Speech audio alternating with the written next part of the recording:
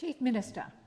Thank you very much, Madam Speaker, and I rise to wrap up what has been a very extensive debate around the most important piece of economic reform that the Territory has seen in a decade. And we couldn't be prouder as a government, just 6 months into government, to have reached this point where not only have we drafted, consulted, prepared amendments, worked through this bill so comprehensively, but that we're able to then put it to the Parliament this evening. And it truly has been a project that has extended itself to every opportunity, every Territorian, every industry group, everyone who's interested, everyone who's concerned has had an opportunity to be a part of this. It's something I've been working on for a very, very long time. We took the Territory Coordinator, of course, to the 2020 election, albeit it has changed a lot since then, and definitely for the better. But it is no surprise to any Territorian that we have proceeded in this direction. It is a very important time for the Territory as we face this crossroads. We've had economic decline, we've had population issues, we've had a lack of delivery on projects, and what we also had at exactly the same time is a government telling us that there was major project after major project after major project in the pipeline. And I think the word major project has serious linkages to the Labor government in that it is just such a hallmark of failure on their part. Promise after promise, never reaching potential.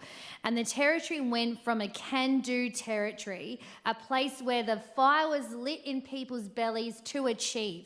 You would come here for an opportunity. You would stay for the lifestyle. You would have your family here and bed down for the long haul, and you would become a passionate, lifelong Territorian because you knew that your kids would have just as much, if not more, opportunity than you had. And at the end of the day, isn't that what we all want, Madam Speaker?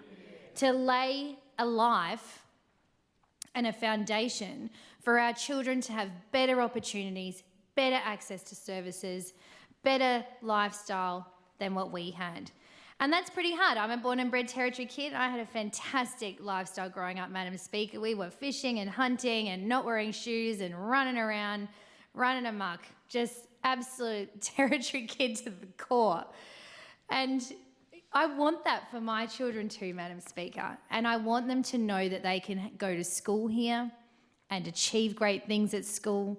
I want them to know that they can stay and whatever it is that they aspire to be, or they can go and they can come back, and they can know that there is a path forward for them in whatever they choose. And I think the member for Drysdale said that as well.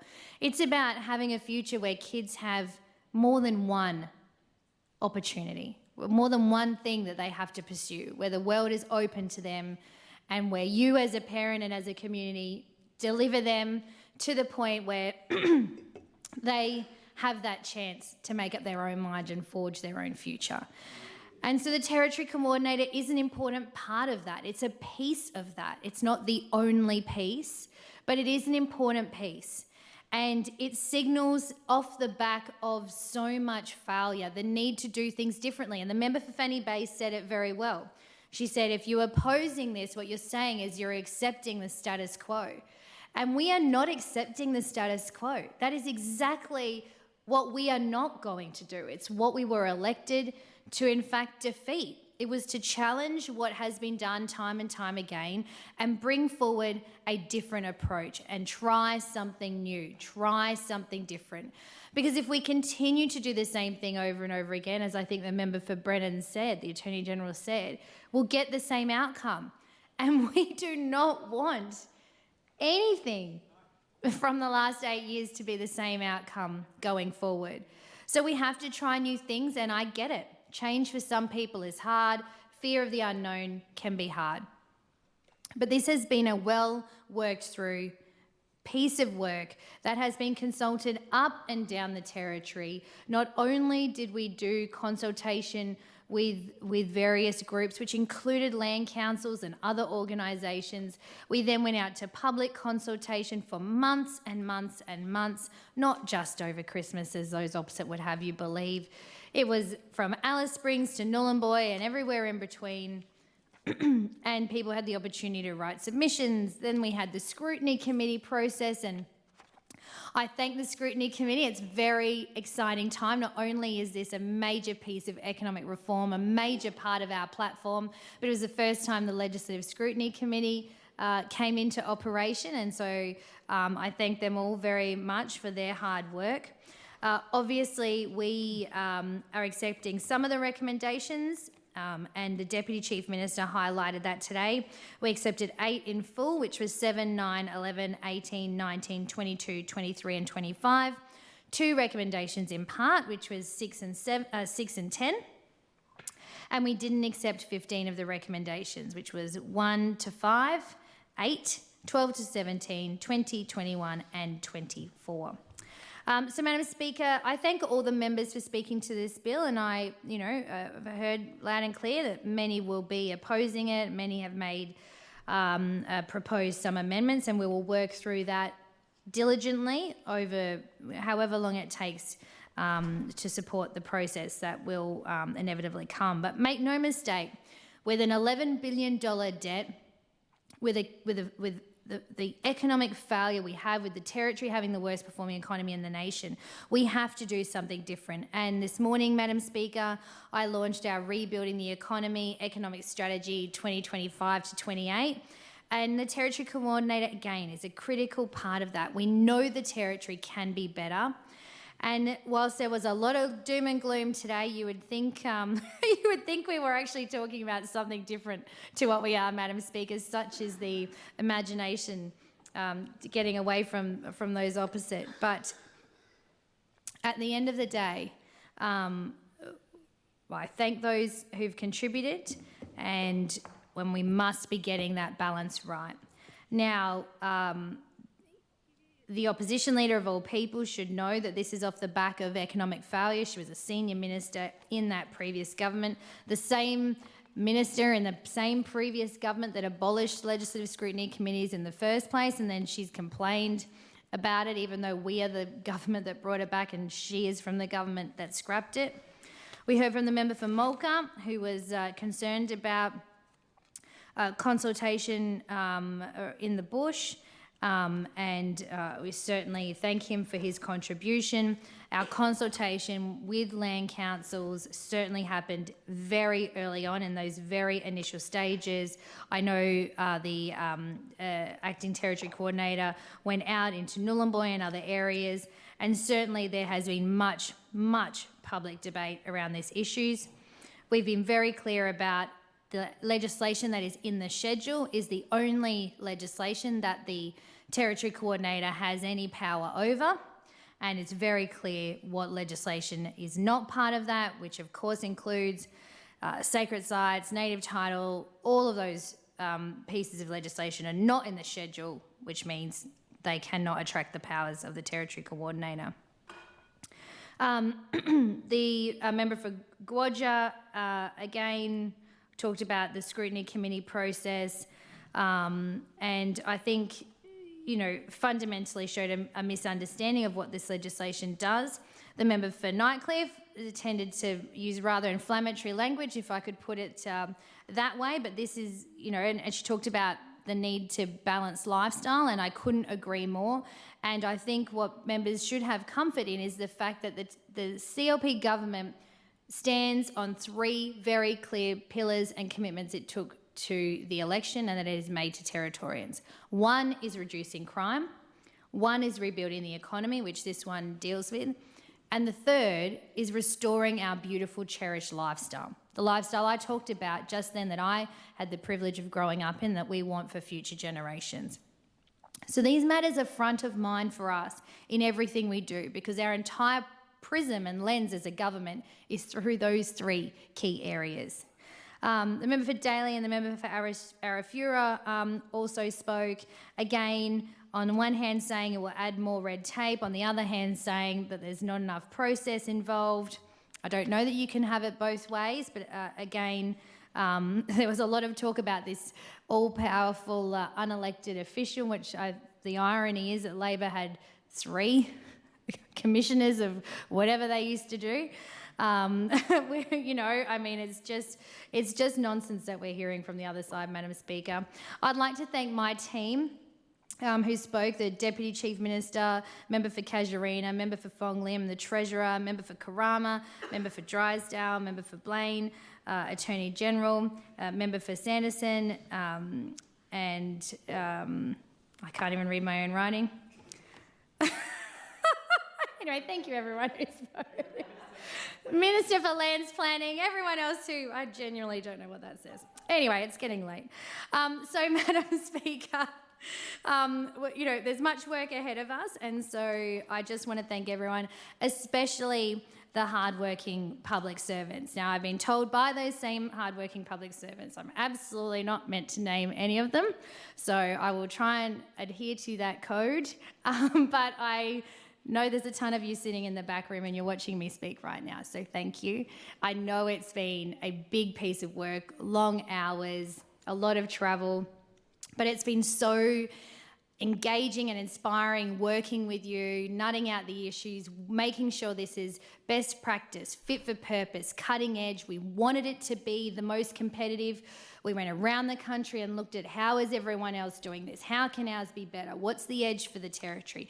Where do we get to say that we have the best regulatory environment, and how do we really position the territory moving forward to take advantage of the opportunities we have? Because I know we all believe in the future of the territory, and we just want it to stop being talked about as some sort of opportunity, like this concept that's never ever going to transpire into reality.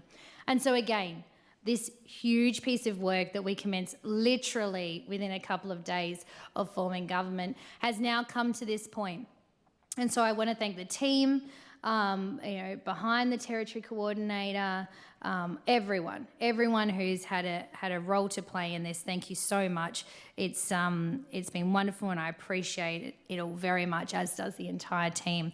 And thank you to my team as well for your unwavering belief in the fact that we have to do things differently if we're going to get a different outcome. And I know many of my team spoke about their own experiences in project work. Member for Karama spoke about his time in supporting the delivery of projects for the Territory, and how this type of regulatory environment could have really helped move things along. And for some, it will change it'll be the difference between a project going ahead or not. And so, Madam Speaker, I will leave my remarks there. I thank everyone again. I certainly look forward to the consideration in detail stage, which, given the number of amendments, is likely, you know, I think we just all need to patiently work through each and every clause. Thank you, Madam Speaker. The question is the bill be now read a second time. Those of that opinion say aye. To the contrary, no. I think the ayes have it. The clerk. A bill for an act to provide for the appointment of a Territory Coordinator to facilitate the undertaking of significant projects and works, to provide for the designation of infrastructure coordination areas and territory development areas, to expedite certain statutory processes and decisions for related purposes. We will now move into the consideration of detail stage.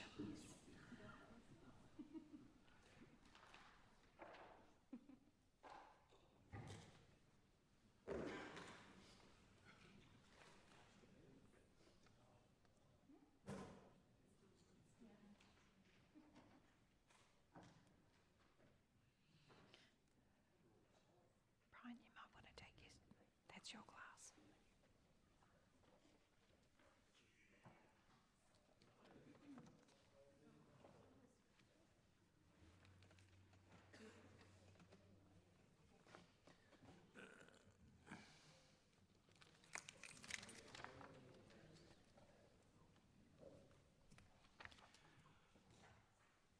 Okay, honourable members, and yes, I think I've had a look, and we've obviously got amendments from all parties, the government, the opposition and the independents. as the Chief Minister flagged, we'd like to work through this in a very respectful manner. I want everyone to have the opportunity to make their comments. Obviously, we'll come to some decision-making, and I suggest there will be divisions. Let's do that in all a respectful manner. I want everyone to have the opportunity to put forward their amendments or whatever. Please recognise there's a whole range of clauses here. Sometimes all parties want to make different amendments to the same clause, so we need to work through that process. Have a little bit of patience with me. This is the first time I've gone through such an extensive process, but I do want to be fair to all members. I do remind all members, though, we are now in consideration of detail. Can you please direct your comments to the actual clause being considered? The debate itself is over. We now go through where you can pose questions to the Chief Minister, seeking clarification. Anything about the clause itself is fair game. So, on that note, from what I've seen, we could probably at least look at clause 1 and 2 being considered early, because after that I think we get a lot of individual clauses that people have indicated they want to explore. So, is it the wish of the Assembly that clauses 1 to 2 be considered together? There being no objection, it is so... Sorry? Clause 2? Okay. Okay. Is it the wish of the Assembly that clause 1 be considered? There being no objection, it is so ordered. The question is that clause 1 stand as printed. Those of the opinion say aye, to the contrary no. I think the ayes have it. Is it the wish of the Assembly that clause 2 be considered? Oh, sorry. So the question is clause 2. Oh, the question is that clause... Yeah, sorry. Yeah, the question is that clause 2 stand as printed. Those of the opinion say aye, to the contrary no. Sorry, we're getting there. Yeah. Thank you, Mr. Chair. Yeah. Chief Minister, when does the legislation commence? Thank you. Yes, so that will be, whenever the administrator has the opportunity to do that. We're certainly hoping sooner than later. You can see in the provision that it has to be by the latest 8 February 2027, but it will be, hopefully soon. Thank you. Through the Chair, Chief Minister, has there been any indication from the administrator when the bill would pass? Go through for him to sign off? Well, not really. We've indicated that we would, like it done as fast as possible, but obviously it's entirely a matter for the administrator to decide. Thank you. Do you know if there's a date for the next Executive Council? Yes, I do know that.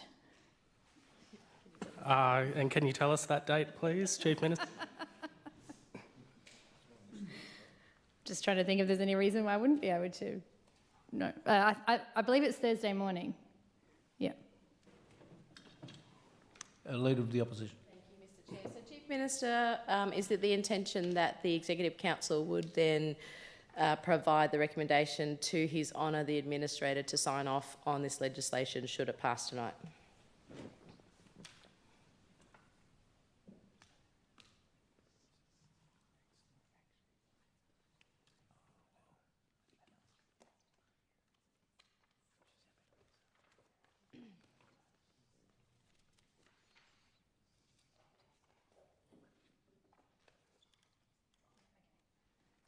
So I guess in a technical sense, it could happen Thursday. I don't know if it will happen by Thursday. There's a process that happens prior to that, and then it will be gazetted.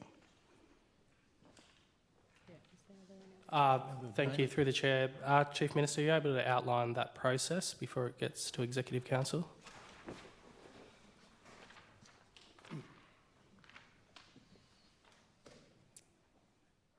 So the Administrator's assent is sought following the passage of the bill, following the usual processes.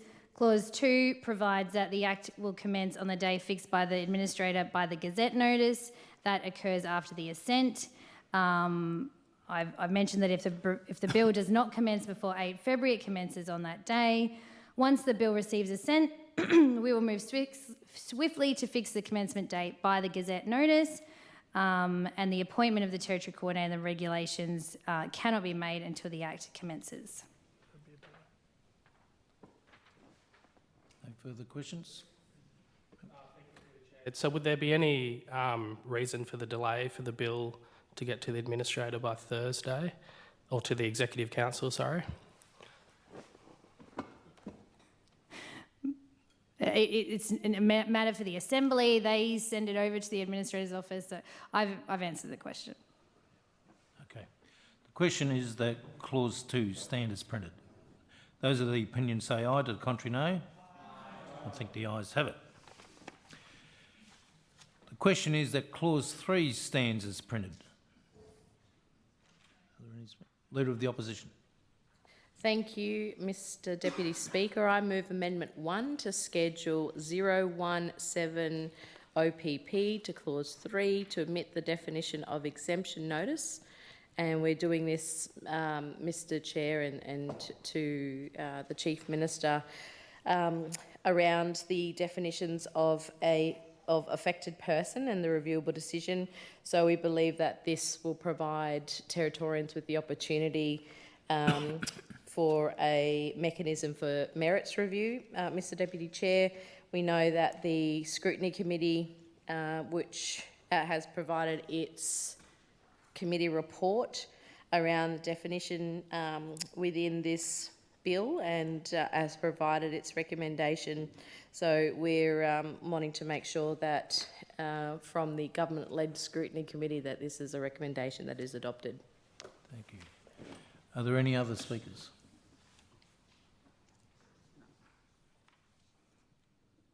Chief Minister? Yes, thank you, and thank you for your proposed amendment, Opposition Leader. Sorry, one second.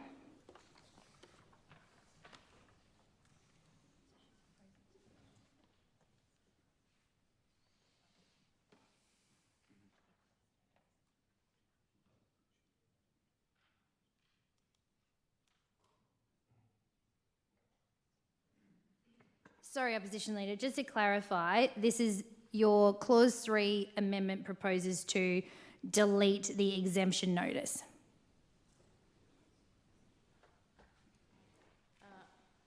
Through the Chair. Yes, Leader of the Opposition. Thank you, Mr Deputy Speaker.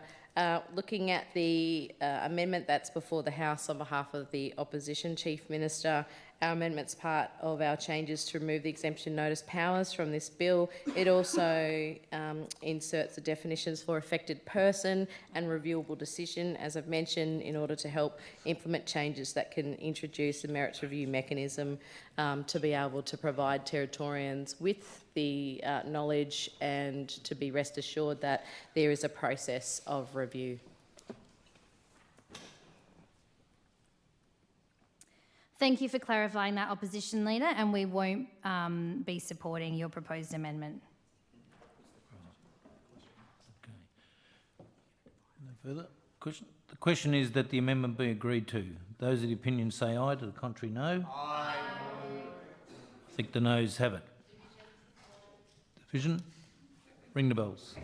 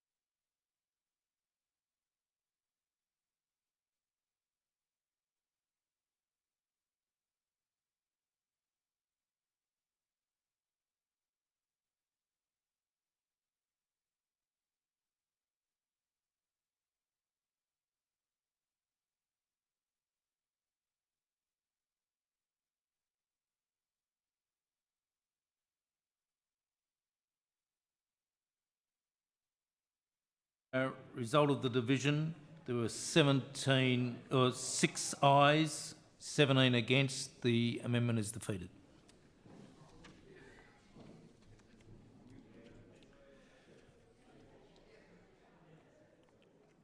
Are there any other speakers to clause 3? Leader of the Opposition. Thank you, Mr Deputy Chair. I move Amendment 2 to Schedule 017 OPP to Clause 3 to insert definitions for affected person and reviewable decision. Again, on a similar vein, Mr Deputy Speaker, and to the Chief Ministers responsible for this bill, ensuring that there's a merits review mechanism is very important. We heard that through the scrutiny process for Territorians and those who spent a lot of time providing their insight and their expertise around improving this bill in the current form. Our Territory Labor Opposition thoroughly believes that this will provide that opportunity, and we would seek the CLP government to ensure that they have listened to Territorians through that very fulsome and robust process, albeit very rushed process, that we will see the mechanisms available, and henceforth as well, Mr Deputy Speaker, recommendations by the government's very own weighted scrutiny committee around this process to be improved. Are there any other speakers? Chief Minister. Thank you, Mr Deputy Speaker. We won't be accepting this amendment to Clause 3. Okay. The question is that the amendment be agreed to. Those of the opinions say aye, to the contrary no. Aye. I think the noes have it. No.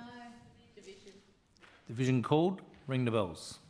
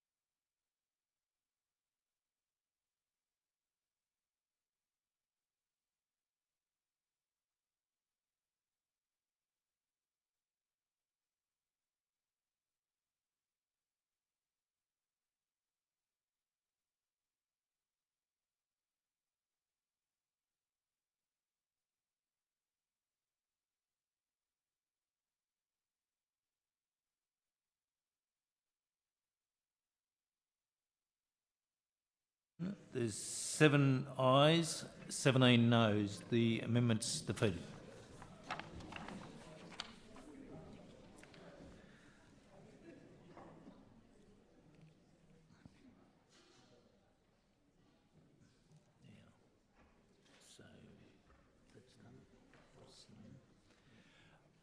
Are there any other speakers? Member for Johnson. Mr Deputy Speaker, I move the amendments to insert definitions for economic development and excluded area. Am I reading the right thing? Sorry. Yep. Yeah. Bear with me, I'm also new to this, Mr Deputy Speaker. In Schedule in my schedule, but I need to read out that particular thing, don't I? Where's my... Yep, so you've got a script. It'll just be here, this one? Yeah. Yep. Yeah. Yep. Okay. In Schedule 017 into Clause 3, the other terms in the proposed amendment are the same as those just considered. In relation to economic development, the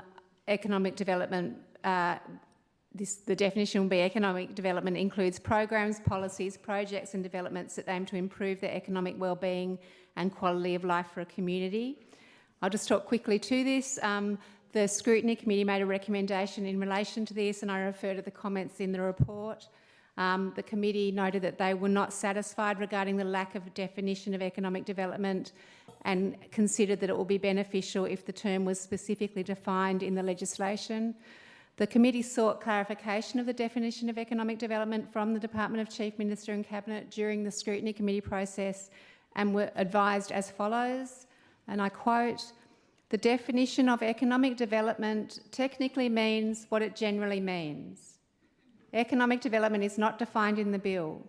It will be determined in the context of the bill and its ordinary meaning. What I imagine will be done, but this is a matter for the Territory Coordinator, is guidance might be provided around a range of things that would be considered when determining what economic development is. It is not defined." So I'm supporting the recommendation of the committee that we do have a definition in the bill so we know exactly what the guiding principle is. Second to that, that we include a definition, that we add my other bit, which is excluded areas, which refers to Clause 7A, which I will talk to when we come to it. Thank you, Member for Johnson. Are there any other speakers? Deputy Chief Minister. Yeah, Mr. President, I note that there's 3 amendments to Clause 3 in the Independence Amendment Pack. Is it possible that we do all 3 in one? So instead of doing Clause 3 division, Clause 3 another amendment, Clause 3 another amendment, would it be appropriate that the Independent speaks on all 3 of her amendments to Clause 3, and that way we do that as a block? They're all amending Clause 3. Yeah. So I'm just trying to make it so procedurally we got it in a pack so we don't miss anything. It's up for... Thank you, Deputy Chief Minister. We'll take the advice of the clerk on this. They can do. They've already spoken to some. I think if members want to, if members want to move some together, For Johnson. Mr Deputy Speaker, I prefer to do them one by one because they refer to different aspects, so there may be different views on them. Well, okay, I'll take your point then. Sorry, Deputy Chief Minister, I think Member for Johnson's got the preference. Deputy Chief Minister? Oh, sorry, Chief Minister. Thank you, Member for Johnson. We won't be accepting your amendment 1 to Clause 3. Okay. The question is that the amendment be agreed to. Those of the opinion say aye, to the contrary no. Aye. I think the noes have it. Division supported. Okay, ring the bells. 1 minute.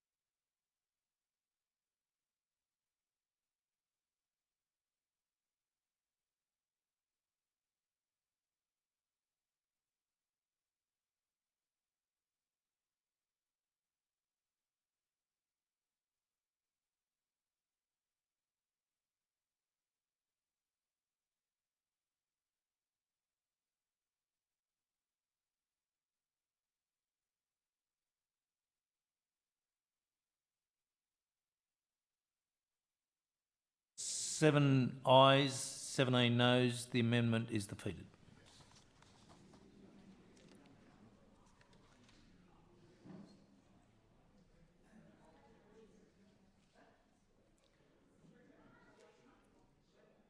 Are there any other speakers to clause 3? Member for Johnson. Thank you, Mr Deputy Speaker. I move Amendment 2 in Schedule 017 into Clause 3 to amend the definition of eligible person. I note this is a consequential amendment for the definition of eligible person to provide for the eligibility criteria set out in new Clause 11A. Are there any other speakers? Chief Minister.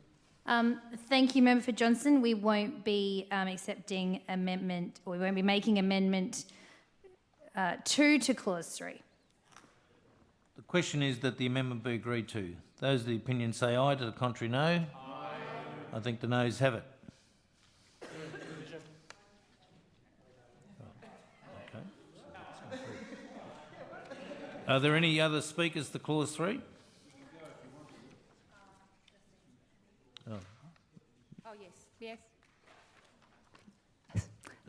Mr Deputy Speaker, I move Amendment 3 in Schedule 017 IND to Clause 3. The purpose of this amendment is to ensure that subordinate legislation is included. Keep going. Subordinate legislation is included in relation to scheduled law. Thank you. Sorry, thank you, Opposition. Sorry. Just as a matter of procedure, Mr Deputy Speaker, we are still on clause 3. So I was going to go through opposition amendments, independent amendments, and then do ours. Does that procedurally work? Yes. It does this time? Yes. Not next time. Okay. So, from after this time, we should be doing all the ones, all the amendment ones to each clause. Yes? Point of order. point. That's correct, Chief Minister. I note that yourself and the member for Johnson have a similar amendment to Clause 3, which is, I think, because we started with the member for Johnson, it's just gone to that, but noting you've got one as well. Because I have amendment 1 to clause 3 as well. Yeah. So they should maybe be swapped round. Members, okay if I just reverse the order? Is that okay? Do I have a leave? Thank you. Chief Minister. Your amendment. Okay. Now that we've done that, Mr Deputy Speaker, I move Amendment 1 in Schedule 017 GOV to Clause 3 to omit paragraph B from the definition of schedule law. Is there not one before that? No. No? Is that number 1? That covers it? Okay. Mr Deputy Speaker, this was a recommendation from the Scrutiny Committee, which we accepted. What it does is remove the words "an act prescribed by regulation" and then any reference to subsection B under the definition of scheduled law. Essentially, what this then confirms is that new laws can't be added to the schedule by regulation. It will have to come back into the Parliament to then be passed as law to end up in the schedule. So as we know, the Territory Coordinator under the Territory Coordinator Act or Bill, the powers must be for legislation listed in the schedule. And we've accepted the recommendation that if there is to be movement on that schedule, it should come to Parliament first, which we've accepted. So I move my amendment. Thank you. Are there any other speakers? Member Gwadja. Thank you. I just want to acknowledge the amendment put forward by the Chief Minister as a result of the Legislative Scrutiny Committee. I think it is an important and a reasonable amendment put forward by the committee. I think to the Chief Minister's point, this does provide some greater clarification for people in the community that moving forward it would be the role of the Legislative Assembly to debate on the floor of Parliament any additional laws that are to be considered in the remit of the Territory Coordinator. I think that this, as I have said, is reasonable. I think we are prepared to support this amendment so that things are not amended by regulation in the future. Thank you. Any other speakers? The question is that the amendment be agreed to. Those of the opinion say aye, to the contrary no. Aye. I think the ayes have it. Are there any other speakers to clause 3? I note, Mr Deputy Speaker, my amendment is now unnecessary. Thank you. Okay. Are there any other speakers to clause 3? Chief Minister?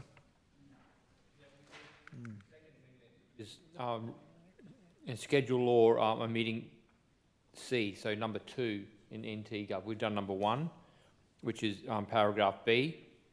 Second amendment amends clause 3 again, but this time paragraph C. We can't forget that. Yep. Yeah. No, now we've been told to stick to the script, so we're okay. We're on track. Mr Deputy Speaker, I move Amendment 2 in Schedule 017 GOV to Clause 3 to omit a reference to paragraph B from paragraph C of the definition of scheduled law, and I described that earlier. Thank you. Are there any other speakers? The question is that the amendment be agreed to. Those of the opinion say aye, to the contrary no. Aye. I think the ayes have it. The question is that Clause 3 stands as amended. Those of the opinion say aye, to the contrary no. Aye. Just one, sorry. Oh, sorry.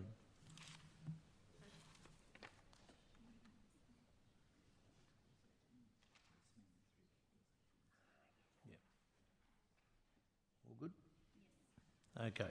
So as I said, the question is that Clause 3 stand as amended. Those of the opinion say aye, to the contrary no. Aye. I think the ayes have it. The question is that Clause 4 stands as printed.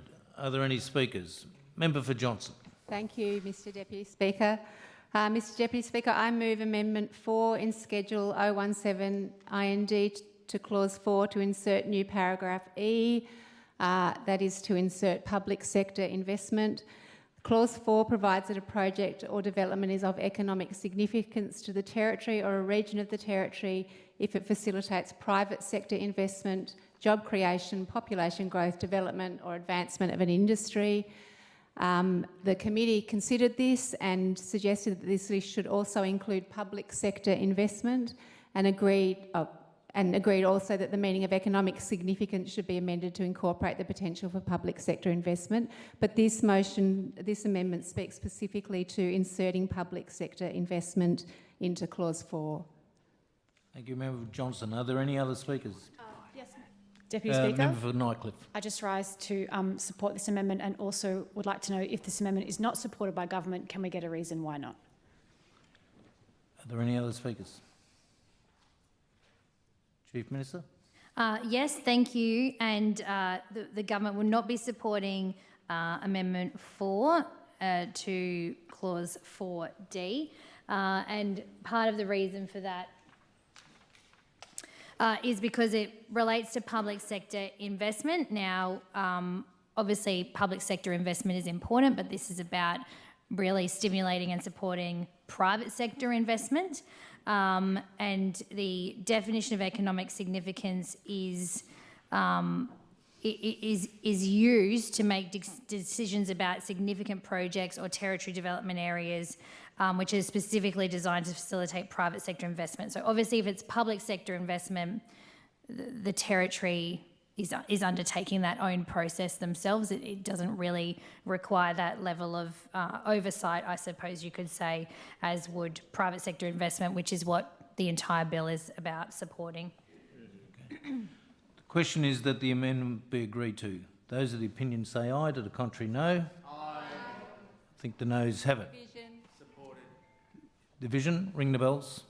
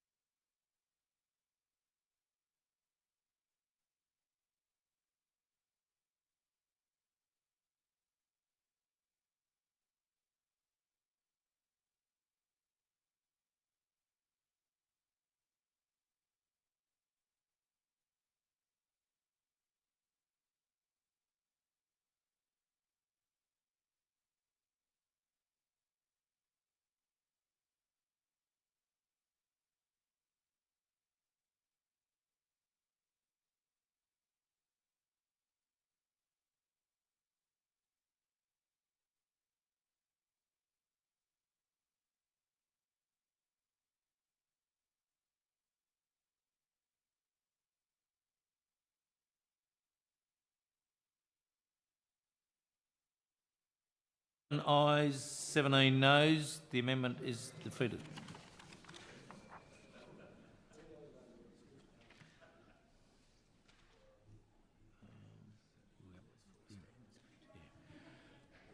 Okay.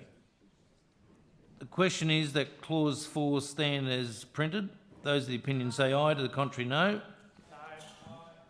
I think the ayes have it. Sorry, Mr. Oh, sorry. Sorry, not amendment, but question to the clause. I had some questions to the clause. Oh, sorry, clause 4. further questions. Okay, I'll go back, sorry. Yep, clause 4. Yeah. Member for Daly, sorry. Minister, what specific criteria determine a project's economic significance?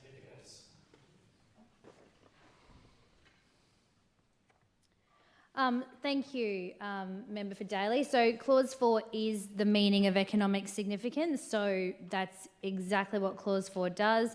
It says it's a project or a development that is of economic significance to the territory or a region. And basically the criteria around that is its significance around private sector investment, job creation, population growth, or development or advancement of an industry. So it has to relate to one of those 4 subheadings. Okay. So I'll go back to sorry. Further questions? Sorry, Leader of the Opposition. Thank you, Mr Deputy Speaker. Chief Minister, can a project be declared significant without an independent cost-benefit analysis?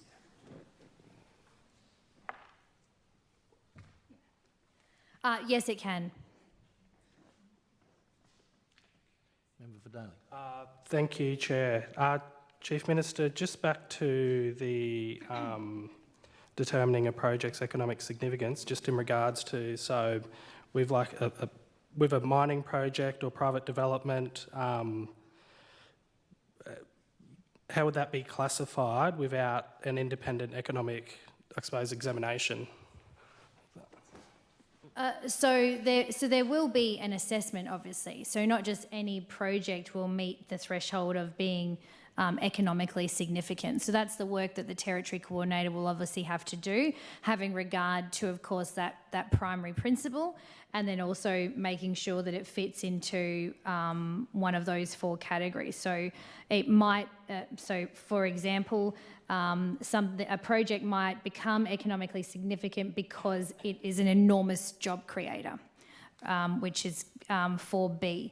Or it becomes an economically significant project or development because it will yield a huge outcome on population growth. So that's how that assessment will be done. Thank you, Chief. Through the Chair, is there a mechanism for appeal if a community or local government disputes the economic significance of that project? No. So there's absolutely no mechanism for dispute, and why not? I guess it's not dissimilar to when your government had its failed major projects scheme. That was just a determination that was made based on, I assume you had a criteria at the time. The criteria in this legislation is around economic significance because the whole point of the Territory Coordinator Bill is around economic development and economic growth. Leader of the Opposition. Thank you, Mr Deputy Speaker. Chief Minister, just noting your response there in terms of a criteria. You alluded to the former government's processes around declaring a major project. Obviously, there was mechanisms and processes for that. There was also appeals processes available to businesses, proponents, to the general public. You're now saying that through this bill there will be none of that, unlike what was previously provided in the former government when you spoke just then about the major projects status and that process. So you're saying that there is a declared process by the Territory Coordinator with no mechanisms at all whatsoever for a review, unlike what was previously provided with the Labor government. Well, I think you're conflating several issues into one, Opposition Leader, and I won't pull them all apart. What I will say is this is the definition. So Clause 4 is the definition of economic significance. It has to be it has to be economically significant to the territory or a region of the Northern Territory.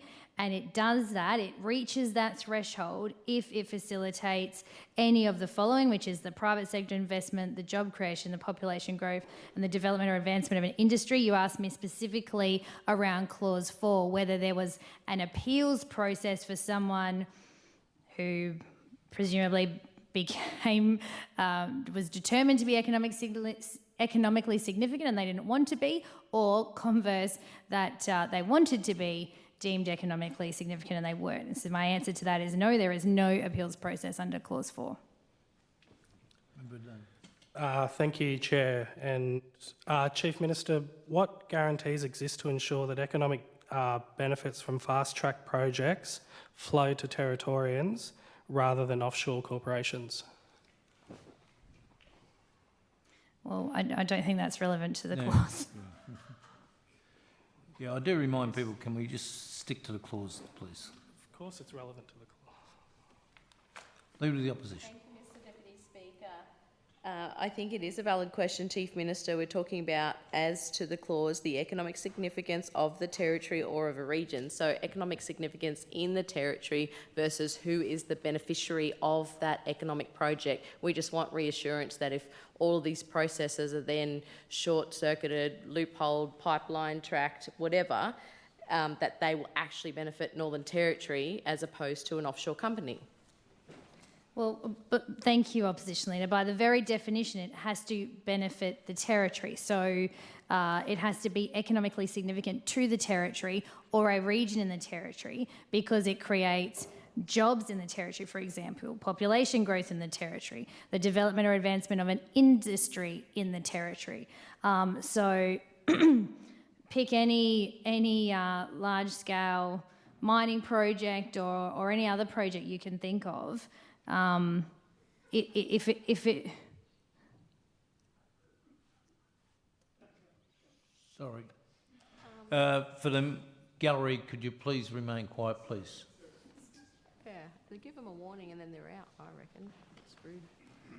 Go into the glass gallery if they can't. Any further questions?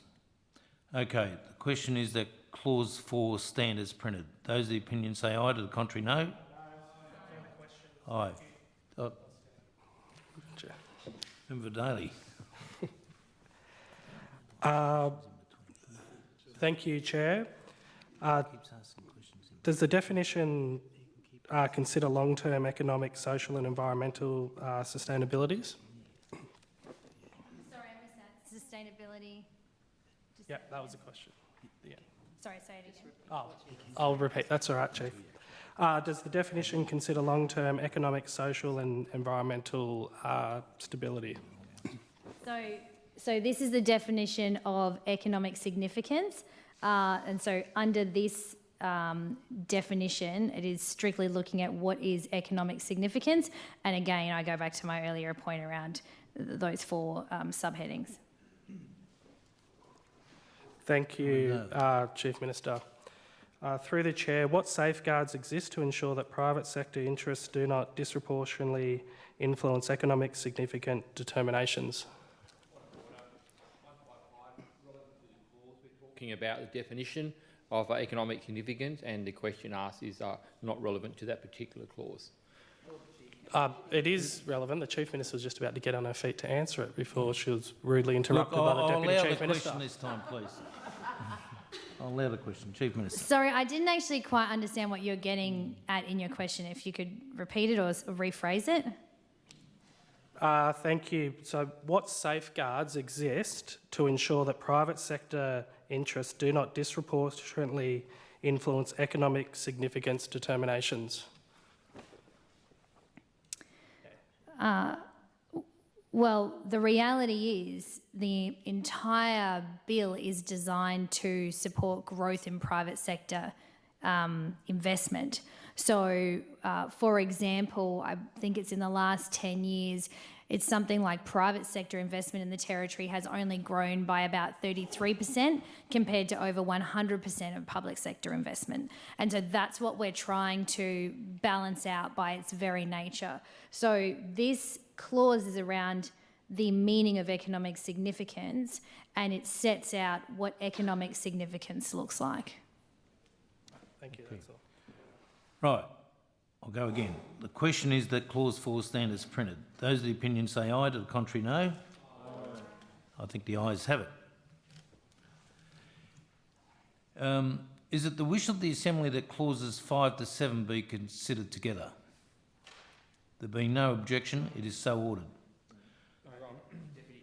Sorry, Deputy Chief Minister, I didn't see you. I'm just making sure we haven't missed a... No, it's fine. Clause 20.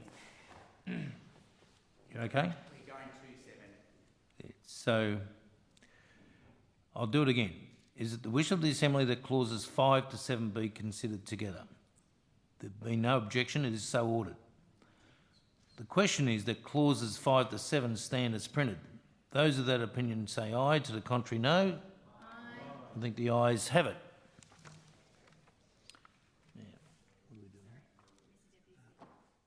Member for Johnson. Thank you, Mr Deputy Speaker. Mr Deputy Speaker, I move Amendment 5 in Schedule 017 IND to insert new Clause 7A after Clause 7. This amendment identifies excluded areas where the Territory Coordinator model cannot apply, what's sometimes called no-go zones. The areas proposed to be excluded are a park, reserve or sanctuary declared under the Territory Parks and Wildlife Conservation Act, the park as defined in Section 3 of the Nitmaluk National Park Act, a sanctuary as defined in Section 3 of the Coburg Peninsula Aboriginal Land Sanctuary and Marine Park Act, a Commonwealth Reserve as defined in Section 528 of the Environment Protection and Biodiversity Conservation Act, including a park or reserve proclaimed under the National Parks and Wildlife Conservation Act, that under Section 3 of the Environmental Reform Consequential Provisions Act 1990 was declared as a Commonwealth Reserve, an area of land or water known as an Indigenous protected area that is the subject of an agreement with the traditional owners or custodians of the area that is recognised by the Commonwealth as part of Australia's National Reserve System, special reserve land or general reserve land under the Mineral Titles Act 2010, land or water that is reserved under Section 9(1) of the Petroleum Act 1984,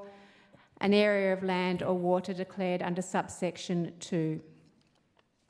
To speak to this was something that we heard a lot about through the consultation process, both in the submissions and from witnesses. I'm just going to share some of what we heard. The Northern Land Council said that most of the Northern Territory's land and seas are either Aboriginal land or land affected by native title without mandatory consultation requirements. The Northern Territory Government is likely to prioritise expediency over processes that are optional.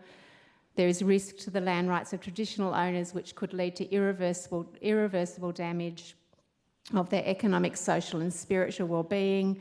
We're particularly concerned that Aboriginal land and exclusive native title land is able to be declared a TDA or ICA without any prior consent or even consultation. And to add to that, in oral testimony, Mr Dean, the chair of the NLC, noted that all parks and reserves in the Northern Territory should be excluded from being declared a TDA unless there's permission from the relevant traditional owners. Aside from environmental concerns, complex legal issues will arise if there's no proper engagement with traditional owners.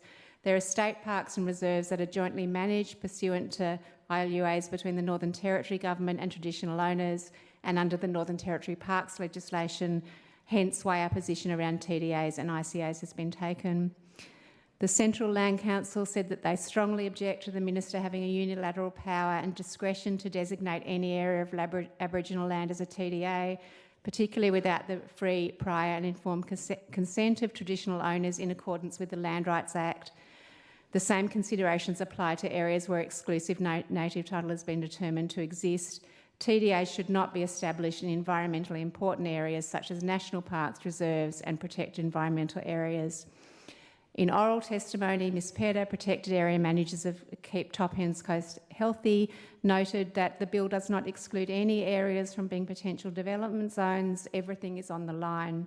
For example, marine parks and other conservation areas such as Coburg Marine Park, which was established by the CLP Chief Minister Paul Everingham, and the Limmen Bight Marine Park, established by Minister Moss in 2020. None of these areas are excluded. The South Australian model is taking a different approach and has the ability to exclude areas which are too special to be put on the line. In the Territory, some places are too special, such as our protected areas, and they should not be infringed upon. There needs to be clear parameters and areas excluded. Our fellow member, Mr Guyala, MLA, similarly recommends that the bill be amended to specifically protect certain geographic areas, including areas specified by Aboriginal landowners and custodians, from application of the Territory Coordinator model, and to ensure that there's community-led decision-making regarding environmentally sensitive areas. And the Environmental Defender's Office explained how the no-go zone approach is proposed in the South Australian State Development Coordination and Facilitation Bill, noting that although the South Australian model has not been finalised, it's important to note that it includes safeguards that do not appear in the Territory Coordinator Bill. The South Australian model incorporates no-go zones, areas where exemption powers cannot be exercised. Thank you, Mr Deputy Speaker. Thank you, Member for Johnson. Are there any other speakers? Member for Finocchiaro. Thank you, Mr Deputy Speaker. I just stand in support of this amendment. And look, I would expect that anyone here in this Assembly who has uttered the phrase "restore our Territory lifestyle" would also surely vote in favour of this amendment. Territory lifestyle is not hanging out at Casuarina Shopping Centre in the aircon. Our Territory lifestyle is our parks and wildlife. It is camping and fishing and hunting and four-wheel driving. It is Nitmaluk, it is Coburg Peninsula. Every single tourist ad that this place puts out highlights these places. And what about Aboriginal Territorians' lifestyle? Where are their rights to protect certain sacred areas from the bulldozer that is this bill?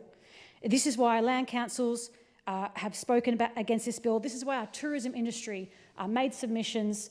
These are areas that we have to, if anyone wants to take seriously our lifestyle, it is protecting these things here that are laid out in this amendment. So if you're serious about protecting our lifestyle, I hope you would vote for this amendment. Thank you. Member for Guadja. Thank you, Mr Chair. I too rise to support the amendments put forward by the member for Johnson. The Territory Labor opposition will be moving amendments later on, as well around exemptions and no-go zones.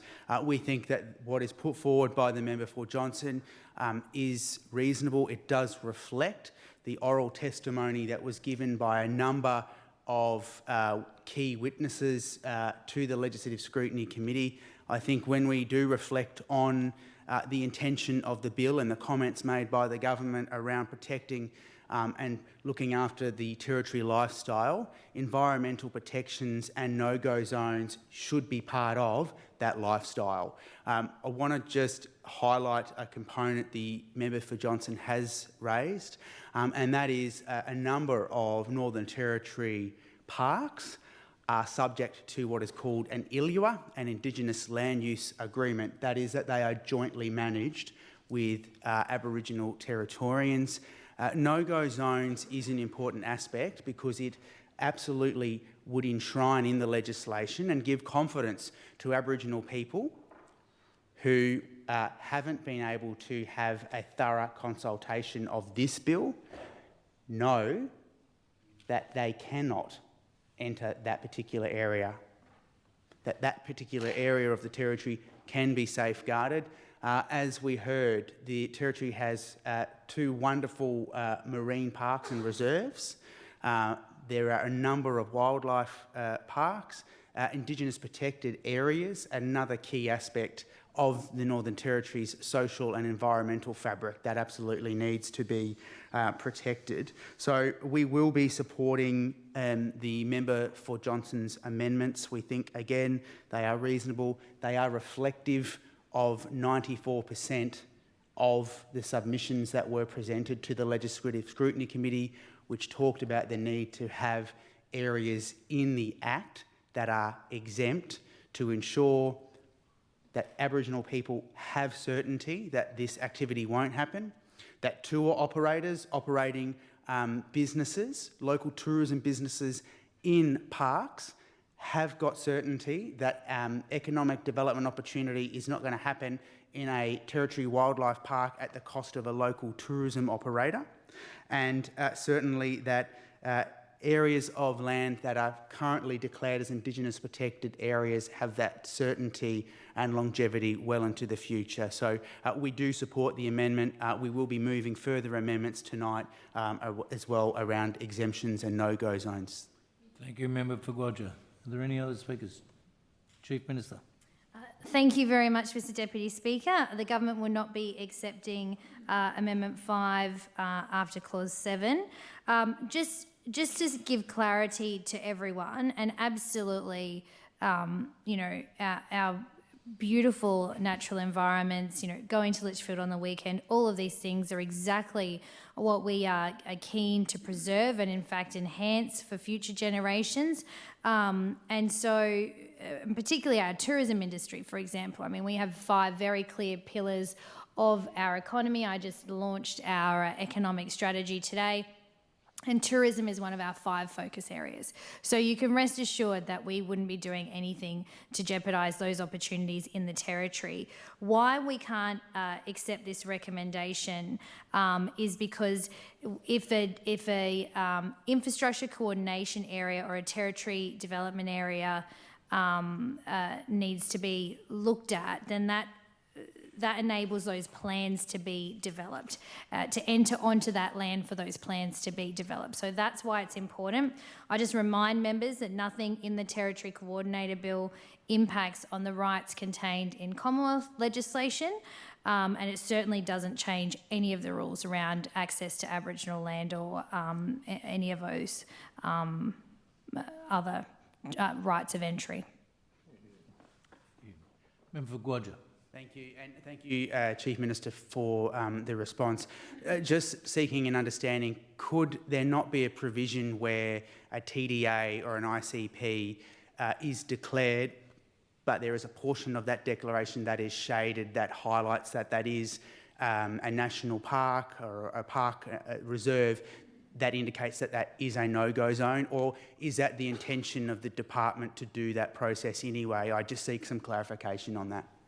I think it's just more practical. So if there was an ICA or a TDA and it went over Aboriginal land, for example, or it went over a piece of a park for argument's sake, all of those ordinary principles and rules of access apply. So it's so that it might just be that I don't know, a surveyor might need to walk across that parcel of land to be able to put up their tripod and do what surveyors do, right, to survey the land. So it's a non-invasive process that supports the development then of a territory development area, for example. So all of the land access rules under Commonwealth law or existing laws around Aboriginal land still apply, and then under the legislation at a different point there's all of the land access arrangements are set out. It requires notification and all of those other types of things, but it in and of itself doesn't override the Commonwealth legislation as we've discussed. Thank you. Member Finocchiaro. Just to seek further clarification on that, you talked about the current provisions and procedures that are in place around accessing or getting access onto Aboriginal land, whether it's freehold Aboriginal land or part of an Aboriginal land trust. So, Chief Minister, can you confirm that part of a TDA or an ICA, not a P, an ICA would still follow the appropriate process whereby once that area is declared, the appropriate landholder would be informed and consent would still be sought to access that portion of the land under that declaration? Yeah. Definitely. Thank you. Thank you. Leader of the Opposition. Thank you, Mr Deputy Speaker. Chief Minister, just in regards to the proposed amendment by the member for Johnston in Part B of the amendment specifically outlines Nipmuc Catherine Gorge National Park Act 1989. 35 years it's been a joint managed park. It sits in my electorate, Chief Minister. As the member for Arnhem, obviously it borders the member for Catherine's electorate as well. So just in terms of a tangible example of where a declaration may occur, so just say some of the private property and adjacent land that is sits within the Catherine electorate, if that was then to be, mapped and declared as a territory development area, could then the mapping then encompass Nitmiluk National Park as an example?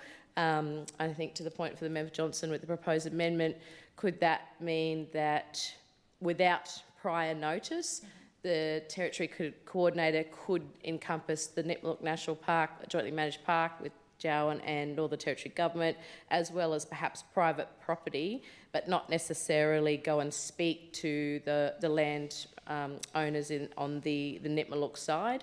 And then how would that be stepped through, just in regards to this particular part of the proposed amendment by the member for Jowan?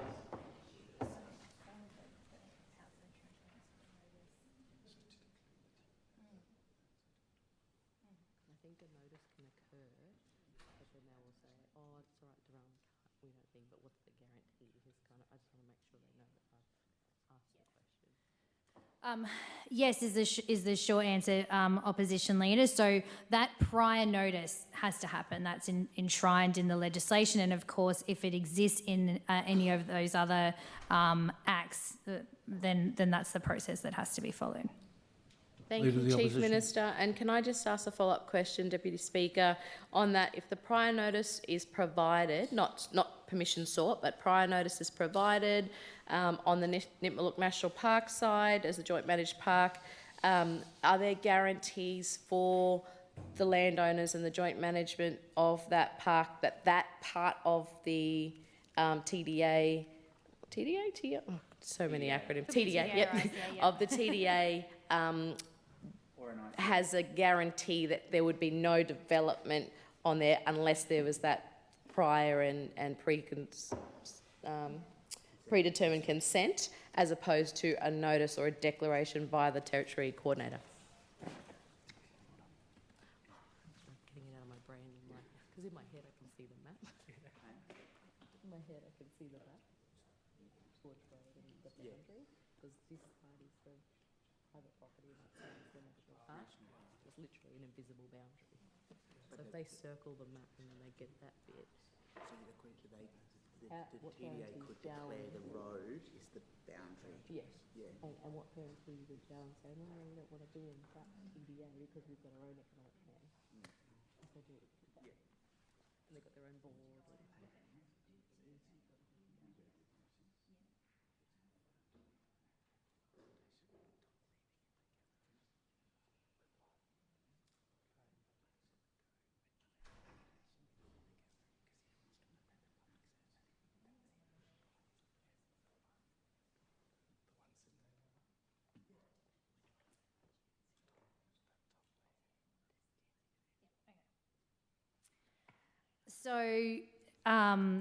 So to do the territory development area, like if it was a mapping exercise, like literally, here's the map, okay, that could be a territory development area, that doesn't require any notification. But so that actual declaration doesn't require anything. But obviously, in deciding what is a territory development area or an ICA, if there are people having to access land and look around and conduct surveys or geological studies or whatever it might be, depending on the case, then all of those normal approvals have to apply. So if it was on our land, that would need to be a permit, all of those different types of things. And then in terms of the development, so if the area was established and going to move ahead, then all of the approvals processes start. Thank you, Leader of Chief the Opposition. Thank you, Mr. Deputy Speaker. Thank you, Chief Minister. That's very clear. And then, if there was no consent, just to reiterate this, for that very example again for Nitmiluk and the boundary, if a TDA existed over Nitmiluk without the consent of the landholders, which is Jowan and NTG combined, co-managed, that there could be no development on that unless there was the consent by both parties of the joint management. So just to clarify, is this, because there's two parts to it. One is to get onto the land to have a look around effectively and help inform the development of the area. So that would, if it was our, that would require all of those normal permits. If it was a private landowner, then there's the, it's set out in the bill about the notice periods and all of those types of things. For development, so say the area is determined, like this is a territory development area, then if there was a project proponent within that area, they would then be initiating all of the ordinary processes. Yep. So the territory coordinator themselves, or as a body or as an individual, is not doing the building. So if they say this is a fantastic area, we're great for agriculture, for example, they're not going to be out there planting mangoes. It'll be, this is a territory development area, it's got fantastic soil, great water, blah, blah, blah, blah, blah, and then opportunity for proponents would be made available. The opposition. Thank you. And last one on this, Chief Minister, because I do appreciate it, because it does affect that example through the amendment provided by the member for Johnson, affects directly my electorate. Just in terms of the territory coordinator's role, looking at other economic plans in regions. I'm using the Nitmiluk example, which is obviously the Big Rivers region. In the regions, would the territory coordinator's positioning, if there was a consent to not access land on the park side, could they then propose that proponents look at just the private land, even though it does include perhaps the region of the park as well, the park's estate?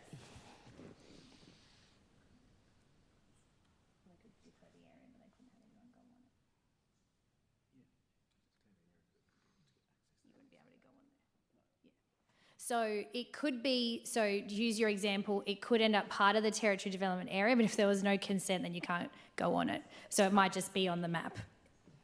Thank you. Okay. Any other speakers?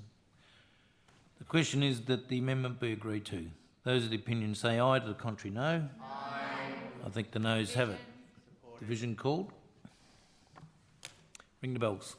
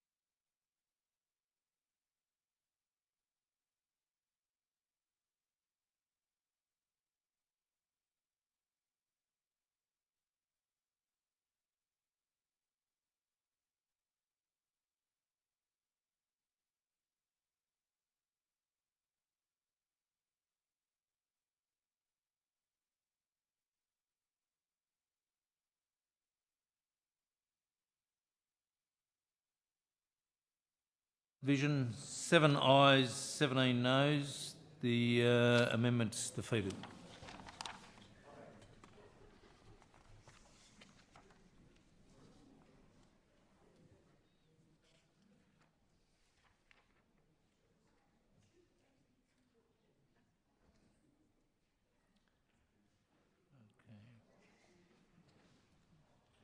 So the question is that clause 8 stands as printed. Are there any speakers? Member for Johnson. Thank you, Mr Deputy Speaker. I move Amendment 6 in Schedule 017 IND to Clause 8 to amend Subclause 1.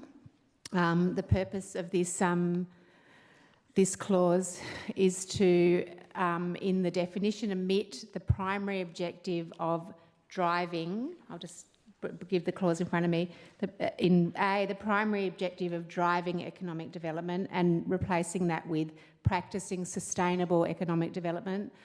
The vast majority of witnesses and submissions in the scrutiny committee process raised significant concerns about the primary principle, noting that it should not be elevated above social and environmental outcomes, but should adhere to the principles of ecologically sustainable development and ensure economic, social and environmental outcomes are considered with equal weighting.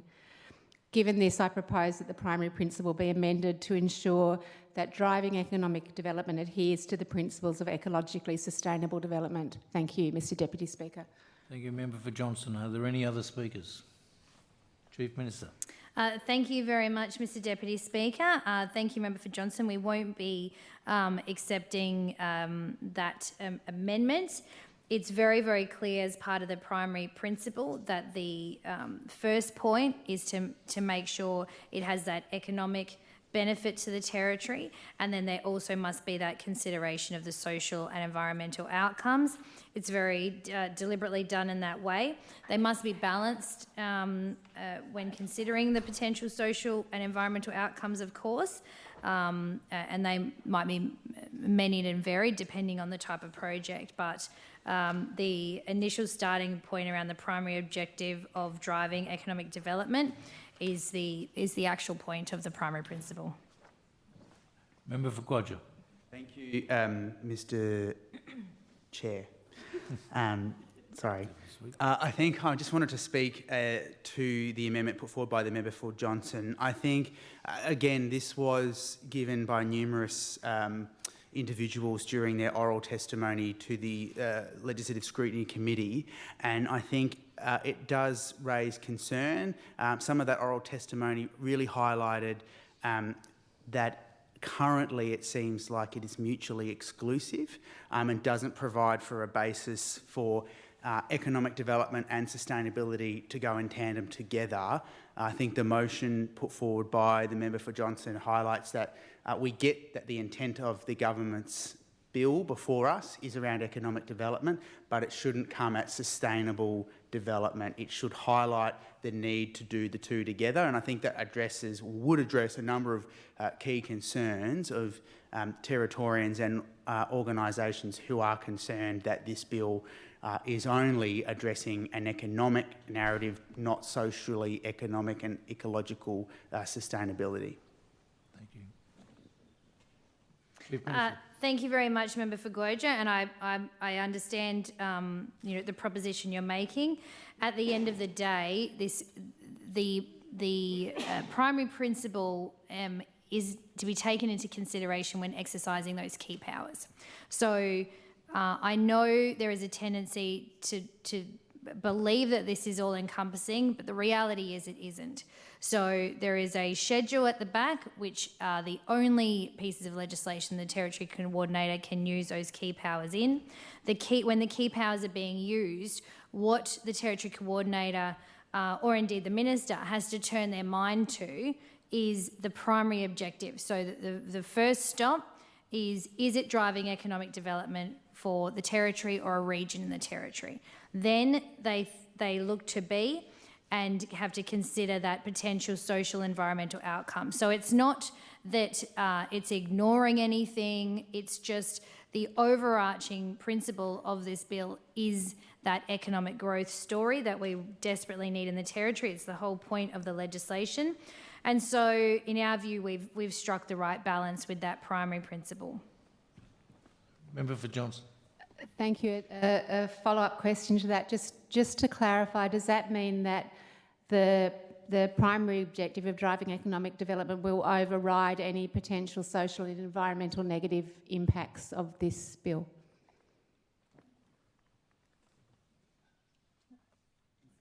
Yeah, no. No, that's not right. You have to consider both. So both have to be considered, but the primary principle, so every time the key power is used, the primary principle has to be considered. So you'll be looking at the economic development and you'll be looking at the social and environmental outcomes, and then make your decision once considering those things. Member Johnson. Thank you, Chief Minister. Given that, can you explain why it needs to say primary principle if they're equally weighted? It's not about weighting. The overarching principle is about economic development. What this is saying is that you must consider the social and economic impact or outcomes. Okay, no further speakers. The question is that the amendment be agreed to. Those of that opinion say aye, to the contrary no. I think the noes have it. Division, ring the bells.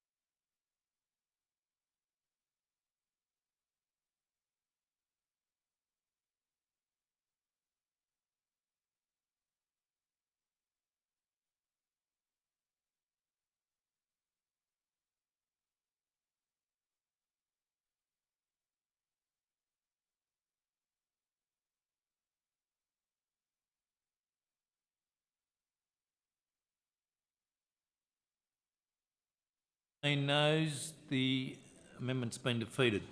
Can I also remind all members that the ringing of the bells is only for 1 minute, particularly if you're outside the chamber.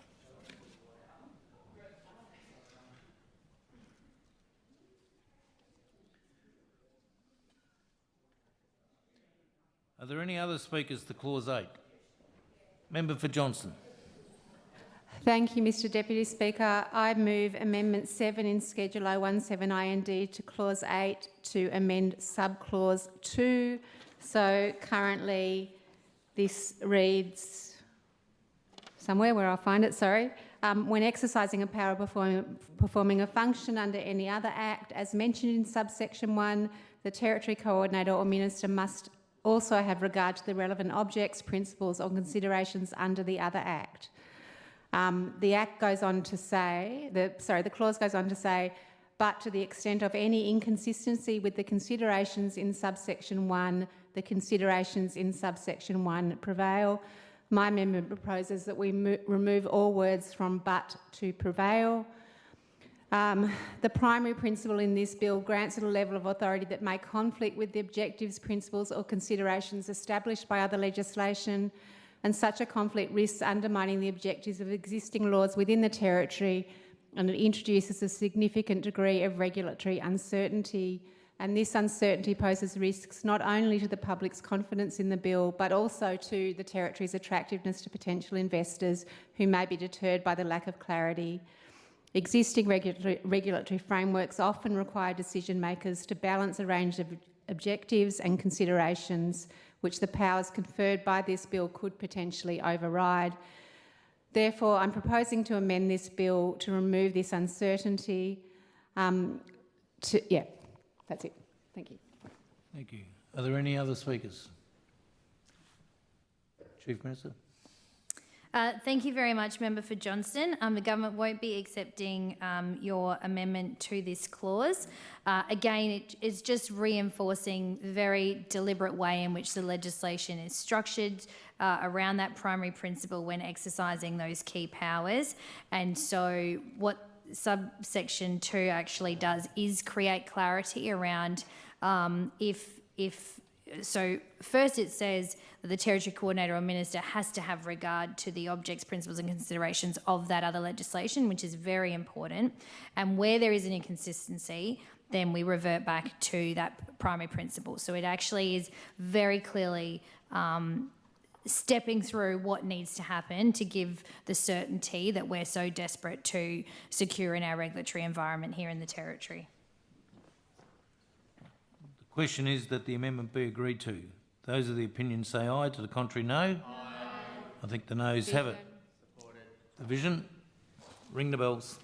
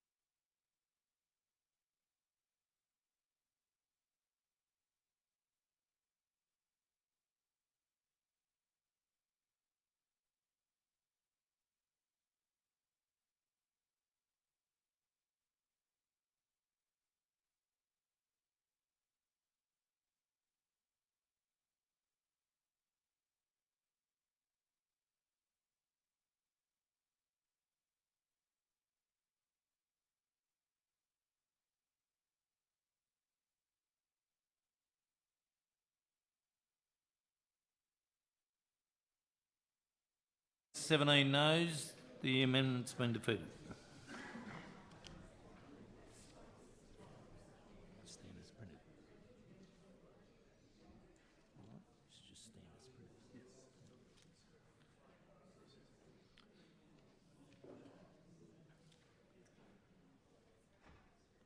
Okay, the question is that Clause 8 stand as printed. Those are the... Oh, sorry, Member for Daly. Thank you, Mr Chair. Chief Minister, going from the Scrutiny Committee's one of the recommendations, there was concerns raised there by stakeholders that the primary principle raises economic concerns over social and environmental outcomes. So the question is, why does this clause prioritise economic development over existing laws and community rights?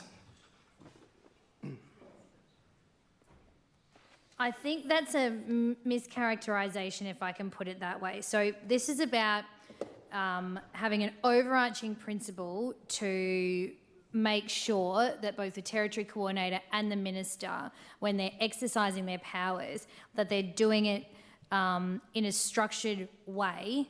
And so this is about making sure that that primary objective of driving economic development is a consideration, and then that the potential social and environmental outcomes are also considered. The bill, by its very nature, is about, when exercising those key powers, is about having to, I suppose, intervene is maybe a word you could use, in other processes. And so it's important if a decision is going to be taken to do that, that there is some structure around why you would do that. Member for Daly. Thank you, Chief Minister, for the answer, and thank you, Chair.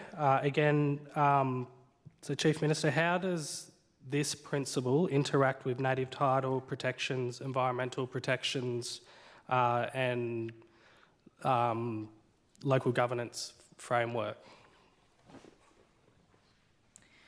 So just again, you're conflating a few things. So remember, if it's not in the schedule, it's out. The Territory Coordinator doesn't have any powers enlivened. So I think you mentioned native title. It's just not available to the Territory Coordinator. So that's out. That's not. It's not a concern.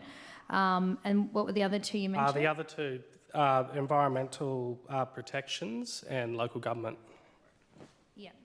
So it depends what key powers you're using. So, for example, if you're just asking for progression, what the exercise of the key power would do. So the consideration we had, okay, is this, I don't know if you want to use an environmental process, for example. Okay, this particular project that's been deemed significant, because don't forget it has to go through a number of loopholes to get to go through a number of hoops to get to this point. Like it's a high threshold. Then if the primary principle is in place, if it's going to be, making a request, for example, or one of those key powers, it would have to. It's utilising that existing legislation. So if it's going to be a prioritisation request for the EPA, it would be for the EPA to prioritise a certain project in the list. It's not stopping the EPA doing its work or changing the work of the EPA. So it just depends on what power in the context. Thank you, Chief Minister. And thank you for your answer. So how does this bill align with certain international Indigenous rights agreements?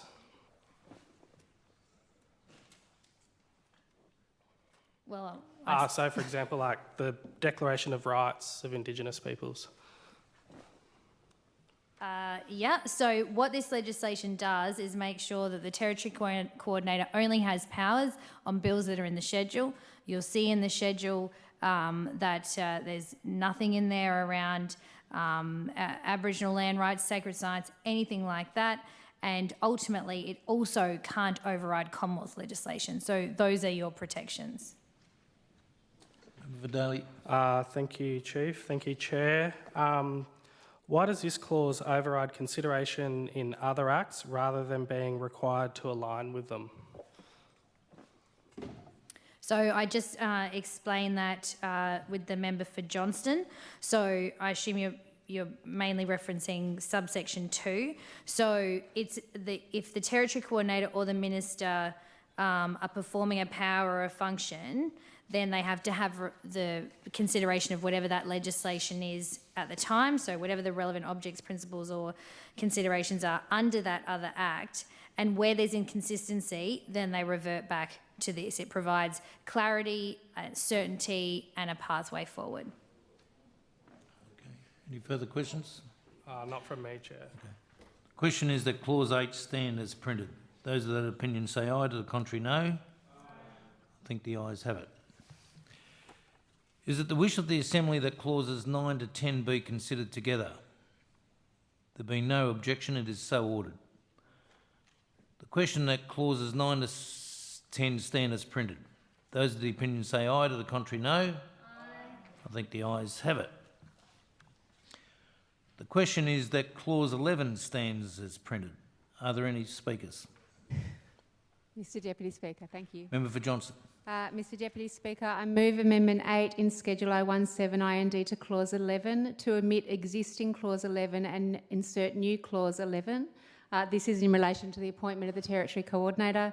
My amendment seeks to clarify what happens with the appointment of the Territory Coordinator and changes what's there currently to say that the appointment may be made only after receiving a recommendation from the Legislative Assembly, and that the Minister must table a copy of the appointment within 6 sitting days after the appointment is made. Thank you, Mr Deputy Speaker. Are there any other speakers? Chief Minister. Thank you, Mr Deputy Speaker, and thank you, Member for Johnston. We won't be accepting your amendment in Clause 11. Okay. The question is that the amendment be agreed to. Those of that opinion say aye. To the contrary, no. Aye. I think the noes have it.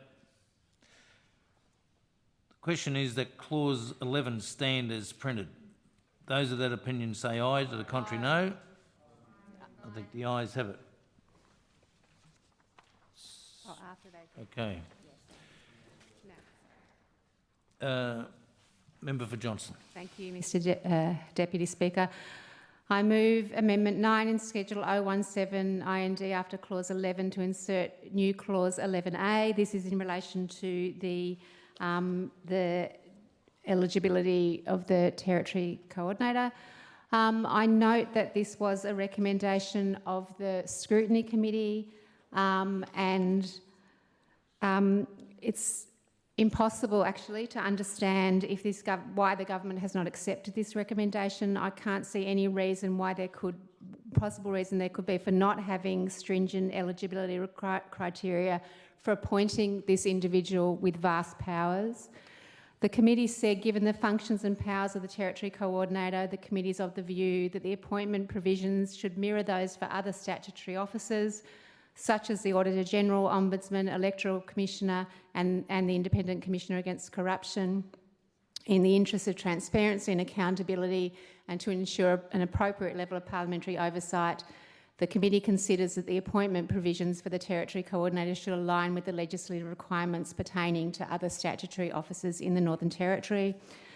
I'm proposing that we insert the following amendment, that a person is an eligible person for appointment as a Territory Coordinator if A, the person has suitable qualifications or experience relating to the Territory Coordinator's functions, and B, the person is not 1, a judicial officer, 2, a member of an Australian Parliament, or 3, a member of a local government council or of an equivalent body in a state or another territory, or 4, a member of a political party, or 5, an officer of a territory-controlled entity, and C, the person does not have a recent political affiliation. 2, for subsection 1C, a person has a recent political affiliation if at any time during the previous 3 years the person was a member of the Legislative Assembly or a local government council, or B, was an office holder or elected representative of a political party in the Territory or elsewhere in Australia, or C, was a member of staff of a minister, or D, made a reportable donation to a political party or an associated entity of a political party in the Territory or elsewhere in Australia. 3, for subsection 2D, a person made a reportable donation if it was made by the person or by a body corporate of which the person was an office holder or majority shareholder at the time the donation was made. 4, in this section, there are definitions which I won't read out, people have that in front of them. I just want to note again that this was a recommendation to the Scrutiny Committee that the proposed Territory Coordinator will have extremely wide powers, including powers to override decisions that are made by ministers and elected representatives. If the government's insisted on passing this bill despite the strong and well-founded opposition to it, the public must be able to be confident that whoever holds the title of Territory Coordinator is beyond reproach, is independent of any past or current vested interests and possesses strong qualifications to undertake the role. And I just want to repeat that I can't see any reason why the government didn't accept this recommendation from the committee. Thank you. Are there any other speakers? Member Gwadger. Thank you. I do support the member for Johnson in putting forward this amendment. I do acknowledge as well the members of the Legislative Scrutiny Committee who also discussed the option of putting this amendment forward.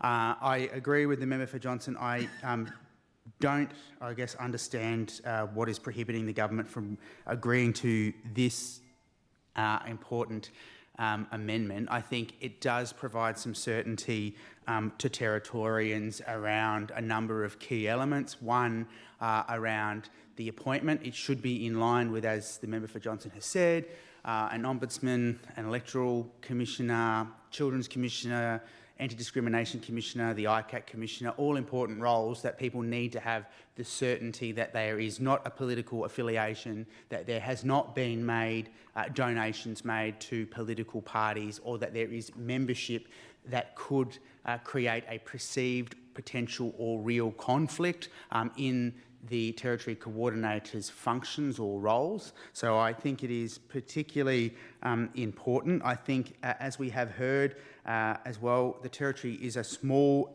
jurisdiction, and potential perceived and real conflicts can be difficult to manage. So this provision removes any of those by saying that the person should not have a political affiliation, should not have donated to a political party, should not be involved in related entities or a local government section. And again, Chief Minister, just seeking some understanding or clarification as to, we have these requirements for the Electoral Commissioner, the ICAC Commissioner, the Children's Commissioner, Information Ombudsman and so forth. Looking to understand why this particular position, given that it does have such broad, overreaching or potential to have the powers to come in and make certain decisions, that it's not going to be put in a position where that individual is compromised. Chief Minister. Sorry, Member for Nightcliff. Sorry, thank you, Mr Deputy Chair. I just want to speak just briefly in support of this amendment. Look, this position of Territory Coordinator must be impartial. We have seen the considerable public response to this bill and an enormous outcry by hundreds upon hundreds of individuals. Not only must this position be truly impartial, but crucially, the public must have confidence that the Territory Coordinator is actually impartial. The government are already struggling to get social licence for this bill. They've had enormous pushback from the public. The public deserve accountability and for the independence and impartiality of who they appoint as Territory Coordinator. This is how you show respect to the public. Then you are holding the Territory Coordinator to the highest standard possible.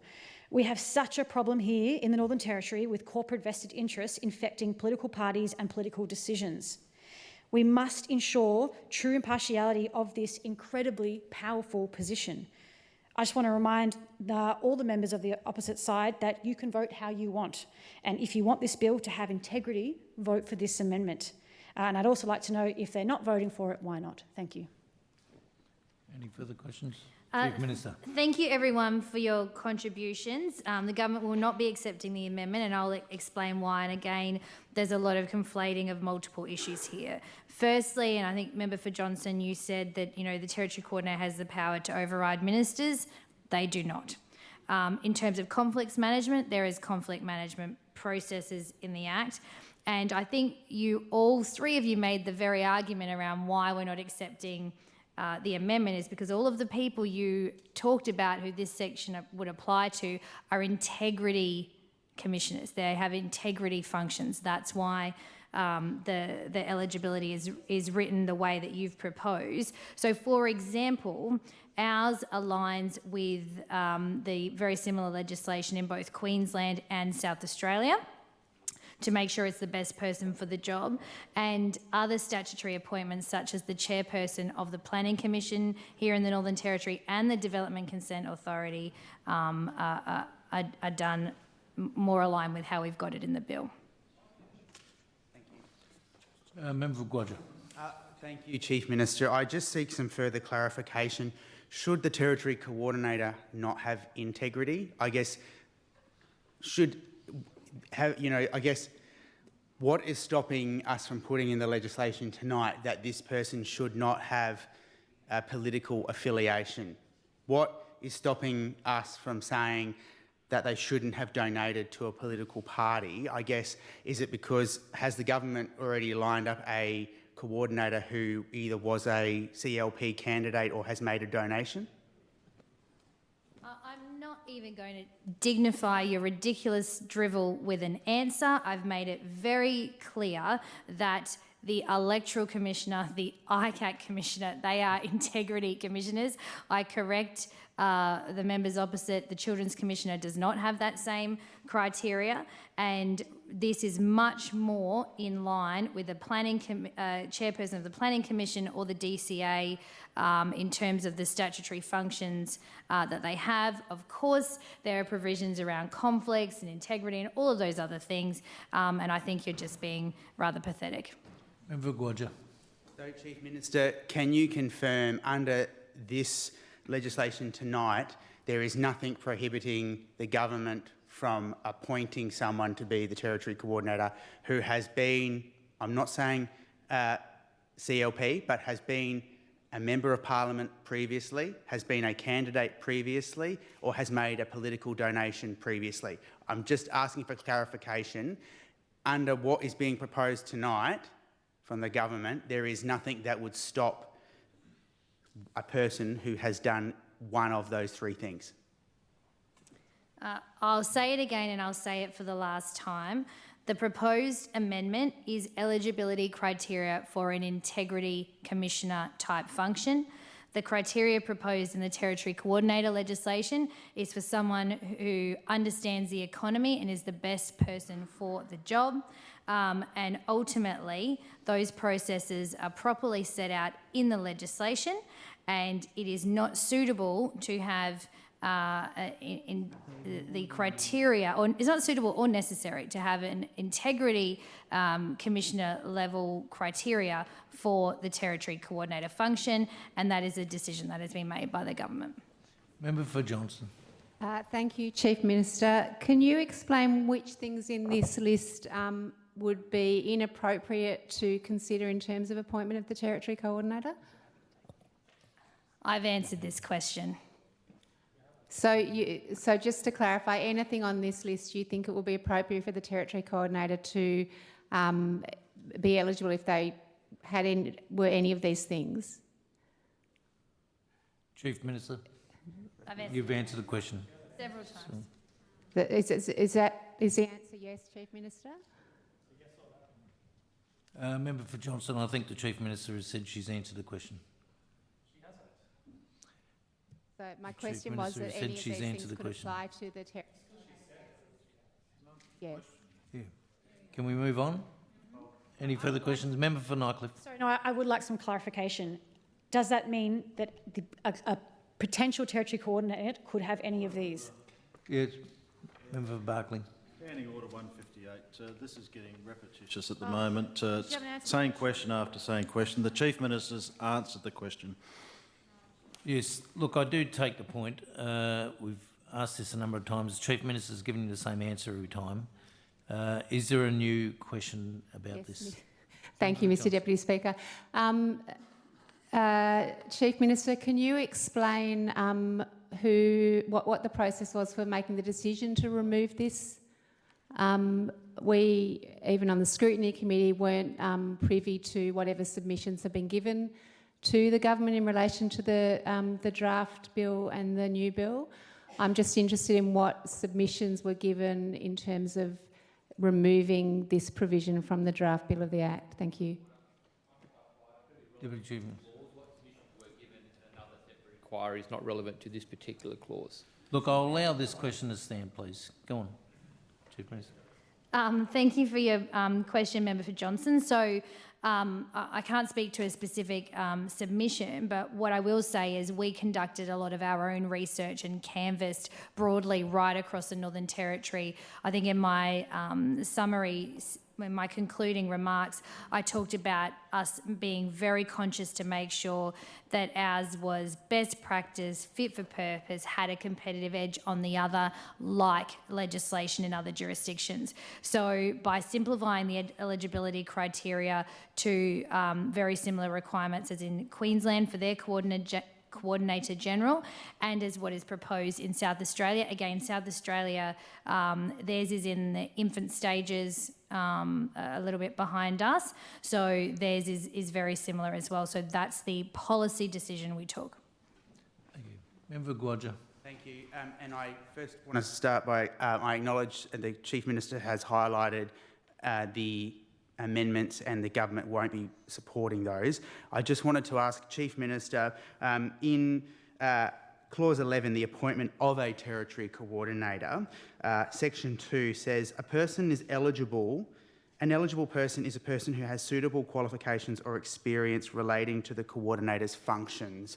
I just want to understand, given that you've made it clear that this is about economic development, what would be suitable qualifications to fulfil the role of the Territory Coordinator? Thank you, Member for Gwadja. So subsection 2 talks about suitable qualifications or experience relating to the functions. So obviously the Territory Coordinator's functions are clearly set out in the bill, and they relate to the key powers that we've been talking about, and the entire role hinges on supporting economic development in the Northern Territory. So it might be economic type qualifications, it might be extensive experience in the industry, in various industries, so it might be industry specific experience, it might be experience across a range of industries. There's a number of different I suppose, experiences that a person would have had over their lifetime and qualifications that would lead them to be the best person for the job. Okay, no further questions.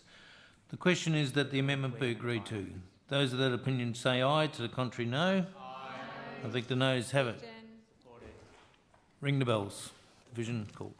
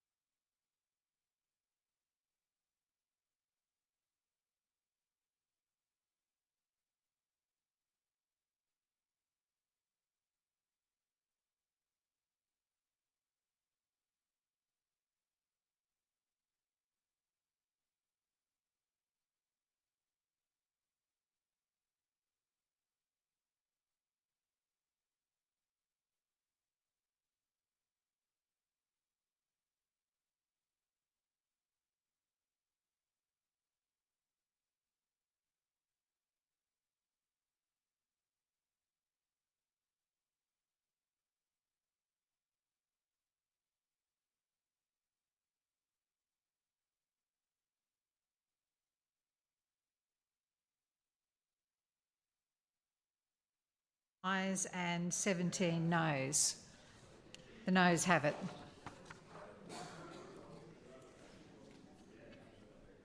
So we're here now. Yeah, same question. Okay. The question is that clause 12 stands as printed. Are there any speakers? Yes, I want to speak. Member for Daly. Thank you, Madam Speaker. Just to find where we are. Chief Minister, what checks and balances exist to ensure the coordinator is not politically appointed? Chief Minister. Oh, sorry, you've got an amendment? Yeah, check that we've just gone to 12. Sorry, I think I missed my jump. We're up to 12, clause 12. Missed my amendment jump. Sorry, yeah. I'm still using the question.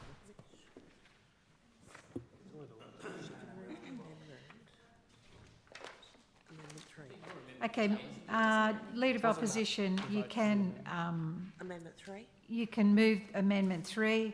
Yeah, now. All right, Yeah. sorry, you go. Yeah. Thank you very much, Madam Speaker. We're obviously eager to ask questions on clauses as much as, for clarification, as much as making sure that we've got amendments that have been proposed and circulated prior. So, Madam Speaker, I move Amendment 3 to Schedule 017 OPP to Clause 12 to insert new subclauses 4 and 5, Madam Speaker. The insertion of the clause that and the amendment proposed is that we insert 4. The Territory Coordinator must not engage in lobbying activities on behalf of any private sector entity or industry for 5 years after the Coordinator leaves the office. 5. In this section, lobbying activities means communications with the minister or public sector employee in an effort to influence government decision-making, include the development or amendment of legislation, government policy or a government program, the awarding of a government contract or grant, or the allocation of funding, but doesn't include any of the following. A, communications with the committee of the Legislative Assembly. B, communications with a person who is a minister in that person's capacity as a member of the Legislative Assembly in relation to non-ministerial responsibilities. C, communications in response to a call for submissions. D, petitions or communication in the nature of grassroots campaign attempting to influence a government policy or decision. E, communications in response to requests for a tender. F, statements made in a public forum. And G, responses to requests by government representatives for information.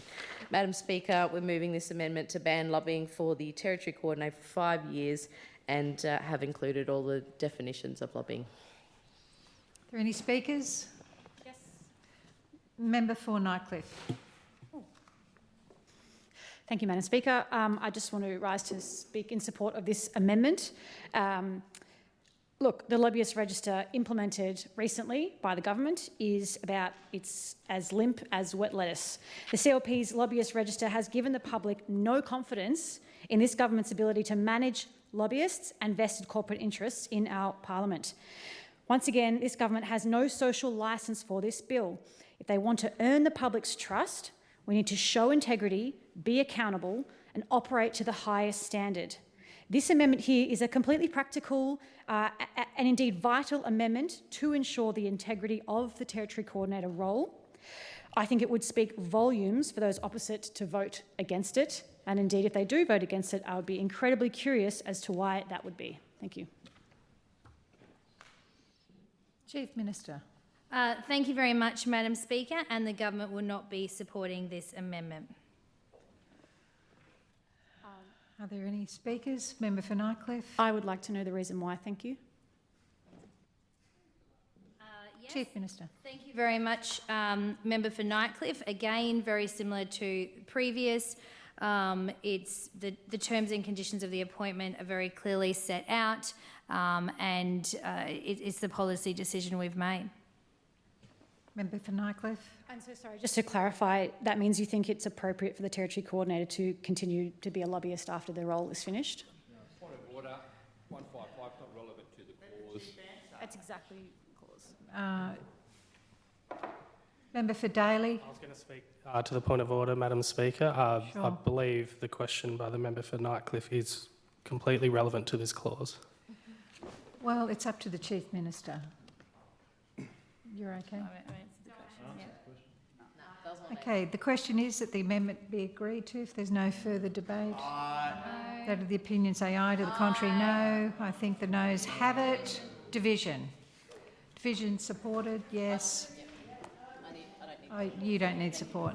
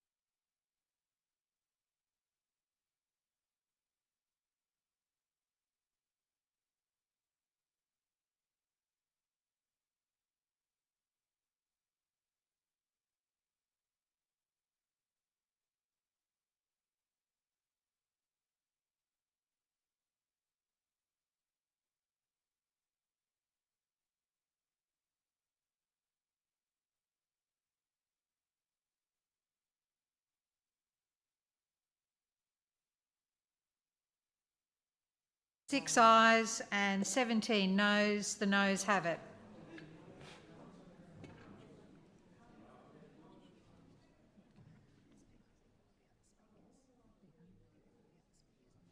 Okay, right.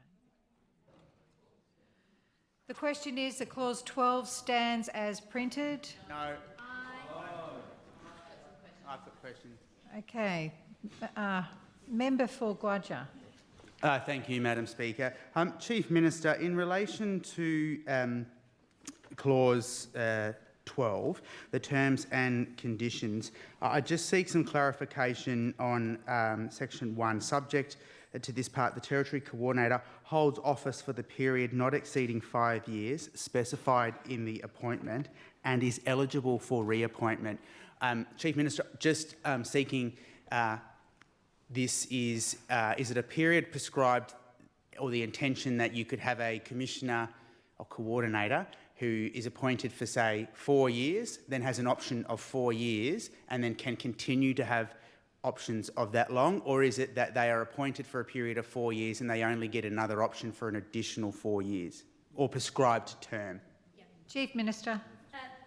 Thank you, Member for Gwadja. No, so they'll be appointed for a period not longer than 5 years, and then obviously as that's reaching its expiration, if they're doing a great job, they are eligible to be reappointed. It's not like a 5+5 contract or something like that. It has to be a reappointment.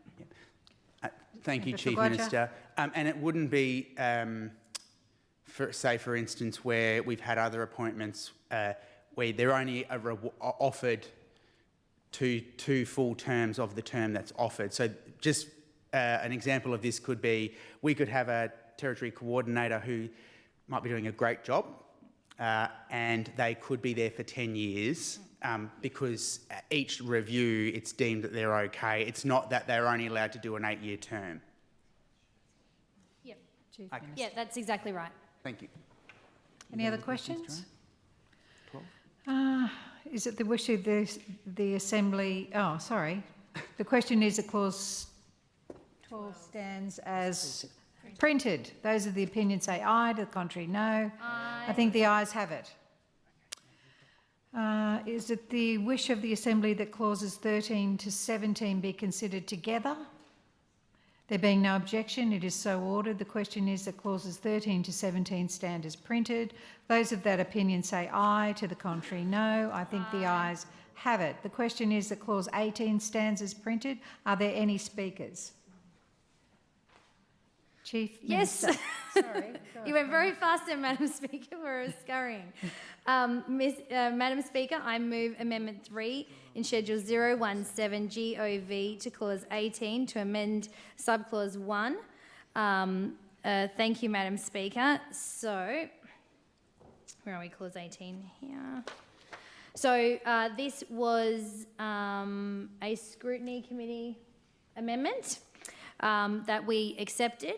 And so what this amendment does is it really confirms that any delegation by the Territory Coordinator is in writing, which was something that the Scrutiny Committee from their deliberations felt was important. And so we have amended Clause 18 to make sure that it must be made in writing. Are there any speakers? No. The question is that the amendment be agreed to. Those of that opinion say aye, to the contrary no. I think the ayes have it.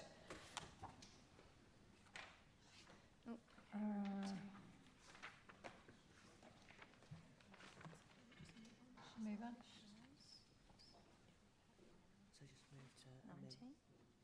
There's no amendment. Oh, okay. So the question is that the clause 18 stands as amended. Those of that opinion say aye, to the contrary no. Aye. I think the ayes have it. Clause 19. The question is that clause 19 stands as printed. Those of that opinion say aye, to the contrary no. I think the ayes have it. The question is that clause 20 stands as printed. Are there any speakers? Chief Minister. Yes, Madam Speaker. I move Amendment 4 in Schedule 017 GOV to Clause 20 to amend Subclause 2C. Thank you, Madam Speaker. So, let me explain that to the House.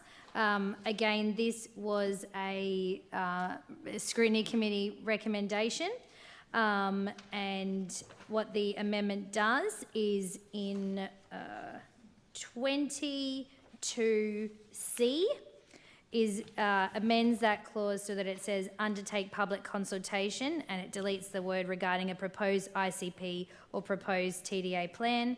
And so what this clause in effect will then do is confirm that the Territory Coordinator has the power to undertake public consultation in accordance with their functions, which is something the Scrutiny Committee recommended. Are there any speakers? The question is that clause 20 stand... Oh, sorry. Yeah. The question is that the amendment be agreed to. Those of that opinion say aye. To the contrary, no. Aye. I think the ayes have it. The question is that clause 20 stands as amended. Those of that opinion say aye. To the contrary, no. Aye. I think the ayes have it. Is it the wish of the Assembly that clauses 21 to 22 be considered together? There be no objection. It is so ordered. The question is that clauses 19... That should be clauses 21 to 22 stand as printed. Those of that opinion say aye. To the contrary, no. Aye. I think the ayes have it.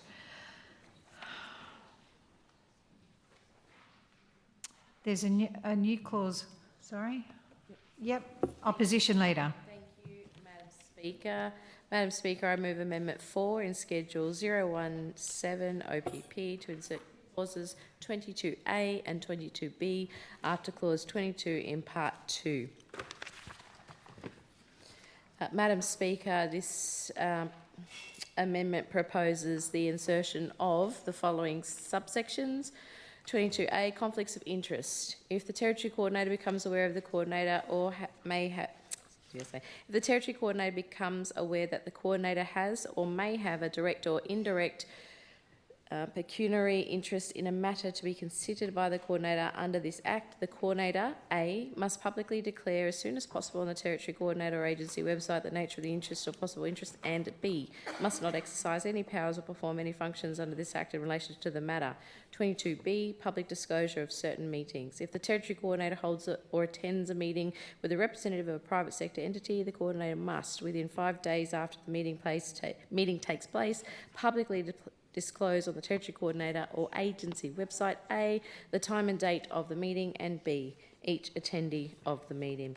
Madam Speaker, this goes to the heart of being open and transparent. We know that the Territory Coordinator appointment is an appointment of the government, so to provide the opportunity for further accountability and openness around this position, being an appointed position, apparently not an integrity appointment, of course, as the Chief Minister has said, that this would allow Territorians and other proponents to know who is meeting with the Territory Coordinator, who is the decision maker around some of those particular components of the bill, such as the prescriber of those territory development areas, and making sure that there's openness and accountability, and of course to have those displayed in real time, Madam Speaker, I think will go a long way henceforth why the amendment is being proposed by the opposition. Are there any speakers? Yes, Madam Speaker. Member for Nightcliff. Thank you, Madam Speaker. Just very briefly want to stand in support of this amendment. Once again, it goes to integrity. This is surely the role of this chamber here. They put forward legislation. We, the crossbench opposition, may not like that legislation, but we are still going to work here to help improve, to get the best outcomes for Territorians and make the best laws possible. I can't see any reason why we wouldn't want to operate once again to the highest standards possible, put integrity throughout this bill. I think this is an entirely appropriate amendment. So if it is not supported by the opposition, I would like to know, by the government, sorry, I'd like to know why. Chief Minister. Thank you very much. I appreciate the contributions. The government will not be accepting this amendment. So we've already gone past it, but Section 16 of the bill allows the appointment of an acting Territory Coordinator, and that's specifically around whether there's an actual or perceived conflict of interest. So that deals with that issue, and also then as a part of the employment terms and conditions, it requires the Territory Coordinator to declare conflicts of interest. So it's just been dealt with in a different way. Opposition Leader. Thank you, Madam Speaker. Just to clarify with the Chief Minister, does that endorse the real-time publication of those meetings from the Territory Coordinator, Chief? Chief Minister. So we're not accepting your amendment, opposition leader, but in terms of how conflicts of interest are managed, that is set out in the bill. So again, section 16 allows for an acting territory coordinator to be appointed if there's an actual perceived conflict of interest, and separate to that, their employment terms and conditions require there to be declarations of conflicts of interest. Are there any more speakers? Just a quick one, Madam Speaker. Yes, please. opposition leader. Thank you. Chief Minister, will those conflicts of interest be published or made available publicly in any way, shape or form? Chief Minister. No, they're not required to be published as a part of the declaration, but obviously when there's an acting territory coordinator, people will know there's an acting territory coordinator. There's no opposition leader. Madam Speaker, thank you. Chief Minister, how would people know if there's no publication around that position? Well, because in a practical sense, you would be declaring your conflict and saying, well, you're not dealing with me anymore. You're dealing with whoever. Like it's an actual transfer of power to someone else. So the proponents or anyone involved would be aware of it. Opposition leader. Thank you. And Madam Speaker, just to clarify with the Chief Minister, that would be by the gazettal notice that people would know officially that there would be an acting territory coordinator? No. So can I just clarify, it would be by word of mouth? Chief Minister. If you want to be smart about it, that's totally fine. I've answered the question. I understand what you're getting at. I understand your amendment. We've taken the decision to not accept the amendment and feel very strongly that it is adequate, that conflict management is adequately covered in both the employment terms and conditions and obviously section 16. There's no more speakers. The question is that the amendment be agreed to. Those of that opinion say aye. To the contrary, no. No. I think the noes have it. Is it the wish of the Assembly that clauses 23 to 24 be considered together? There being no objection, it is so ordered. Oh, sorry. Member for Daly. Thank you. I just wanted clarification. We're on clause 23 now, Madam Speaker. 23 and 24. Did you want to? Yeah, I just wanted questions on 23. Thank you. Okay. You've got the call. Okay. Thank you, Madam Speaker. Chief Minister, so how does this bill ensure traditional owners, landholders and councils are consulted before a project is designated? Chief Minister. So just reconfirming, obviously, around nothing in the Act can override Commonwealth legislation and the schedule. So in terms of designation of a significant project,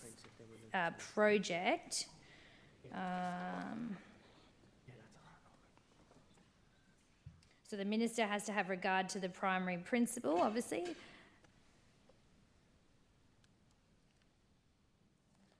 There's no... Yeah. So there's no requirement for public consultation on the determining of a significant project. Member for Daly. Thank you, Chief Minister, for that answer. Through the Chair, Chief Minister, should there be an independent review process for projects, for project designations? Chief Minister. So there will be a review of the Act every 5 years, and that's set out in the Act, not in relation to specific projects. Thank you, Chief. Through the Chair, why is there no requirement to consider community opposition before designation? Chief Minister. Well, because there's a very clear criteria for what is or would or would not be a significant project, and so the Minister has to believe on reasonable grounds that it's of economic significance, and we've been through that definition earlier in the evening, and that it's of a complex nature or regional significance in terms of its scale or impact, so it has to be significant. That's why the language we've adopted in the bill is very plain speak, so that it gives effect to the actual intention. Then if there's any additional criteria, that can be prescribed by regulation. Thank you, Chief. So if I was just a regular member of the public, where would I find that criteria? Chief Minister. So if there is criteria, it would be in the regs. Otherwise, the criteria is set out in section 23 of the Act. Member for Daly. Thank you, Chief Minister. So what public consultation will occur before a project is designated? Chief Minister. So there's no requirement for public consultation on the designation of a significant project. So the significant project has to be of significance to the territory. So it has to really be highly beneficial to either a region or the territory itself. It has to be complex, and it has to be of regional significance in terms of its scale or its impact. So going back to the primary principle, we have to be looking at its economic impact. Going back to the definition of economic significance, we had those 4 criterion. One of them, for example, was job creation. One of them was population growth. So if the project was of a significant size that it would generate economic development, perhaps in population growth or one of those other metrics, then it could be determined significant enough to be a significant project. Thank you, Chief. Through the Chair, so how can affected landholders such as pastoralists, mango farmers, traditional owners challenge a project's designation? Chief Minister.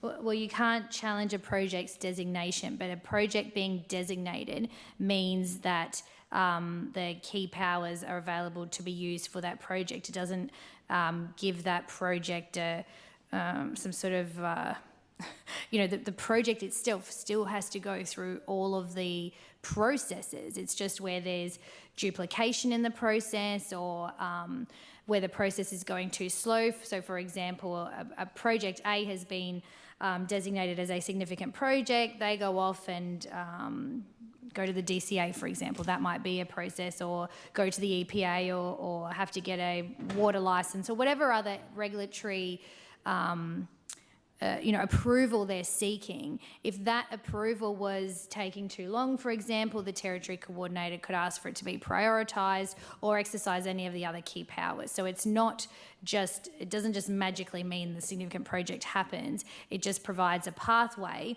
for if there are duplication, delay, anything like that, that it provides a streamlined pathway to move through it. Member for Daly. Thank you. So, Chief, why is there no appeal mechanism for communities impacted by significant projects? Chief Minister. Well, because what the designation of significant project does is give it the opportunity to be part of the territory coordinator process. So the community then has opportunities throughout the whole remainder of the development of that project to be involved. So if the same project, one project will need many and varied approvals. So at every point, so it might be a subdivision, and then it might be water licence, and then it might be health, it might be something else, it might be land access, whatever it needs to be. Those processes then need to happen. So the community then gets the opportunity through all of those, and then if any of the key powers are used, there are notification provisions, yes. So then if a key power is used, then that has to be published on the website, for example.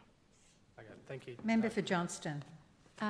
Chief Minister, sorry, you may have answered this and I might have missed it. Did you say that the regulations would outline the criteria for a significant project? Not exactly. I said there could be additional criteria in the regulations. So there could be. So in terms of the explicit, I heard you define it in, to me, what sounded like very broad terms, in terms of actually saying what passes the the level of being significant. Are you able to give the community any more indication of what that might mean? Well, it's designed to be flexible to suit the process. So again, a significant project has to be of economic significance. So you've got the definition of economic significance, which has those 4 criteria we went through earlier. Then it has to meet this criteria again. And then we've allowed provision in there for if there's a requirement for additional criteria, it can be set out in the regulation. So looking at it by itself, it maybe doesn't appear to you to be enough of a criteria, but when you put it all together, and we are not intending to be deliberately constrained in what that looks like. The very nature of economic benefit to the territory is broad, and so it does need to be flexibly applied. Thank you, Chief Minister. I just wanted to draw your attention to the submission from the Local Government Association, which addressed this directly and saw risks in the loose definition of significant project, including inconsistent interpretation and decision-making, a lack of clarity and predictability of process if proponents are not clear about the classification of their project from the outset, the unintended consequence of potential undue influence on decision-makers by developers seeking to have their projects fast-tracked. They pointed out the lack of definition threatens to create murkiness, and that the issue with this in the territory context with a low population base and a small number of developers compared to the rest of the country is that most developers will consider themselves to be proposing significant projects when really they may be small housing subdivisions and industrial precincts. So there is a need to define what significant means in a territory context, particularly to make that clear for local businesses. So that's the intent behind my question, Chief Minister. And I understand the concerns and the considerations that have been raised as part of the process, and with you, we just don't agree with that proposition. We don't think it makes it murky. This is very much deliberately structured in the way we've got the definition of economic significance and then significant project, because there does need to be that flexibility. I mean, you're not always going to be comparing. You know, for example, if you had a mine, it's quite a different proposition to if you had, we use the example of a housing estate. Well, how many houses, or what is the proposal? Is it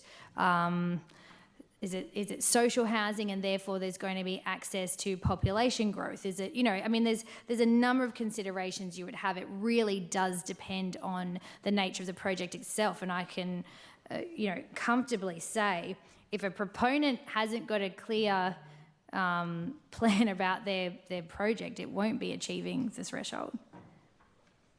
So thank you, Chief Minister. So just for clarity for people who are interested in this, what will be the communication and decision-making process around significant project? At what point will people know whether their project is a significant project? Chief Minister.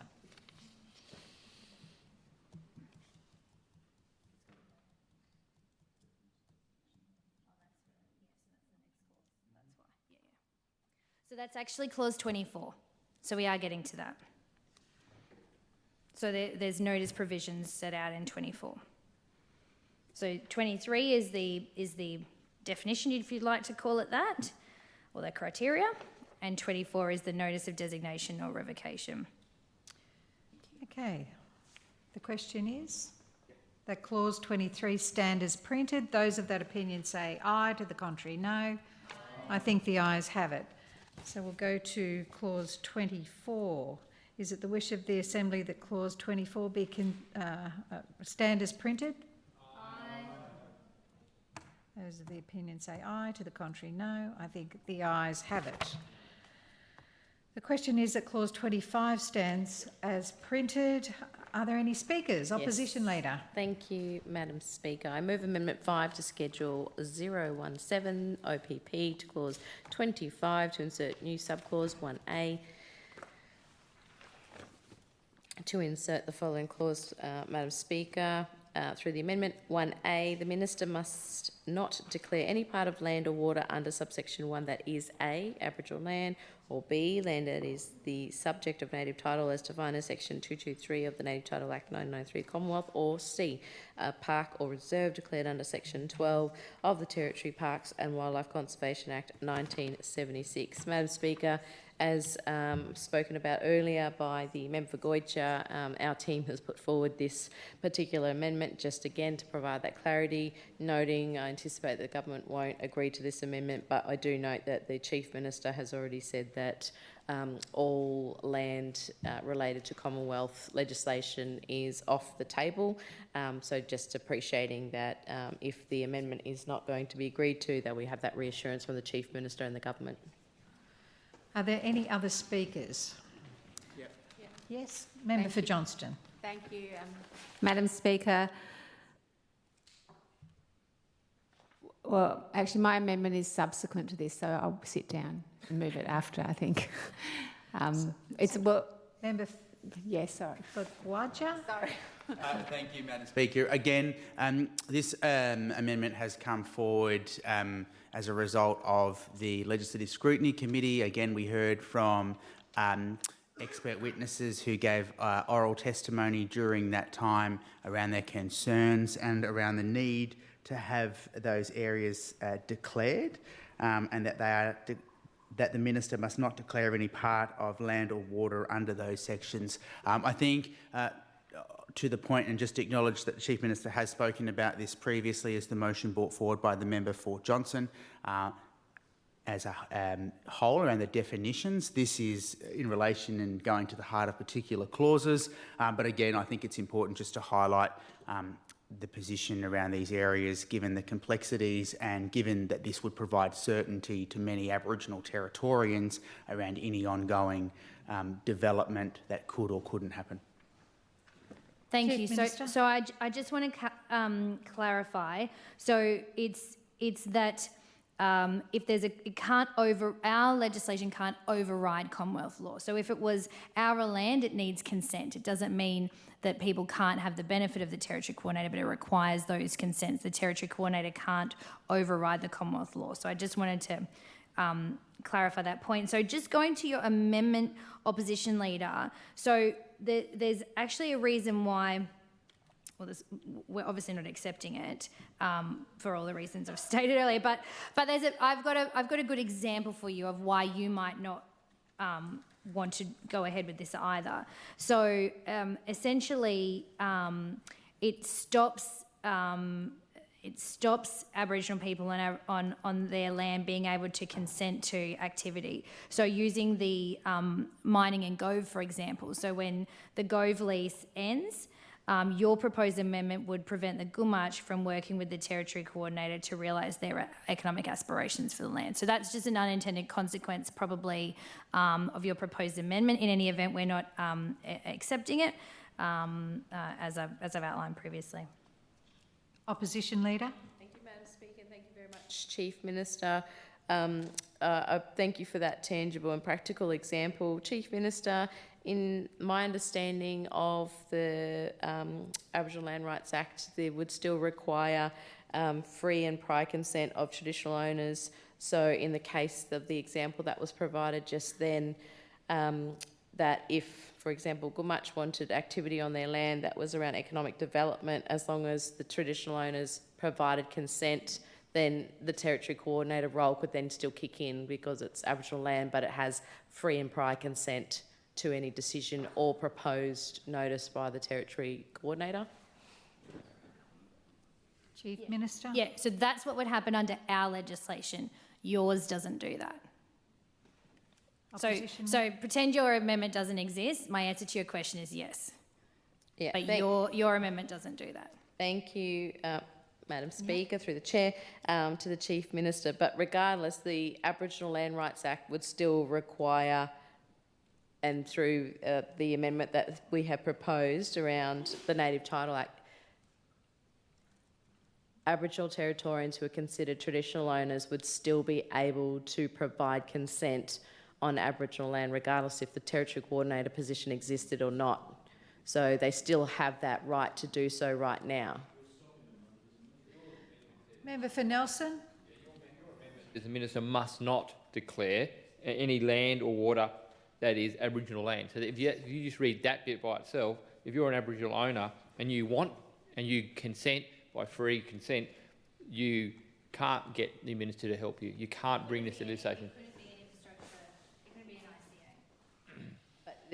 The point for this particular amendment is that the minister can't. So when we're talking about step-in, step-out powers of a territory coordinator, they still have their role under this new legislation that's been developed and finalised.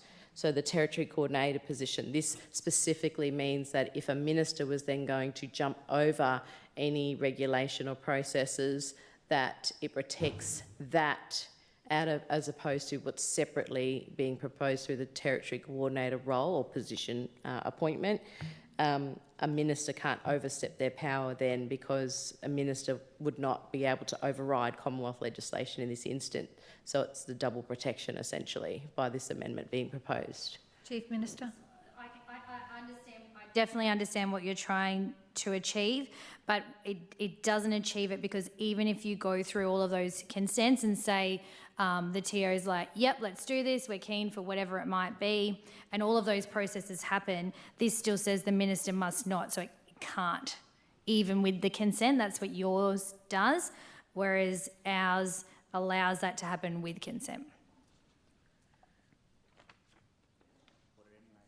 Is there any more discussion? The question is that the amendment be agreed to. Those of that opinion say aye. To the contrary, no. I think the noes have it. Are there any other speakers to clause 25? Member for Johnston. Thank you. Thank you, Madam Speaker. I have a additional amendment to that, which is that any area of land or water that is an excluded area under my proposed 7A must not be declared as an ICA. I note that the list of excluded areas or no-go zones is much longer than the list just read out by the Chief Minister. I understand that was not supported, so I know this amendment will not be supported, but nevertheless I would like to put it to the chamber. Are there any speakers? Chief Minister. We won't be supporting your amendment. Okay. The question is that the amendment be agreed to. Those of that opinion say aye. To the contrary, no. I think the noes have it. The question is that clause 25 stands as printed. No. Those of that opinion say aye. To the contrary, no. Oh, sorry. You have it. Sorry, Member for Daly. Thank you, Madam Chair. Chief Minister, how will affected communities be informed before an infrastructure coordinator activity is declared, or an ICA is declared?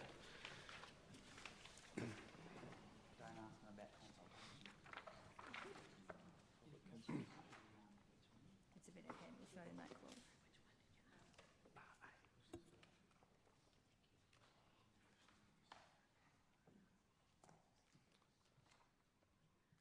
used to hate sitting there and this eye line. Really bad.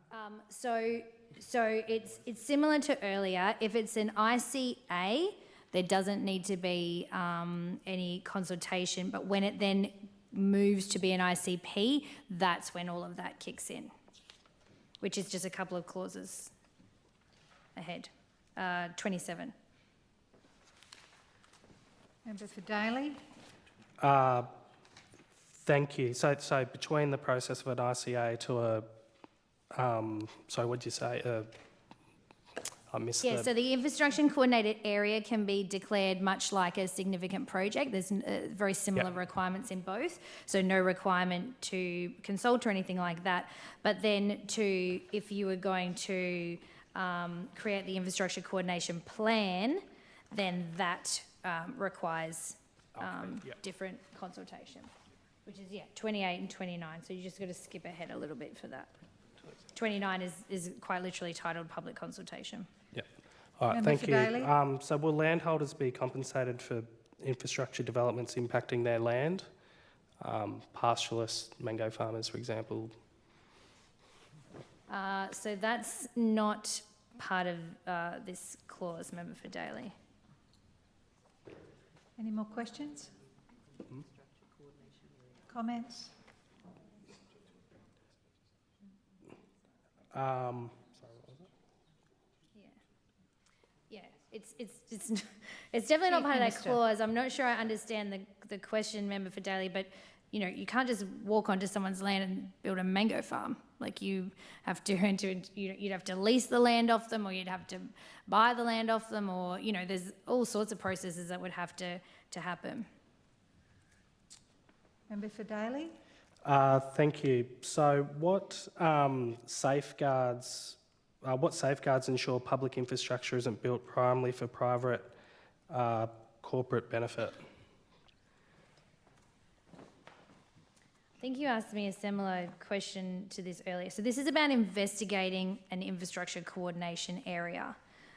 So it's about, you know, looking at whether or not there's infrastructure that, you know, perhaps all needs to be done at the same time, or requires a very high level of sophisticated coordination and planning to be able to achieve the outcome of that significant project. So it's very specific. The area doesn't require the consultation again, but once a plan is put in place, that's a separate process. Member for Daly, you're right. Any other questions? The question is that clause 25 stands as printed.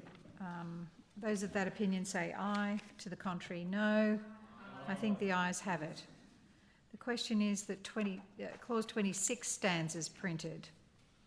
Those of that opinion say aye. To the contrary, no. I think the ayes have it. The question is that clause 27 stands as printed. Are there any speakers? Chief Minister? Chief, she's got an amendment? Yes. Leah, yep. Thank you, Madam Speaker. I move Amendment 5 in Schedule 017 GOV to Clause 27. Clause 27 is again an amendment that was identified as part of the Scrutiny Committee process, and it's a very small amendment. It just inserts the word all in that first line, so I'll read it.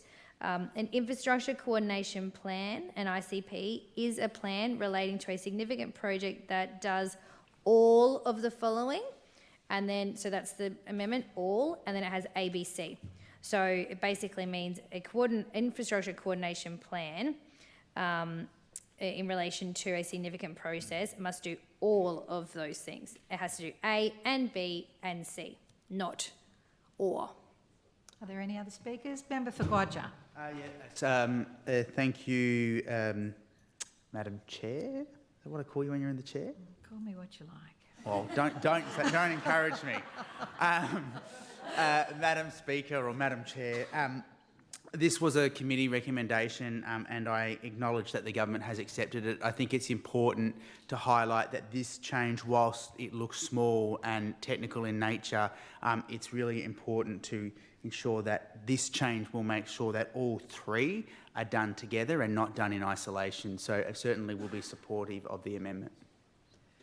The question is that the amendment be agreed to. Those of that opinion say aye. To the contrary, no. I think the ayes have it. The question is that clause 27 stands as amended. Those of that opinion say aye. To the contrary. Oh, Member for Daly, you have a question. Thank you, Madam Chair. I've only got one question for this, potentially. Should local governments retain the right to reject an infrastructure plan that conflicts with their priorities? Chief Minister?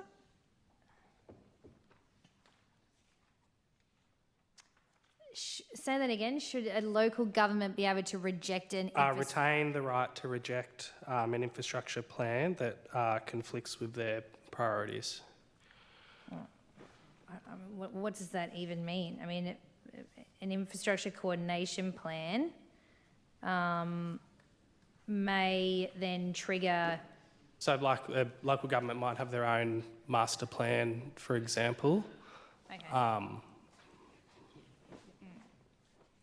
Yeah, that would be fleshed out through the consultation process. So they would have the opportunity to be heard on that and put forward their master plan to follow your example.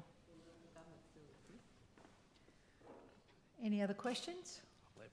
Okay, the question is that clause 27 stands as amended. Those of that opinion say aye. To the contrary, no. The ayes have it. Clause 28. The question is that clause 28 stands as printed. Those of that opinion say aye. To the contrary, no. I think the ayes have it. The question is that clause 29 stands as printed. Are there any speakers? Member for Johnston. Thank you, Madam Speaker. Madam Speaker, I move Amendment 13 in Schedule 017 IND to Clause 29. This is in relation to public consultation. My amendment is in relation to B, which says undertake public consultation on the proposed plan in accordance with the regulations. I'm proposing that we insert a new section in the Act, Section 94A. I'll just explain quickly what that means now, because so it makes sense. I think we need to be clear about what public consultation means. We've seen the shortcomings of this in relation to this process and the community dissatisfaction, and therefore I've offered a definition under 94A, and there are several clauses that refer back to that clause. We have heard from the government that they believe that this has been a very robust consultation process, and we've heard from many people in the community that they don't agree with that. So I think having a definition of what consultation means is imperative. We know that for this bill, individuals and organisations worked incredibly hard to present very well thought through cases and concerns in relation to this bill, and we know that nearly all of those concerns that have been raised have been ignored.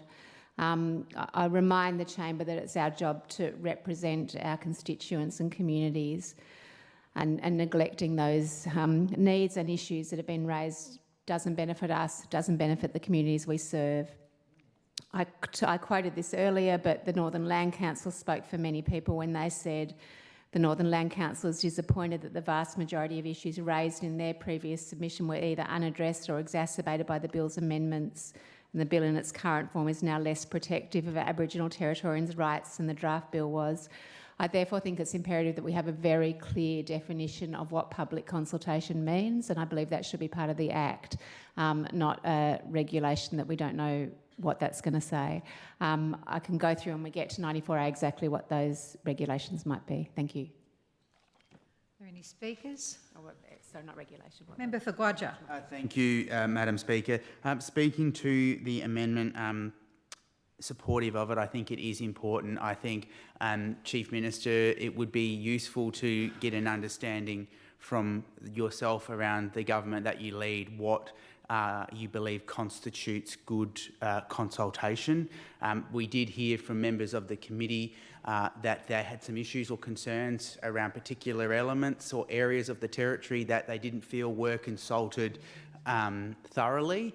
And I just want to particularly highlight that we heard from a number of organisations and Aboriginal Territorians who raised some real concerns around the lack of the consultation being done in First Nations language, and just to note that there was a consultation done by the interim territory coordinator in Nhulunbuy, but there was some concern that that consultation didn't go any further into remote communities. So just, I guess, building on the member for Johnson's motion, 94A, just good to get an understanding as well around how consultation is to be considered in this bill moving forward.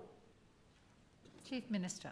Yes, thank you to both of you for that. So we won't be accepting the amendment, but if I can just explain the process so the public consultation has to happen, and that's obviously enshrined in the section, and information about that then needs to be published on the website, for example, and then the public consultation needs to be undertaken. The reality is what public consultation will look like could be different for every ICP. So it will depend on where it is. So, for example, if it was relating to somewhere near Nhulunbuy, it would be entirely appropriate to consult with that community. It wouldn't apply to people in Alice Springs, for example. So the Oh, no, because you've been making it here. so just 1 second, sorry.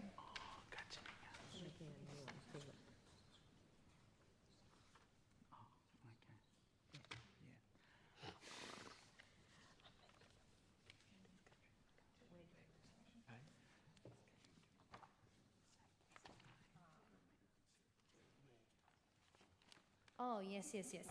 My apologies. Yes, so we won't be accepting the amendment, but we did accept the recommendation. So the scrutiny committee also did a recommendation on this, which was that consideration had to be had to put the 4 issues into the regulations, and that has been accepted. Are there any more speakers? Sorry, Member I for do Bludger. apologise, Chief Minister. Could you just repeat that last section? No, I'll just can repeat that. So we won't be accepting the amendment, but we did accept recommendation 23. Recommendation 23 asks that consideration be given to including the following 4 things in the regs, which was minimum consultation periods, requirements that materials be provided in First Nation languages, where possible, where practical rather, holding in-person information sessions, and a requirement that submissions to public consultations are published on the coordinator website. So consideration is being given for all of those for the regulations. Member for Johnston. Oh, thank you. Chief Minister, when you say you accepted them, where is that? Like, how do we know that? Both the Deputy Chief Minister and I talked about it in Parliament today. So will that be, you said that will be regulations, that won't be part of the Act, is that correct? Yeah, correct. It's for consideration in the regulations, yep. So just to clarify, that will be for consideration in the regulations. It may or may not be there depending on how the regulations are developed. Is that correct? Yeah, so again, it would just depend. Like we're applying this flexibly. You've got to imagine the environment we're talking about right across the territory will be very, very different. So it's the decision has been made to leave that with the territory coordinator. We've accepted it, which was for consideration, so it has been considered. It will then be looked at to go into the regulations. It won't be part of the Act. And at a very minimum, we will be putting into the regulations the minimum consultation periods as a minimum.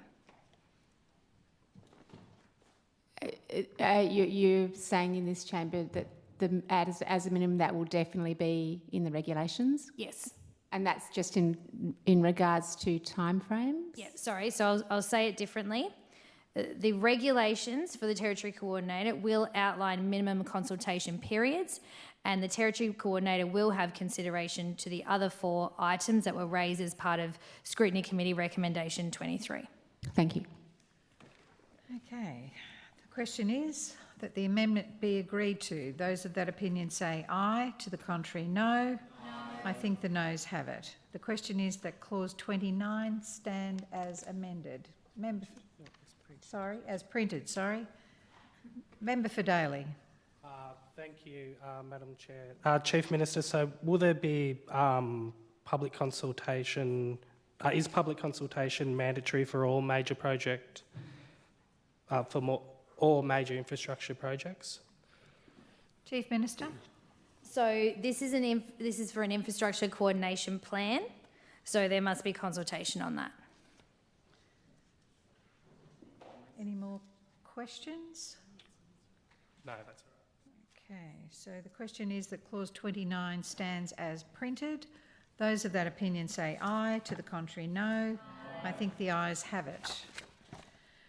The question is that clause 30 stands as printed. Are there any speakers? Chief Minister. Thank you, Madam Speaker. I move Amendment 6 in Schedule 017 GOV to Clause 30 to omit Subclause 1 and insert new Subclause 1.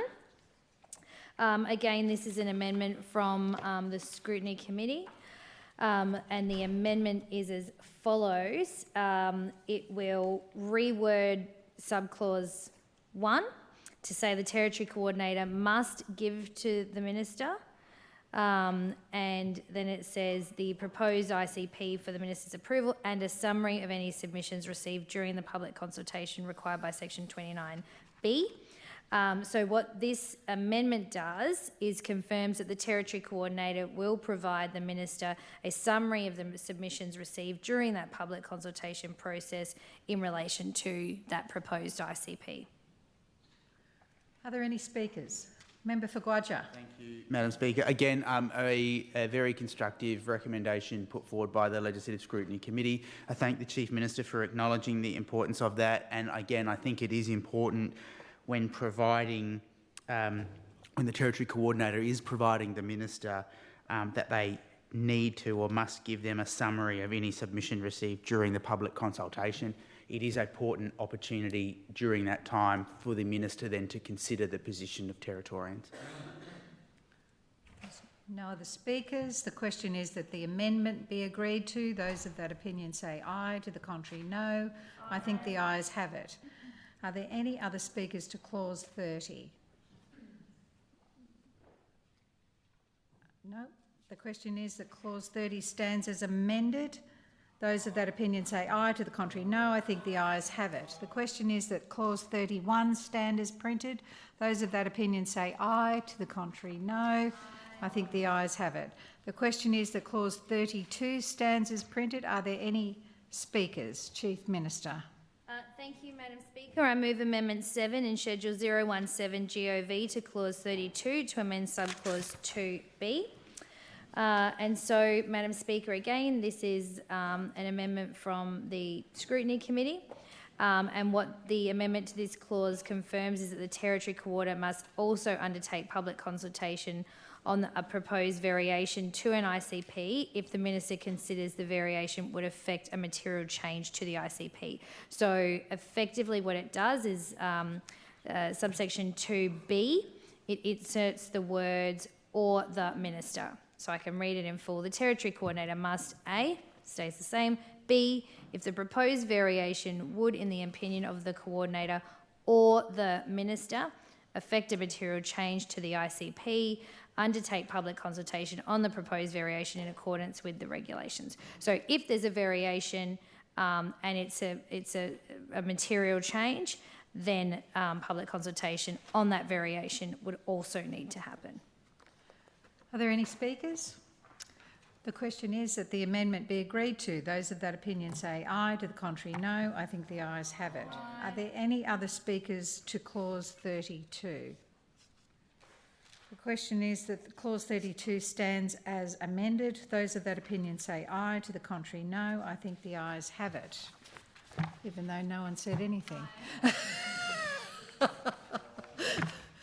It's getting to that time of the night, really, isn't it? The question is that clause 33 stands as printed. Are there any speakers? Member for Johnston. Thank you, Madam Speaker. I move Amendment 16 in Schedule 017 IND to clause 33 to omit a summary of the submissions and insert copies and a summary of submissions. There are several parts of this Act which refer to this. I heard the Chief Minister talk about this earlier. The committee was of the view, obviously, as we've heard, that as a safeguard against any potential or perceived bias in making their decision, the Minister should consider all submissions received during the public consultation, and that it protected against any perception of bias if they received all of them rather than just a summary. There are several clauses that this applies to. I could move them all at once, or they're scattered throughout the Act. I'm not sure what the... I think we'll just do clause by clause. Clause by clause is great. Okay, so that's my... Okay. Thank you. I'll sit down. Are there any speakers to this? The question... Chief Minister? Oh, sorry. No? No. Thank you, Madam Speaker. We won't be accepting this amendment. Member for Johnston? Thank you, Chief Minister. Can you explain to the Chamber why you won't be accepting that? I most certainly can, and so it's similar to the previous one of the previous clauses we just looked at. So essentially, a summary of the submissions during the public consultation will be provided to the Minister to approve that proposed variation or not, and it's just really an unnecessary process to provide all of it to the Minister. Member for Johnston. Thank you, Chief Minister. I just want to reiterate that the committee was of the view that it was very important for the minister to receive all submissions to guard against any potential or perceived bias. We've been talking a lot about the importance of how this position is perceived by the community as well as how it acts. So I'd just like to reinforce that. Thank you. No, I understand the point you're making, and rest assured that the minister always has the power to direct the territory coordinator to request all of the submissions at the minister's discretion. So that opportunity is there for the minister. The question is that the amendment be agreed to. Those of that opinion say aye. To the contrary, no. I think the noes have it. The question is that clause 33 stands as printed. Those of that opinion say aye. To the contrary, no. I think the ayes have it. The question is that clause 34 stand as printed. Are there any speakers? Member for Johnston. Thank you, Madam Speaker. Madam Speaker, I move Amendment 17 in Schedule 017IND to clause 34. Same amendment, omit any summary of submissions and insert each submission as before, ensuring that there is no perception of bias or potential perceived bias for the minister in making their decision. Thank you. Chief Minister. Thank you, Member for Johnson, and the same rationale applies. We won't be accepting that amendment. So the question is that the amendment be agreed to. Those of that opinion say aye. To the contrary, no. I think the noes have it. The question is that clause 34 stand as printed. Those of that opinion say aye. To the contrary, no. I think the ayes have it. Is it the wish of the Assembly that clauses 35 to 38 be considered together? There be no objection. It is so ordered. That the question is that clauses 35 to 38 stand as printed. Those of that opinion say aye. To the contrary, no. I think the ayes have it.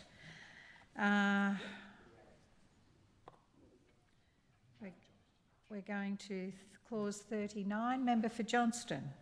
Point of order. Yes. Madam Speaker, I think you moved from clauses 36 to 38. 35 to 38? To 38. Yes. So to 38. So we still got to discuss clause 38. Because I'm inserting a clause before 39. Yeah. No, she hasn't. I've moved that the clauses 35 to 38 stand as printed. Yeah, and the member for Johnson is moving after 38, before 39. Okay.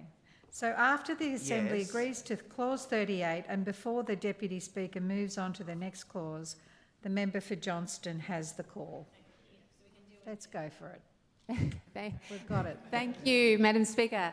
I move Amendment 18 in Schedule 017IND after clause 38 to insert new clause 38A, which is to insert excluded areas. So a program of works must not include works to be undertaken in excluded areas as defined by 7A.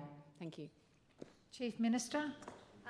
Thank you, Member for Johnson. We won't be accepting your amendment because, of course, we haven't accepted the excluded areas. Of course. Okay, so the question is that the amendment be agreed to. Those of that opinion say aye. To the contrary, no. I think the noes have it. Is it the wish of the Assembly that clauses 39 to 40 be considered together? No. Member for Daly. Thank you. I've just got, just to clarify, I've just got a couple of questions on clause 39. Sure. Yes, proceed. The question is that clause 39 stand as printed. Thank you, Madam Chair. Question to the Chief Minister. Chief, will the Territory Coordinator's program of works be subject to an independent review? Chief Minister. So the only independent review is of the Act after 5 years. Member for Daly. Thank you. So, what transparency measures exist to ensure there are no conflicts of interest? Chief Minister. Well, that is dealt with. I think it was clause 16 right at the start, and clause 16 is the acting coordinator role, and then of course in the employment contract as we discussed earlier. Thank you. Should public hearings be required before a program of works is approved? Chief Minister.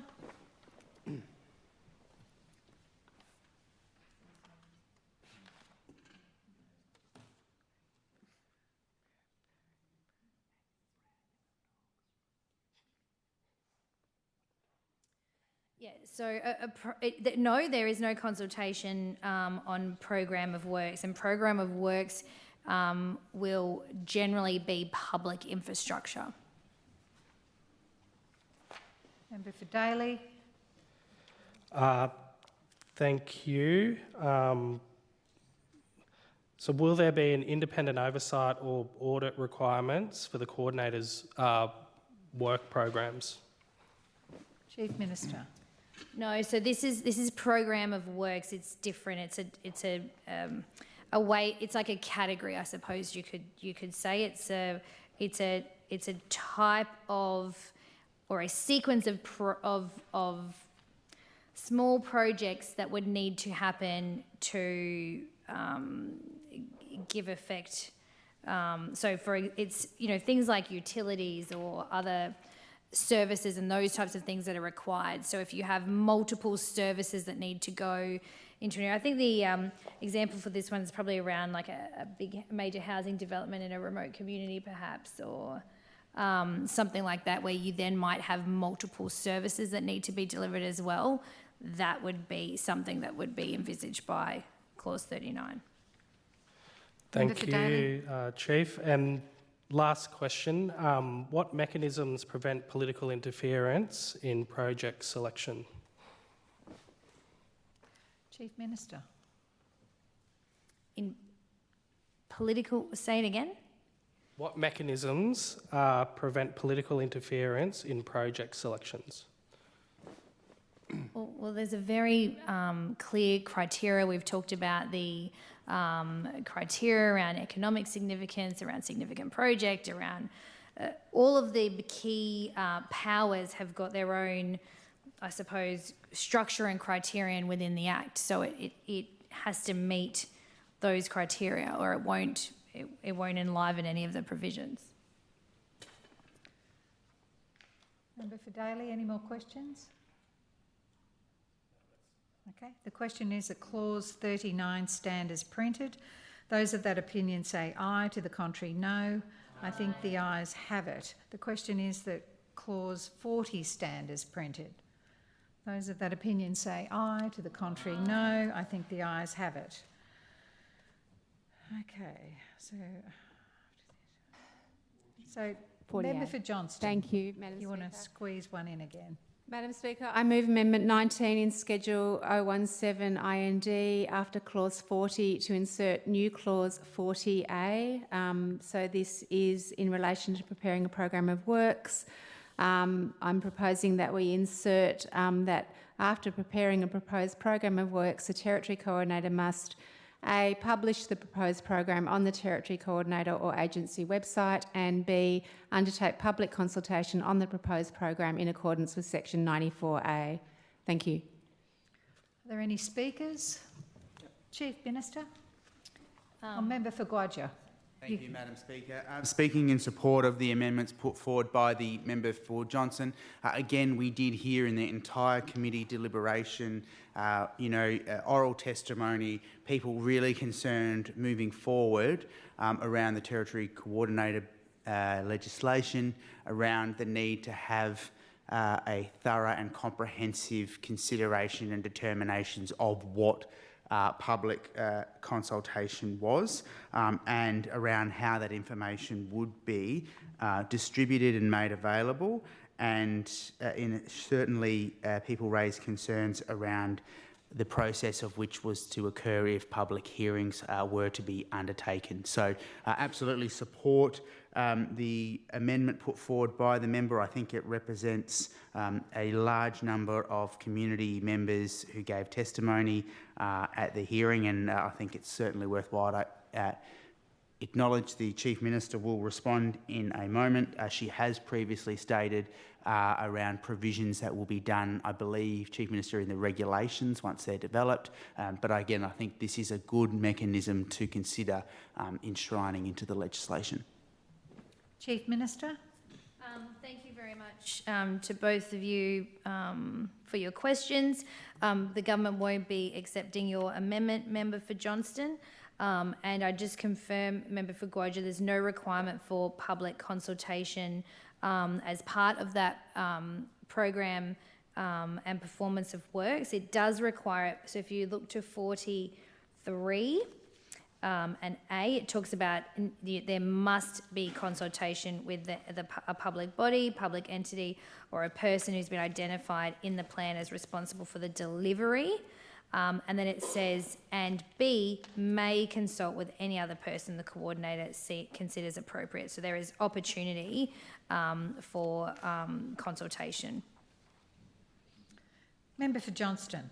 Thank you, Chief Minister. Can you let us know how communication will happen with the public in relation to proposed programs? Chief Minister. So this is for programs of work. So like we were talking about, it's generally speaking types of utilities. So I imagine, Member for Johnston, where you live, if Power and Water were coming and fixing the power lines down the street, you probably wouldn't know about it. They would just be out there doing it. So the requirement in this is to have consultation with the relevant stakeholders, if you want to call them, or as set out in 4.3a, but then it also does give the opportunity to consult with any other person that the Territory Coordinator considers appropriate. And then the notifications are at 41.3, which is just over the page. If the Minister approves the program, the Minister must give written notice on the Territory Coordinator or agency website that the Minister approves the program's worth and authorises its implementation and publishes a statement of reasons. So there will be transparency mechanisms around it. People will understand why, and it will be made available. So there's that component, which is in 41, and then also obviously 43B allows for consultation if required. Again, it would be on the situation, the location, all of those types of factors. So just to clarify, there would be public communication after a decision was made, but not prior to that. Is that correct? Well, there would be there would be a publishing of a statement of reasons, which is important so people can understand it. There would be written notice that that there is a program of works and that it has been approved, and that it will be implemented by the Territory Coordinator, so people will understand, I suppose, the detail of what that looks like, what those works might actually be. But there's no requirement per se to broadly consult with a community, but they must consult with a public body, public entity or person to be identified in the plan as responsible for the delivery. They may also consult more broadly. Member for Gwaja. Thank you. Chief Minister, thank you for the response. I just wanted to clarify, as you've just highlighted then, those actions would be loosely after the activity has occurred, not prior to the activity occurring. Like, I'm just using an example. Sometimes if there is activity happening with, Dolly, I think that's the new Department of Infrastructure now, or DIPL, or Power and Water, they would notify the key stakeholders prior to a sealing of a road or doing particular things. I'm just wanting clarification. What you've highlighted, Chief Minister, is that after the activities happened, there is a mechanism where it is published or made available, so if people ask questions, they can locate the information. Yeah. Thank you, Member for Gwaja, and that does give me a good opportunity to clarify. So nothing stops the Territory Coordinator or the public body or whomever it might be from doing that consultation. So the normal process still applies. So whilst there's no consultation required under Section 40 for the program of works, and yes, there is a requirement then afterwards, once a decision's been made, to make sure that's transparent, the ordinary processes for those programs of work still have to happen. So, just to use the power and water example, if the ordinary process for power and water when they're putting up power poles or running water pipes or whatever it might be, is that there's consultation around where that has to go, or there's notices in people's letterboxes, for example, then those normal regulatory processes. It's just there's no overarching consultation on the actual program of works itself. Okay, so the question is that the amendment be agreed to. Those of that opinion say aye. To the contrary, no. Aye.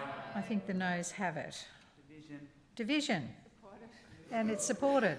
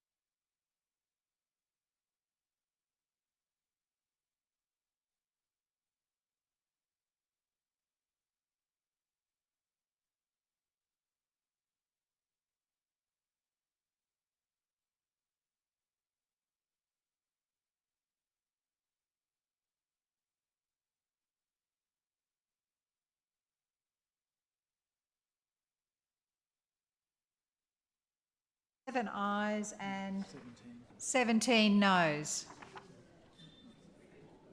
The noes have it.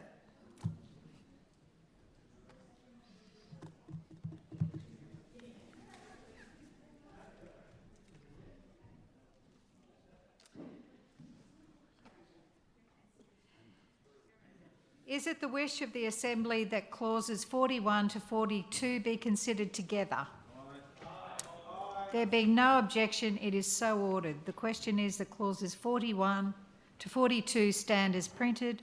Those of that opinion say aye. To the contrary, no. The ayes have it. The question is that clause 43 stands as printed. Are there any speakers? Leader of the Opposition. Thank you, Madam Speaker. I move Amendment 6 in Schedule 017 OPP to clause 43 to insert new subclause 1A after subclause 43(1). The insertion of the new subsection, Madam Speaker, will read, the Minister must not designate any part of land or water under subsection 1 that is A, Aboriginal land, or B, land that is subject to native title as defined in section 223 of the Native Title Act 1993 Commonwealth, or C, park or reserve declared under section 12 of the Territory Parks and Wildlife Conservation Act 1976. Madam Speaker, this goes to an earlier proposed amendment which was not agreed to by the government, which is around establishing no-go zones to protect Aboriginal land, native title and parks and reserves. Again, we heard very strongly just those submissions, the 4 Aboriginal land councils in the Northern Territory, as well as some other entities and organisations that provided their submissions through the public hearings process of the Scrutiny Committee for the Legislative Assembly in regards to just legislative protections in this particular bill. To provide certainty and assurance from the government, regardless of whoever is in government with this particular bill, that those 3 areas would not be under any type of concern of being, again, overridden, and I'm sure the Chief Minister will provide a similar answer, but of course we're proposing the amendment, Mr Deputy Speaker, just changed. Mr Deputy Speaker, in order to reiterate and to provide further voice and advocacy for those who provided the public submission, that's why we're proposing this amendment. Thank you, Mr Deputy Speaker. Thank you, Leader of the Opposition. Are there any other speakers? Chief Minister. Thank you, Mr Deputy Speaker, and yeah, thank you, Opposition Leader. So we won't be accepting this clause for exactly the same reasons. You had a mirror section a little earlier, it might have been in relation to ICPs or something like that, but it applies exactly the same way with territory development areas, so we wouldn't want to stop the utilisation of the territory coordinator legislation where there was consent, and that's why we won't be supporting your amendment. The question is that the amendment be agreed to. Those of that opinion say aye. To the contrary, no. No. I think the noes have it. Are there any other speakers to clause 43? Member for Johnson. Thank you, Mr Deputy Speaker. I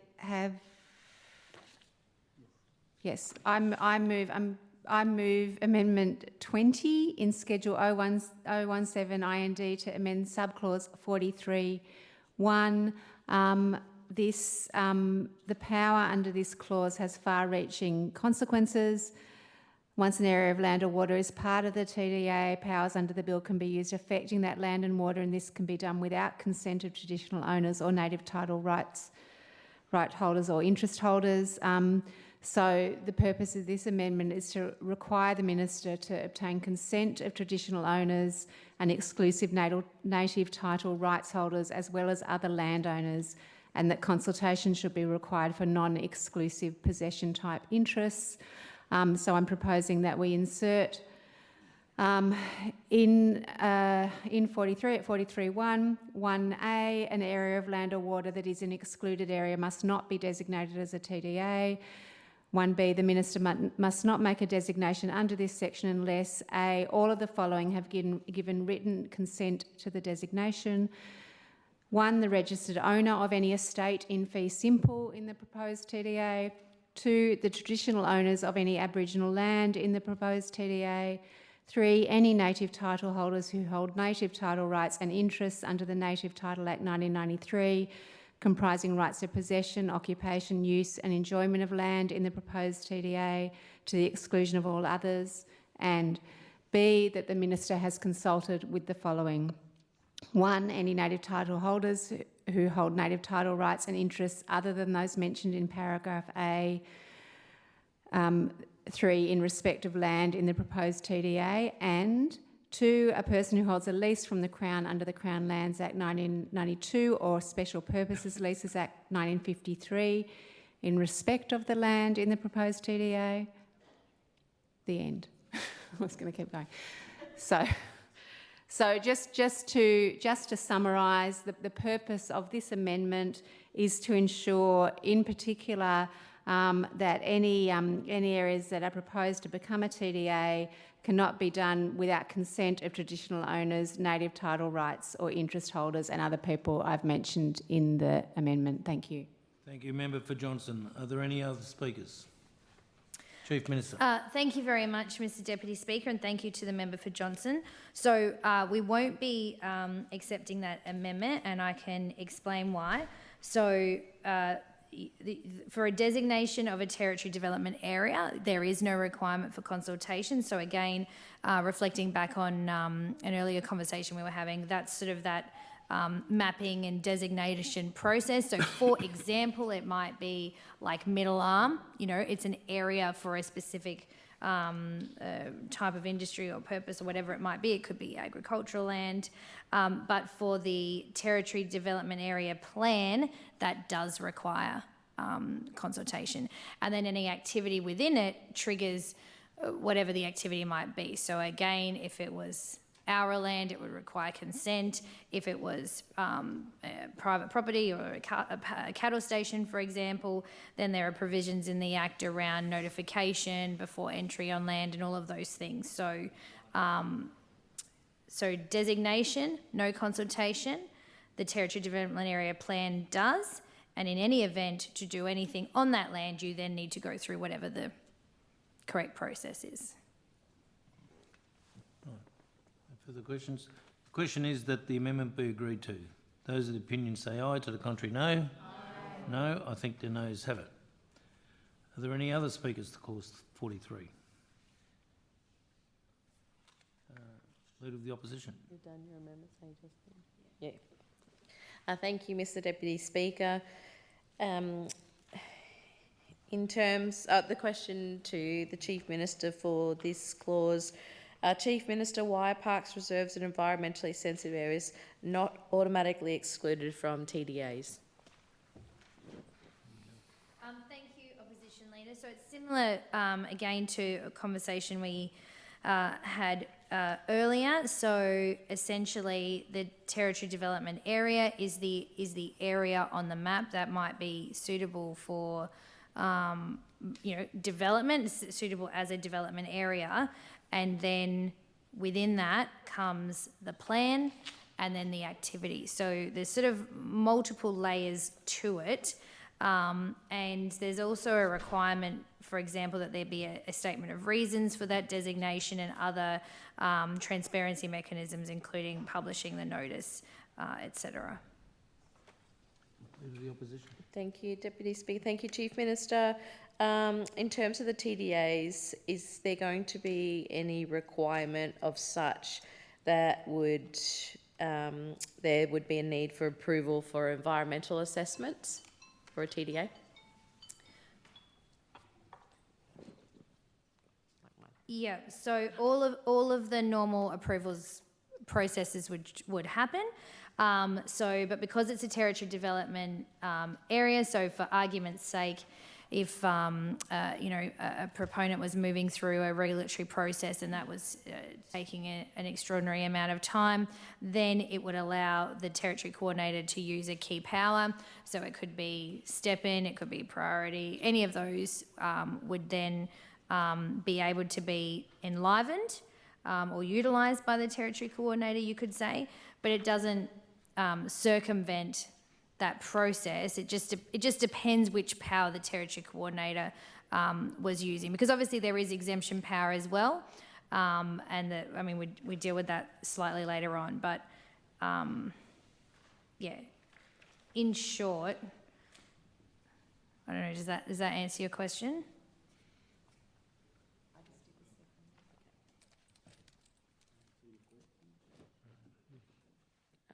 Thank you, Chief Minister. I was just double checking something with the member for Johnston, just making sure all the other proposed amendments have been ticked off, because I've just jumped straight into the questions. Chief Minister, what is stopping the Territory Coordinator from declaring the whole of the Northern Territory as a TDA?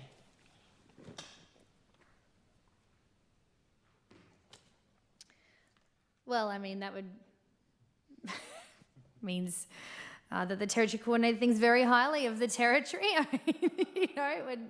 I think as much as, I'm a very proud and passionate Territorian. I love this place dearly, and I do believe in its economic potential, but do I believe that the whole of the Northern Territory has the potential for development of economic significance? No. So, there is still that criteria. 43(2) deals with that. It's got to have the potential for development of economic significance. Again, going back to that original definition that we dealt with earlier, the area has to have potential for construction of infrastructure that would enable or be enabled by development of economic significance.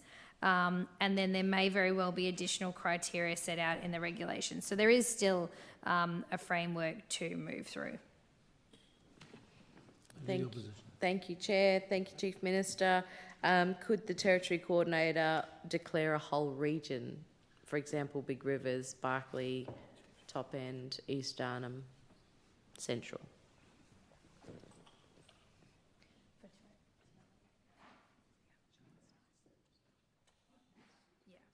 Sorry, just to confirm, it's the Minister who declares the territory development areas, not the Territory Coordinator, it's the Minister. Sorry, remind me of your question. I did ask if the Territory Coordinator could declare a whole region, And if you're referring to minister, would that be in fact the chief minister as a responsible portfolio holder?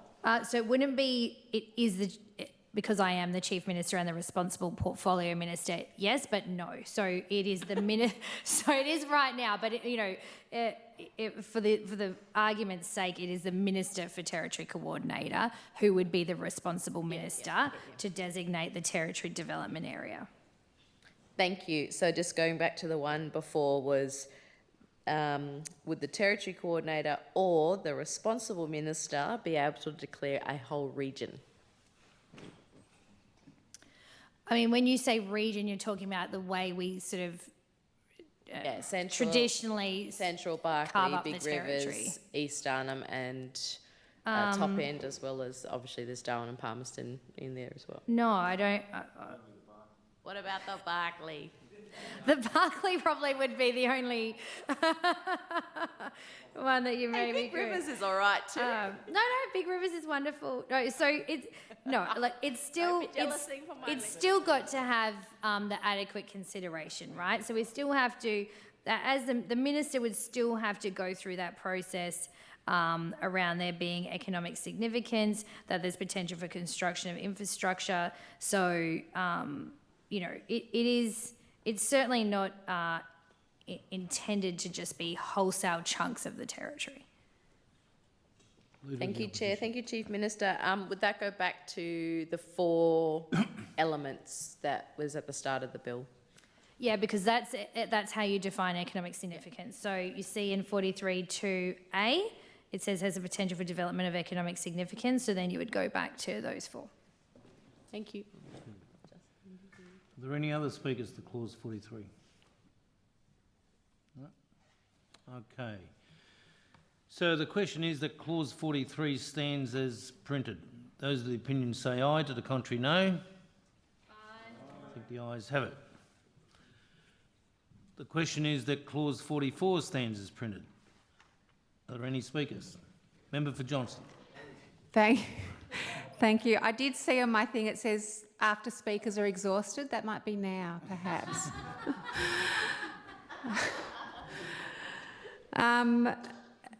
Mr Deputy Speaker, I move Amendment 23 in Schedule 017 IND to omit subclause 44C. This is a consequential amendment for the removal of Part 8, entry onto land, which we have not yet come to.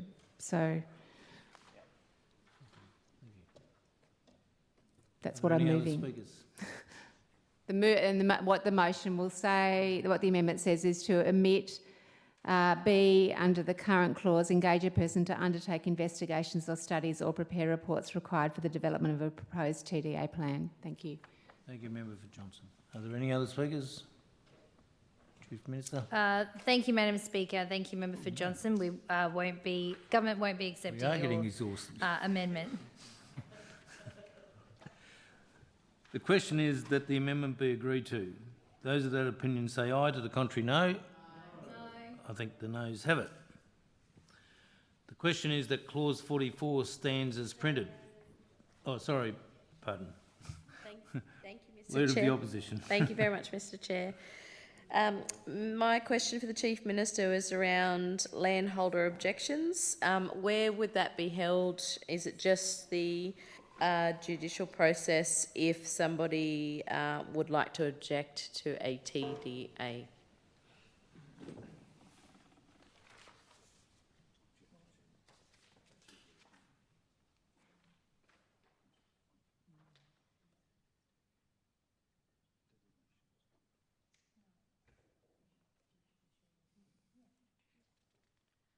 So there's always the opportunity for someone to seek judicial review of the decision, but there's no other review outside of judicial review for that. Leader of the Opposition. Thank you, Mr Chair. Chief Minister, will the Territory Coordinator be able to override any existing planning laws without parliamentary approval? So it can't override anything. I think what you're saying is could one of the key powers. The exemption power can't be used by the Territory Coordinator, it's the Minister only. So it's not the Territory Coordinator, but the Minister could exempt a certain process. To use your example, it could be a planning process, but again, that criteria has to apply around, is it duplicating a process, or there has to be a reason to do that. Leader of the Opposition. Thank you, Mr. Chair. Chief Minister, in terms of the could the Territory Coordinator override any plans, master plans, etc., in retrospect if anything's been already granted, say prior to the Territory Coordinator Bill coming into effect? Could a planning decision be overridden by the Territory Coordinator once the Territory Coordinator exists in legislation? Yeah, so that's not this clause, Opposition Leader. You'll be looking for the variation powers, the condition variation. Thank you, Chief Minister. And where should I direct that question? Which clause number? Sorry. I think we missed it. I think it's it's further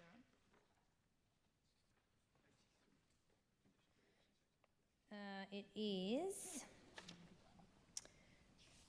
condition variation notices are at Division 5, Section 83. Thank you.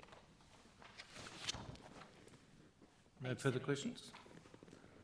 The question is that clause 44 stands as printed. Those of that opinion say aye, to the contrary no. Aye. The ayes have it. Is it the wish of the Assembly that clauses 45 to 47 be considered together? There being no objection, it is so ordered. The question is that clauses 45 to 47 stand as printed. Those of that opinion say aye, to the contrary no. I think the ayes have it. The question is that clause 48 stands as printed. Member for Johnston. Mr Deputy Speaker, I move Amendment 24 in Schedule 017 IND to subclause 48B to omit the regulations and insert Section 94A. This is in relation to public consultation.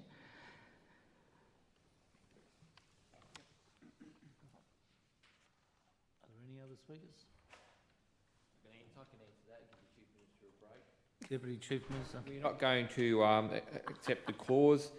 Section 94A is not going to be agreed to in the future, so it's, that clause is unworkable. Thank you, Minister. Okay. The question is that the amendment be agreed to. Those of that opinion say aye, to the contrary no. Aye. I think the noes have it. The question is that clause 48 stands as printed. Those of that opinion say aye, to the contrary no. Aye. I think the ayes have it.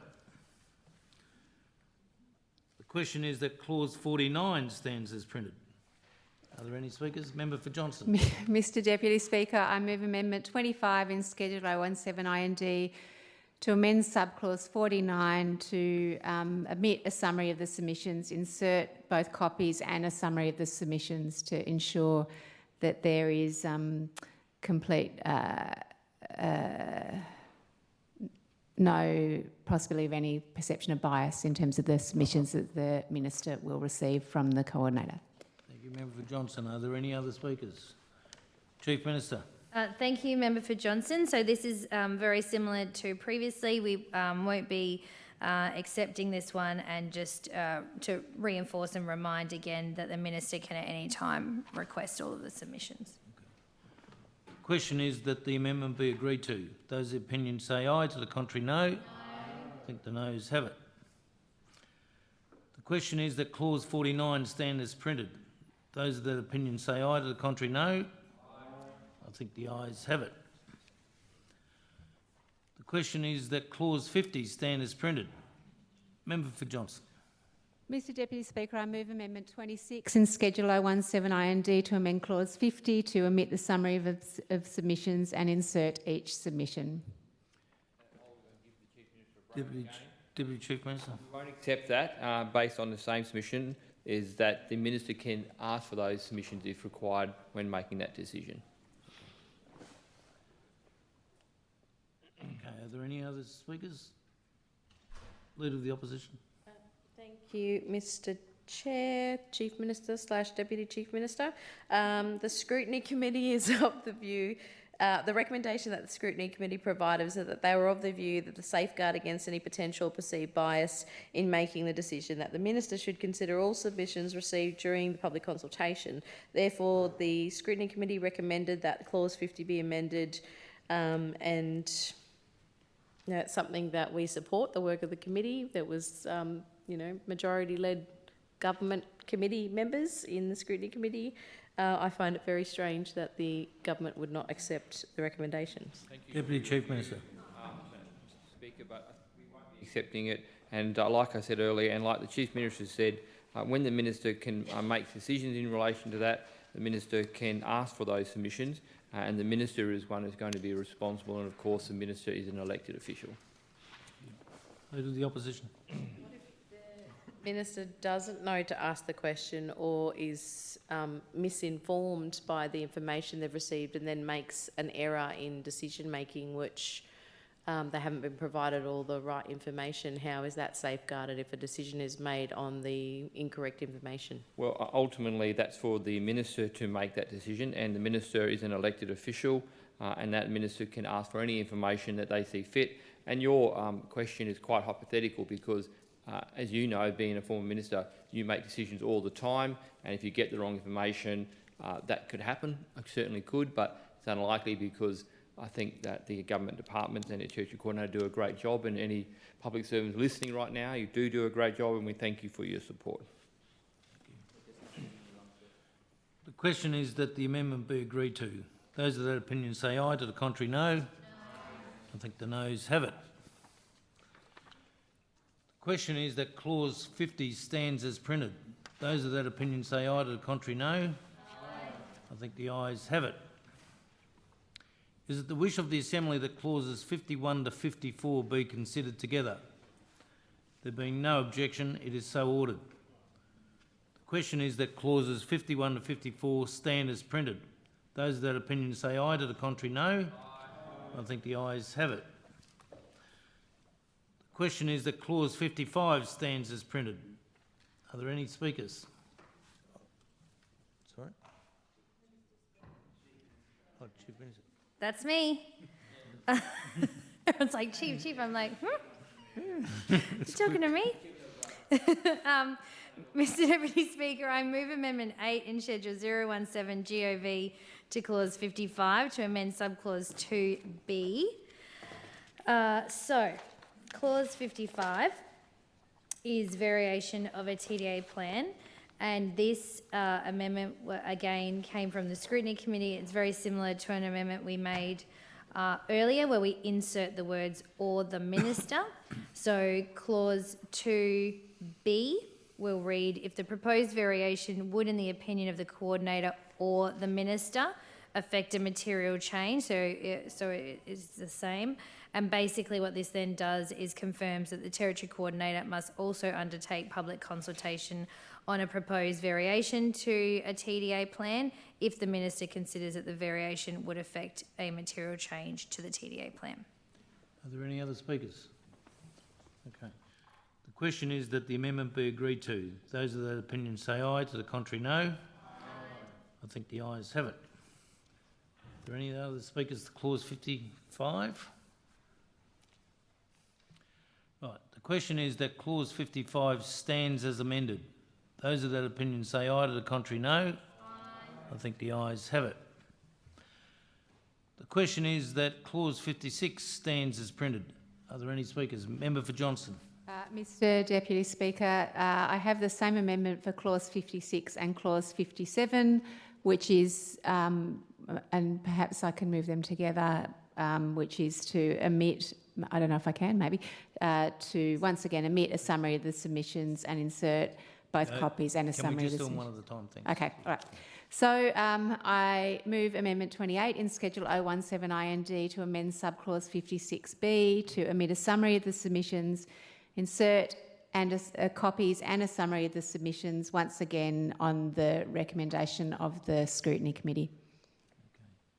Speaker, we won't be accepting, Mr. President or Chairman, we won't be accepting the recommendation on this because, as we said earlier, as the Minister makes a decision, and the copies of those submissions can be requested if the Minister sees fit. So we don't accept the amendment. Okay. The question is that the amendment be agreed to. Those of the opinion say aye. To the contrary, no. I think the noes have it. The question is that clause 56 stands as printed. Those of that opinion say aye. To the contrary, no. I think the ayes have it.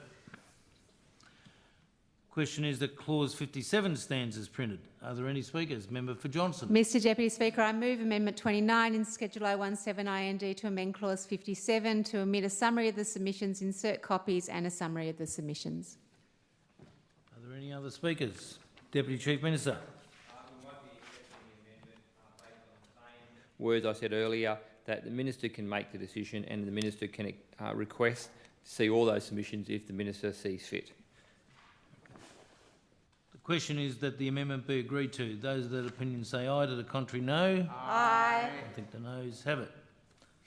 The question is that clause 57 stands as printed. Those of that opinion say aye. To the contrary, no. I think the ayes have it. Is it the wish of the Assembly that clauses 58 to 62 be considered together? There being no objection, it is so ordered. The question is that clauses 58 to 62 stand as printed. Those of that opinion say aye. To the contrary, no. Aye. I think the ayes have it. The question is that clause 63 stands as printed. Are there any speakers? Chief Minister. Thank you, Mr Deputy Speaker. I move Amendment 9 in Schedule 017 GOV to amend subclause 63(2). This was just to update an incorrect clause number. So in subsection 2, instead of reading 85 brackets 2, it will be 86 brackets 2. Okay. Are there any other speakers? Member for Johnson. Mr Deputy Speaker, I move Amendment 30 in Schedule 017 IND after clause... Sorry, we're dealing with the Chief Minister's amendment. Sorry. I'm sorry. I'm just Okay. So the question is that the amendment be agreed to. Those of that opinion say aye. To the contrary, no. Aye. I think the ayes have it. The question is that clause 63 stands as amended. Those of that opinion say aye. To the contrary, no. No. I think the ayes have it. Member for Johnson. Thank you, Mr Deputy Speaker. I move Amendment 30 in Schedule 017 IND after clause 63 to insert new clause 63A in Part 7, Division 1. The purpose of this is to ensure that it's clear that this, the application of part in this section cannot apply to an excluded area. So the amendment reads, application of part in relation to excluded area. To avoid doubt, a request or notice under this part must not be made or given in relation to a statutory process or statutory decision that relates either whole or in part to an activity, project or area that is on or relates to an excluded area. Thank you. Thank you, Member for Johnson. Are there any other speakers? Chief Minister. Thank you, Mr Deputy Speaker. We won't be accepting that amendment because we've not accepted that there are excluded areas. The question is that the amendment be agreed to. Those of that opinion say aye. To the contrary, no. No. I think the noes have it. The question is that clause 64 stand as printed. Those of that opinion say aye. To the contrary, no. Aye. I think the ayes have it. The question is that clause 65 stand as printed. Are there any speakers? Yes. Member for Johnson. Thank you, Mr Deputy Speaker. I move Amendment 31 in Schedule 017 IND to omit clause 65(1)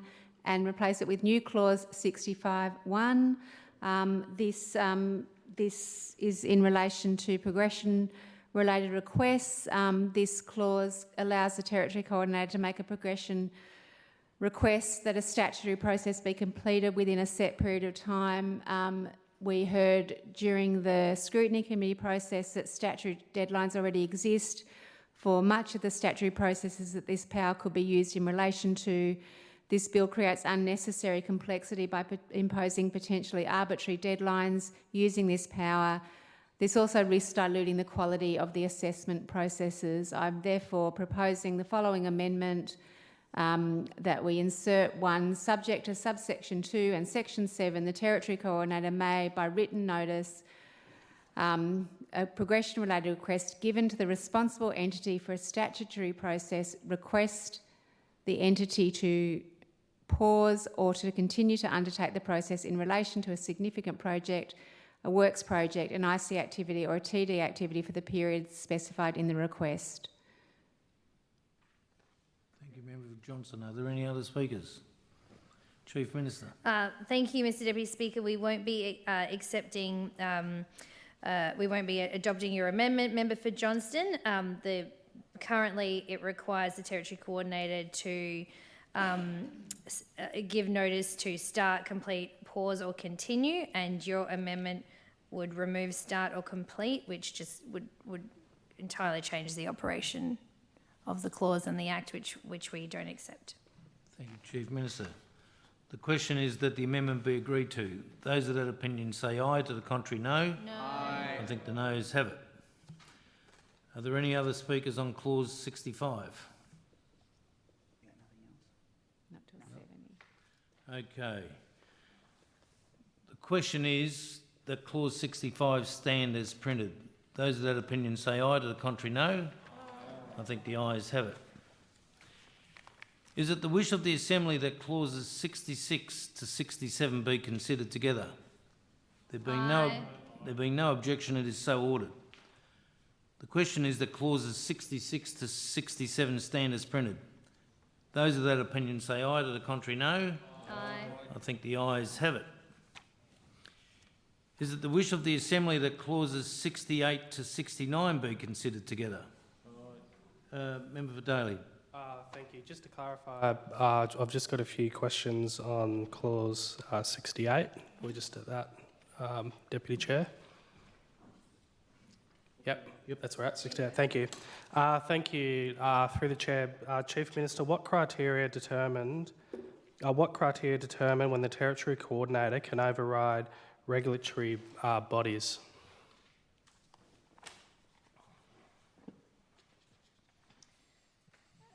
So a step-in notice is one of those key powers that the Territory Coordinator can avail themselves of if it's a significant project, a works project, an IC activity or a TDA activity. So that is the framework in which that particular type of power can be used. Thank you, Chief Minister. So should the affected agencies have the right to challenge a step-in decision? No, and the Act has not been designed in that way. The Territory Coordinator obviously has to have regard to certain things before being able to do that. For example, going back to the primary principle that driving economic development and what the social and environmental outcomes for the region will be. But ultimately, if the Territory Coordinator is having to take the measure of stepping in place of the responsible entity, it means there's been a form of failure on the part of the responsible entity.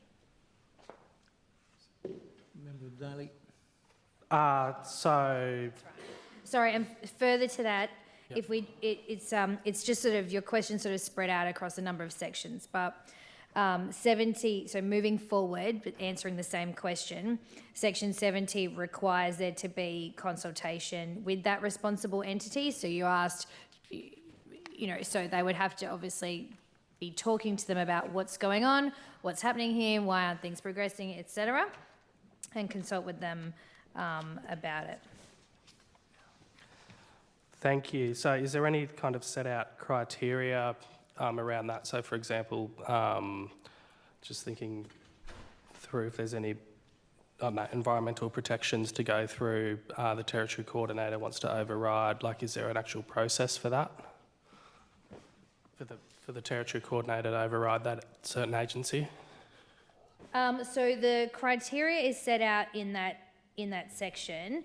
And just to clarify, I mentioned in my answer to your previous comment around that for them to do that, there would be some sort of failure. That's not entirely the case. Like, it's not going to always be the case that there was a failure. So it might be that because you've considered the primary principle that you will make a different decision. So that's also available to the territory coordinator, is to make a different decision than the one that the public entity came to the conclusion of. Thank you, Chair. How does this align with the principles of local governance and agencies' independence? So again, the entire purpose of this bill is to provide a process for projects of significance around that primary principle, to give a way through where there are blockages or unnecessary or duplicatory processes, where projects are significantly complex enough. So we've been through all of those criteria that get us to this point. So the step-in notice is one in a number of key decisions that the territory coordinator can utilise once all of those hurdles have been overcome to get to this point. Thank you, Chief. So under what circumstances can the coordinator take over a statutory decision from a responsible government agency?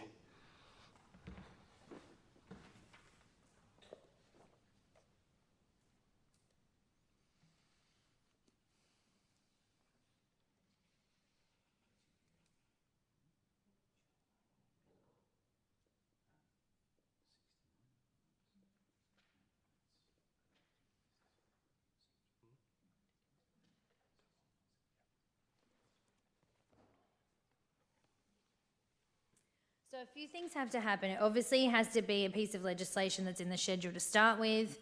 Then it has to be a significant project or a works project or an ICA activity or a TDA activity. So there are many thresholds to get to this point. Then there's the requirement for consultation under 70, and that really allows the responsible entity to make the territory coordinator aware of any issues that might impact on the decision that's impacting that particular notice. And so it gives the entity that entity the opportunity to raise specific considerations under whatever that relevant legislation might be. Thank you, Chief. And what are the legal risks of the territory coordinator overriding decisions that have been made by those agencies?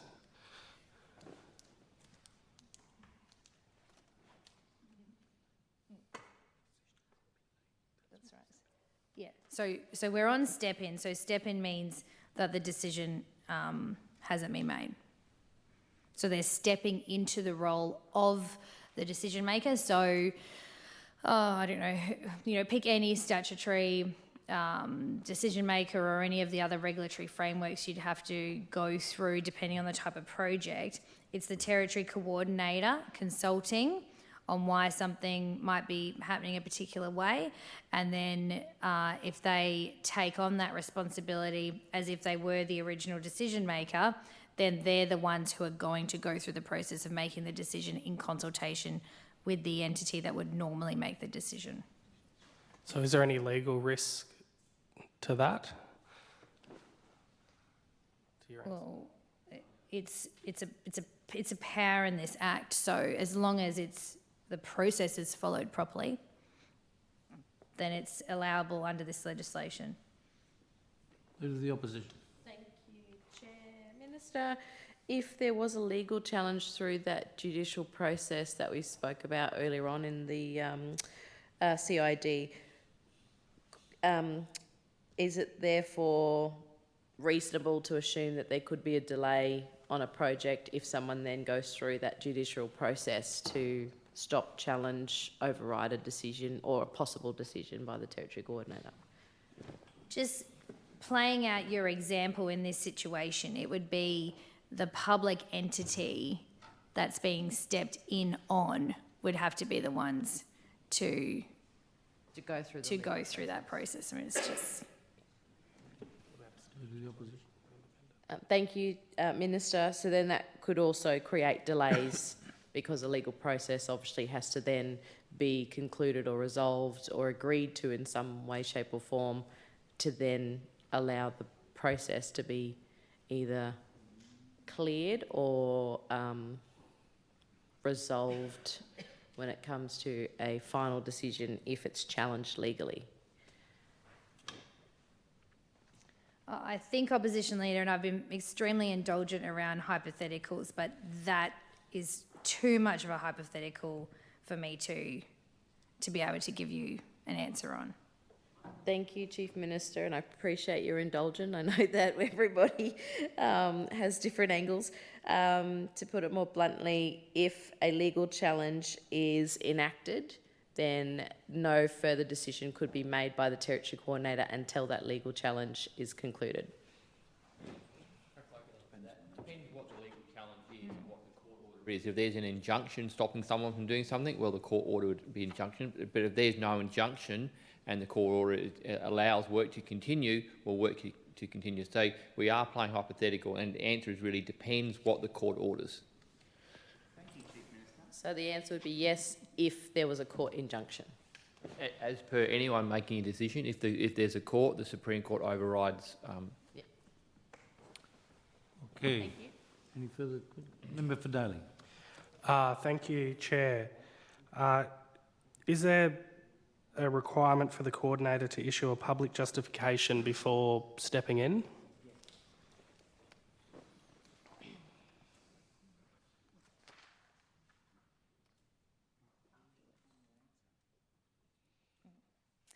No, not before, but afterwards. Why not before? What would it say? Sorry?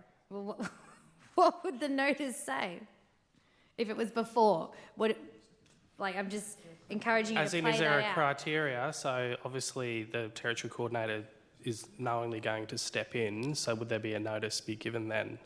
Or is it after the fact? Yeah, it's after the fact. It doesn't really make any sense to have it before. It's if a step-in notice is issued, then you publish the step-in notice.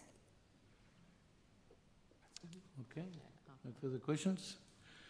The question is that clauses 68 to 69 stand as printed. Those of the opinion say aye, to the contrary no. Aye. I think the ayes have it. The question is that clause 70 stands as printed. Are there any speakers? Member for Johnson. Mr Deputy Speaker, I move Amendment 35 in Schedule 017IND to omit Clause 70 and insert a new Clause 70. I note this is a recommendation from the Scrutiny Committee. This is in relation to when step-in notices may be given.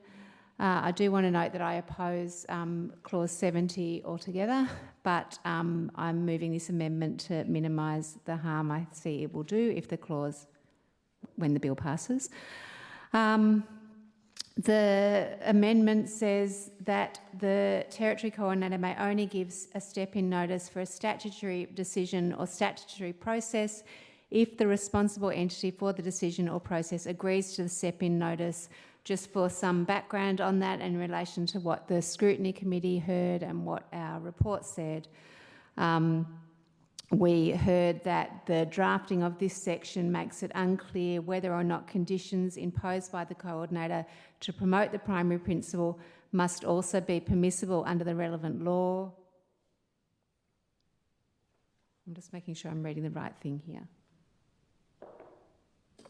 which I may not be. Hang on, am I? Am I? Yeah. I beg your pardon. Let me just rewind that. I'm actually at my next amendment. So my amendment 70 is, as I read, that I propose that if step-in powers are to remain in the bill and the bill passes, I propose that the responsible entity whose function it is to be displaced be given the final say over whether the Territory Coordinator or Minister steps in. Apologies for confusion. All good. Thank you, Member for Johnson. We won't be supporting that. It defeats the whole purpose. Member for Guadja. Thank you, Mr Deputy Speaker, Chairman of Committees. I am speaking in support of Clause 70, the amendment that's being put forward by the member for Johnson. Again, I don't support this particular clause, but this is an important safeguard. That was a recommendation of the committee. It does appear, however, that the committee, the government members of that committee are voting against their own recommendations, but equally I think it's an important recommendation that should be embedded in the legislation. Thank you for your view. Thank you. Are you speaking on behalf of the Chief Minister still, or? I was answering the question. Oh, great. Good to see you. Okay. So, no further speakers. The question is that the amendment be agreed to. Those of that opinion say aye. To the contrary, no. Aye. I think the noes have it. Division. Supported. Supported. Ring the bells.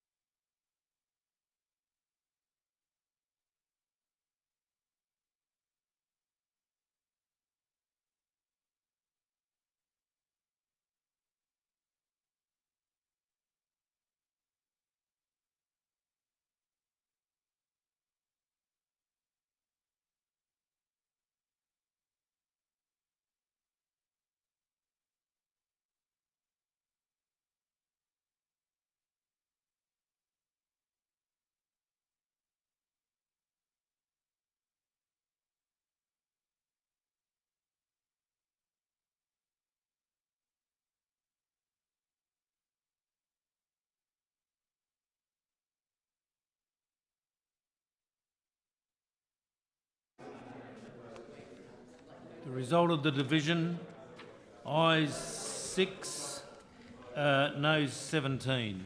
The amendment's defeated.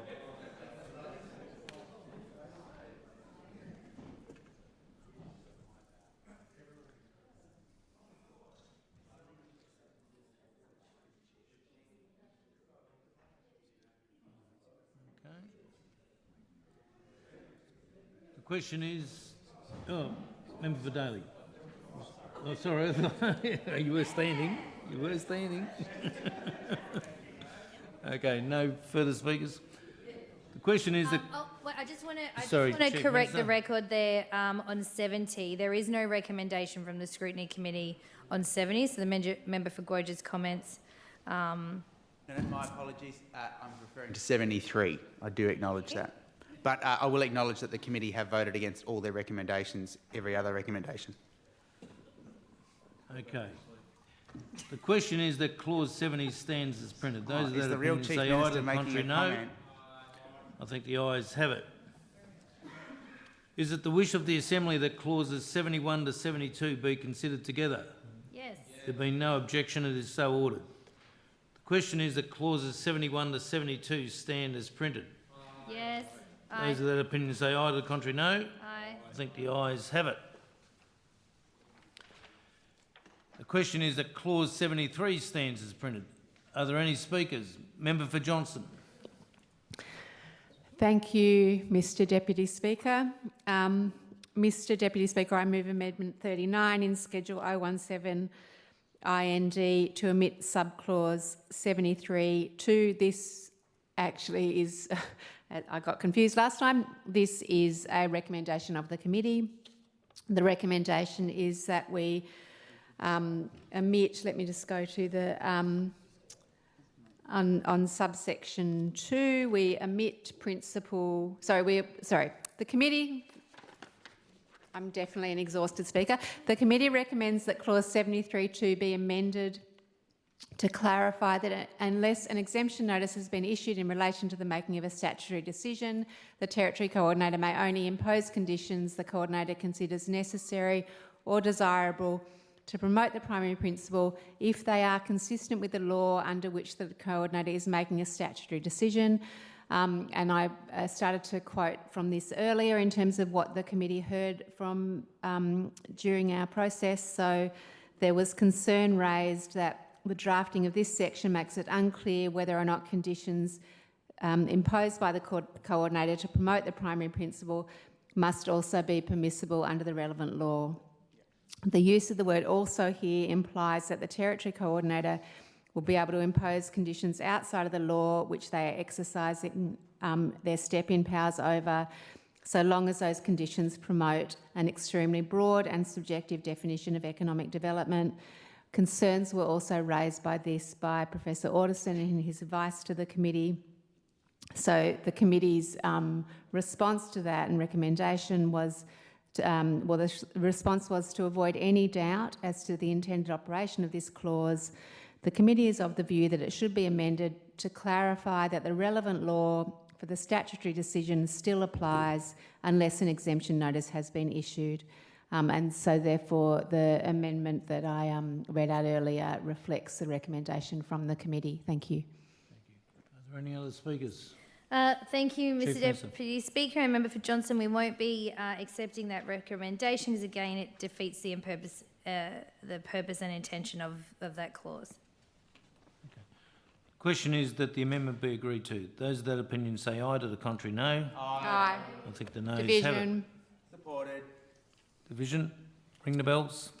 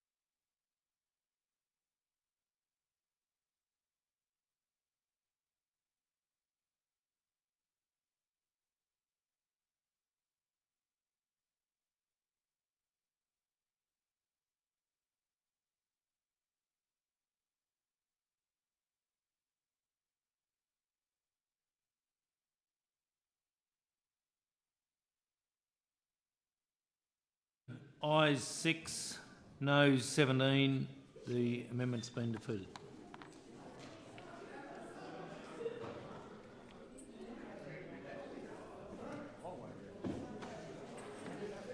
Hey, so you've got 7 together.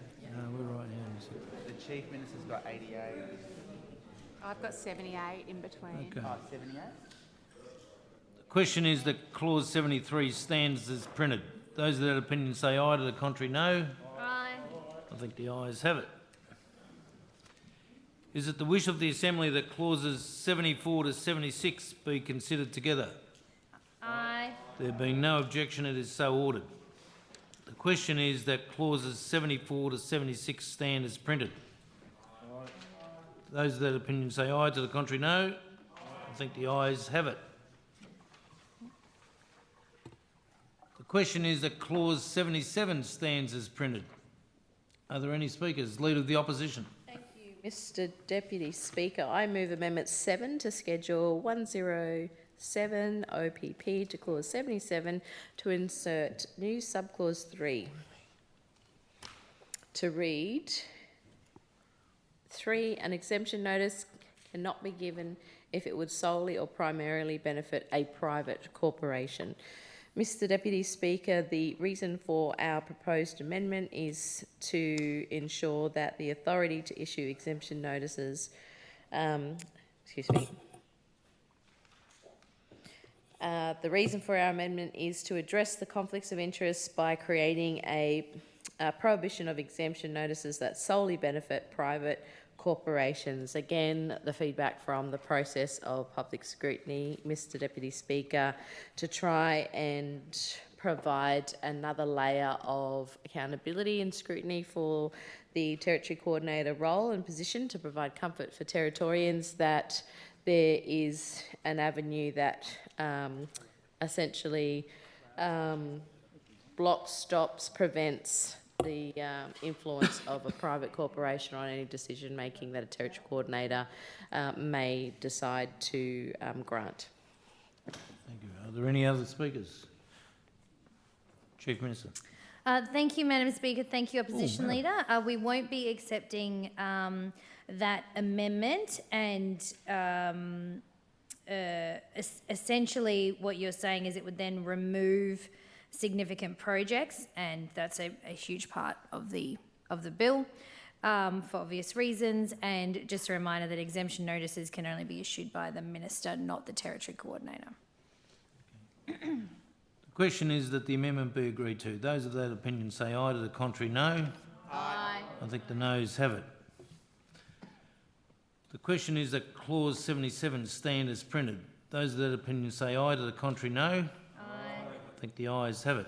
The question is that clause 78 stands as printed. Are there any speakers? Member Johnson. Mr Deputy Speaker, I move Amendment 45 in Schedule 017 IND to omit clause 78 and to insert new clause 78. So the clause would now read: the ground for giving exemption notice starts from an exemption notice may only be given under this division if modifying or excluding the law or part of the law would achieve efficient and effective regulation because the law substantially duplicates a statutory process or part of a statutory process that is completed or will be completed in relation to the relevant project or activity. This removes Clause A of the current bill, which undervalues the function of regulatory processes and introduces discretion, which from the Scrutiny Committee we heard to a level that was not satisfactory to the community. Thank you. Thank you, Member Johnson. Are there any other speakers? Chief Minister. Thank you, Member for Johnson. We won't be accepting your amendment. The question is that the amendment be agreed to. Those of that opinion say aye, to the contrary no. Aye. I think the noes have it. The question is that clause 78 stands as printed. Those of that opinion say aye, to the contrary no. Aye. I think the ayes have it. Question is that clause 79 stands as printed. Are there any speakers? No? Now irrelevant. Okay. Sorry, Member for Daly. No, not now irrelevant. Sorry. I have some amendments, but you go first. Okay, did you have amendments? You can go first. Okay, sorry. I did ask. Yes, sorry. I had one amendment which is no longer relevant, but I have a second amendment which is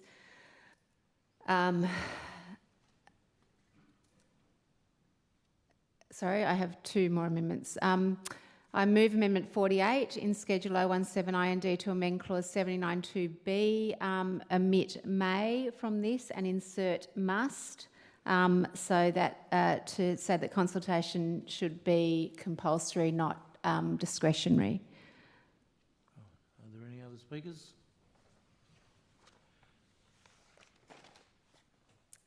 Thank you, Member for Johnson. That amendment's not supported by the government. The question is that the amendment be agreed to. Those of that opinion say aye, to the contrary no. Aye. I think the noes have it. Are there any other speakers to clause 79? Member for Johnson. Thank you, Mr Deputy Speaker. I move Amendment 49 in Schedule 017 IND to amend Clause 79(3)(a). The purpose of this amendment is that, the wording of the amendment is to change A to why the Territory Coordinator is satisfied the ground to issue the exemption notice exists. The purpose of this is so that the community can have an understanding of the basis for the decisions being made. Thank you. Are there any other speakers? Chief Minister. Thank you, Member for Johnson, and the government will not be accepting your amendment. Will be. The question is that the amendment be agreed to. Those of that opinion say aye, to the contrary no. Aye. I think the noes have it. I thought she said will be.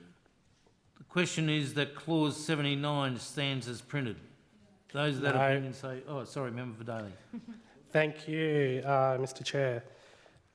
Minister, why does a minister, rather than an independent authority, have final approval over exemption notices?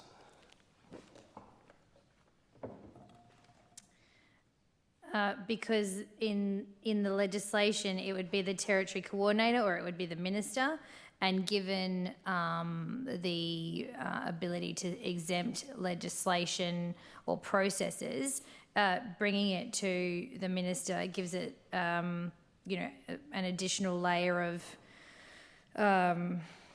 consideration, I suppose. Yeah. And what safeguards exist to ensure that those exemption powers are used for the benefit of politically connected industry or developers? Well, much like every other time you've asked that question, there are a number of thresholds and tests embedded throughout the whole Act. And just to extend on my earlier answer to you around why the Minister does it, it also then makes that decision disallowable by the Parliament. So it brings the decision into the Parliament, which again is another layer of transparency and scrutiny and accountability, and it gives the Parliament the opportunity to vote on the decision that the Minister made. Can you outline those thresholds or tests as you just indicated to ensure those safeguards are there? No, because they're not in Clause 79. They're embedded from 1 right through to 79, and we've gone over them extensively. Okay. Member Daly? Yes? No, it's all right, thank you. Okay. The question is that clause 79 stands as printed. Those of that opinion say aye, to the contrary no. Aye. I think the ayes have it. The question is that clause 80 stands as printed. Are there any speakers? Member for Johnson. Thank you, Mr Deputy Speaker. I move Amendment 51 in Schedule 017 IND to amend subclause 80 to B, to replace in B that the Territory Coordinator must consult, not may consult. This was a recommendation of the committee. The committee stated that given the potential impact of an exemption notice on the rights of individuals, such as a requirement to give notice to and obtain the consent of landowners prior to conducting preliminary exploration on land. The committee is of the view that consulting with any other person the Coordinator or Minister considers may be affected by the proposed exemption notice should not be optional. So I'm supporting that recommendation of the committee. Thank you. Thank you, Member Johnson. Are there any other speakers? Chief Minister. Thank you, Member for Johnson. We did not accept that recommendation of the Scrutiny Committee and do not accept your amendment. Thank you, Chief Minister. Can you explain why you didn't accept that recommendation? Yes, because again, it just comes down to there needing to be a level of discretion because it will depend very much on the individual situation. So the way it is currently drafted allows for there to be consultation if that's what's deemed necessary and appropriate at the time. Okay. The question is that the amendment be agreed to. Those of that opinion say aye, to the contrary no. Aye. I think the noes have it. Are there any other speakers to clause 80? No. Okay. Member for Johnson. Mr Deputy Speaker, I move Amendment 52 in Schedule 017 IND to amend subclause 83 to read that a ground mentioned in Section 78(1), replace that with the ground mentioned in Section 78, which perhaps is a consequential amendment. Yeah. I'll withdraw that because we've already dealt with, yeah, it's been addressed. Okay. No further questions? Okay. The question is that clause 80 stands as printed. Those of that opinion say aye, to the contrary no. Aye. I think the ayes have it. The question is that clause 81 stands as printed. Are there any speakers? Leader of the opposition. Thank you, Mr Deputy Speaker. I move Amendment 9 to Schedule 01 OPP to clause 81 to insert new subclause 3. To insert Section 3, this section is subject to Section 82. Mr Deputy Speaker, this is part of our amendments to remove exemption notices. Are there any other speakers? No? Chief Minister. Thank you, Opposition Leader, and this amendment is... Okay. The question is that the amendment be agreed to. Those of that opinion say aye, to the contrary no. Aye. I think the noes have it. The question is that clause 81 stands as printed. Those of that opinion say aye, to the contrary no. Aye. I think the ayes have it.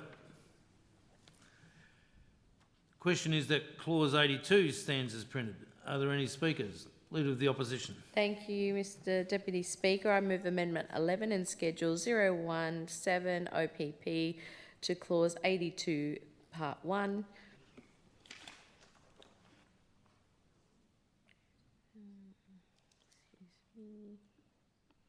Mr Deputy Speaker, we're calling the amendment for the bill to require real-time publicly accessible reporting on the Territory Coordinator's website, reports indexed by project, industry and type of exemption or variation, justifications for all decisions supported by economic and environmental impact statements, and additionally amend clause 82, tabling and disallowance to require that any exemption notices, if retained, must be tabled in the Legislative Assembly before taking effect. This ensures that Parliament and the public have the opportunity to review and provide input before works commence. Mr Deputy Speaker, and the amendments have been circulated there. Okay, are there any other speakers? Deputy Chief Minister. Speaker, we won't be accepting this recommendation because effectively it goes against the principles of trying to speed up things and make things easy to do business, and if it has to take effect, it may slow down the opportunity to do business in the Northern Territory. Okay. Question is that the amendment be agreed to. Those of that opinion say aye, to the contrary no. Aye. I think the noes have it. Are there any further speakers on clause 82? Leader of the opposition. Thank you, Mr Deputy Speaker. I move Amendment 12 in Schedule 017 OPP to clause 82, Part 2. Obviously, this leads on from what was previously discussed. This particular amendment is omitting the subsection there and putting omit whether or not it has been tabled. Okay. Are there any other speakers? Deputy Chief Minister. Opposition Leader, we won't be accepting the amendment. Again, it goes against the principle of what the Territory Coordinator Act is trying to do. Okay. Question is that the amendment be agreed to. Those of that opinion say aye, to the contrary no. I think the noes have it. Are there any further speakers on clause 82? Leader of the opposition. Thank you, Mr Deputy Speaker. I move Amendment 13 in Schedule 017 OPP to Clause 82 Part 3. All words after given, omit and insert within 6 sitting days after it is tabled. Thank you. Are there any other speakers? Deputy Chief Minister. Mr. Acting Speaker, we won't be accepting this amendment due to the fact it goes against the principles of the Territory Coordinator Act that we're trying to put into legislation to be able to make the Territory a better place to do business. Question is that the amendment be agreed to. Those that opinion say aye, to the contrary no. Aye. I think the noes have it.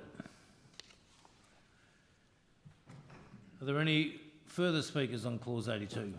Leader of the opposition. Thank you, Mr Deputy Speaker. I move Amendment 14 in Schedule 017 OPP to Clause 82 Part 4 and Part 5. Omit and insert 4. An exemption notice does not take effect until the earlier of the following. A, the day on which the resolution mentioned in subsection 2 is considered and disposed of by the Legislative Assembly. B, the expiry of the period mentioned in subsection Part 3. Mr Deputy Speaker, opposition, we won't be accepting the amendment. Again, this goes against the principles of the Territory Coordinator Act, which is to make the Territory the best place to do business, and we're trying to speed up approval time, and this is what this legislation does. Member for Johnson.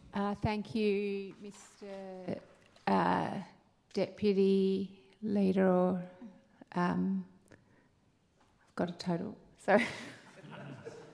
Thank you, everyone.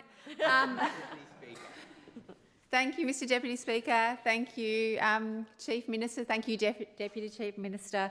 I just wanted to clarify, when you say this goes against the intentions of the Act, my understanding of the amendment is that the exemption notice is tabled not on the next sitting day, which we heard in the committee could be up to 4 months after the exemption notice has been put in place, and that nothing that is done under that exemption notice is reversible. Is that the intention of this Act? Mr Deputy Speaker, I think, Member for Johnson, you answer your own question. This legislation is trying to speed up approval processes and get rid of delay, and if there is a 4-month delay, remember, these exemption notices are made by the Minister, not by the Coordinator, so it's made by an elected official, and then, so that person, whoever that may be, is going to be held to account because this is not just an unelected official, this is a Minister of the government, and then that will move through to the next sitting day, and the Minister will consider all the options as we've gone through the rest of the legislation. The Minister can seek submissions, it can seek the whole submissions. The Minister is going to be responsible to make a decision, and if that decision is made, that decision should be upheld until it could be reversed, but it could be go forward, and then there would be a delay, which we're trying to stop. Member Johnson. Thank you. I remind the House of what I said earlier, which was that our legal advice in the committee was that the Chief Minister having power, or the Minister having power, not only the Territory Coordinator, was not particularly comforting in terms of making sure that we were following democratic processes, and that the significant concerns raised by both our legal advice and many people who gave evidence to the committee was that this presumably is in place to give comfort to people who might be concerned about fast-tracking processes without the Legislative Assembly having any oversight, but it doesn't achieve that aim because by the nature of our sitting calendar, 6 sitting days could mean 4 months in which amount of time very irreversible work could have been done that the House may not support. Thank you, Member for Johnson. And that's why this decision rests with the Minister and not the Territory Coordinator. The Minister makes a decision about these exemption notices because of the gravity of what exemption notices are. So it's going to be made by a Minister, and the Minister won't make that decision lightly, Member for Johnson, and the Minister will consider all the information before the Minister and make a decision based on the best interests of all Territorians, and that's why the Minister is going to make that decision, not the Territory Coordinator. Thank you. So is there a rationale for why it couldn't come to the chamber earlier than 6 sitting days? Member Johnson, what we are trying to do is avoid delay and speed up the approval processes in the Northern Territory. The gravity of an exemption notice is a big thing to do, and that's why the Minister makes that decision. Why wouldn't he do it after 1 day? Okay. The question is that the amendment be agreed to. Those that opinion say aye, to the contrary no. Aye. The noes have it. The question is that clause 82 stands as printed. Those that opinion say aye, to the contrary no. Aye. I think the ayes have it. Is it the wish of the Assembly that clauses 83 to 85 be considered together? There being no objection, it is so ordered. The question is that clauses 83 to 85 stand as printed. Those that opinion say aye, to the contrary no. I think the ayes have it. The question is that clause 86 stands as printed. Are there any speakers? Member for Johnson. Thank you, Mr Deputy Speaker. I move Amendment 60 in Schedule 017 IND to insert new subclause 86.4 after 86.3. This is in relation to condition variation notices and refers to a further amendment that I'm going to be proposing a new clause before clause 88. So the insertion is that a condition variation notice takes effect as provided for in section 87A. Thank you, Member for Johnson. We won't be accepting your amendment. The question is that the amendment be agreed to. Those that opinion say aye, to the contrary no. No. I think the noes have it. The question is that clause 86 stands as printed. Those that opinion say aye, to the contrary no. Aye. I think the ayes have it. The question is that clause 87 stand as printed. Those that opinion say aye, to the contrary no. Aye. Aye.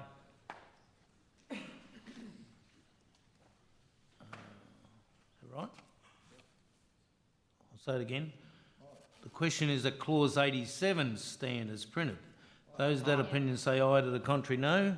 Aye. I think the ayes have it. That's right. Sorry. I was mishearing something there. Member for Johnson. Deputy Speaker. I move Amendment 61 in Schedule 017 IND after clause 87 to insert new clause 87 in Part 7, Division 5. This is in relation to tabling and disallowance.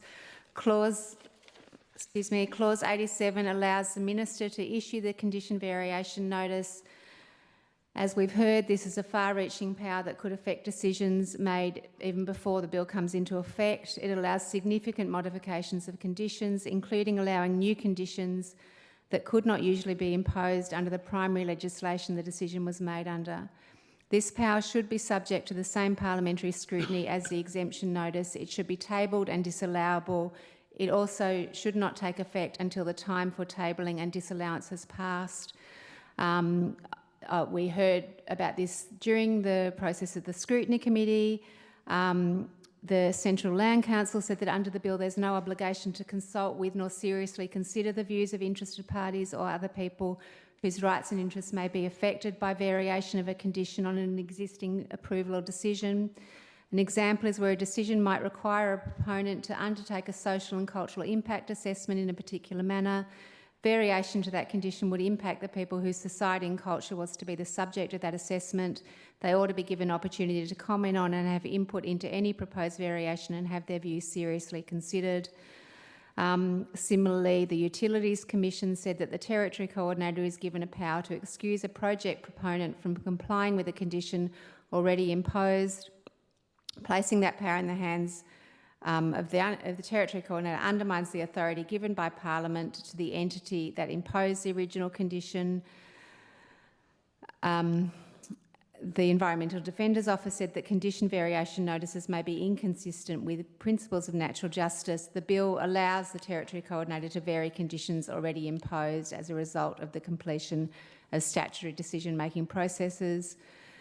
In situations where conditions are included following public consultation but then are removed by a condition variation notice, submitters will be denied procedural fairness. Conditions imposed on their request would have changed and they would have had no opportunity to comment before the variation is made. I've therefore proposed that we insert at 87A, tabling and disallowance. 1, the Minister must table a copy of the condition variation notice in the Legislative Assembly before it takes effect. 2, the Legislative Assembly may pass a resolution disallowing a condition variation notice or a specified provision of that notice. 3, notice of a resolution under subsection 2 must be given within 6 sitting days after it is tabled. 4, if a resolution disallows a condition variation notice or provisions of it, the disallowance has the same effect as a revocation of the notice or provisions.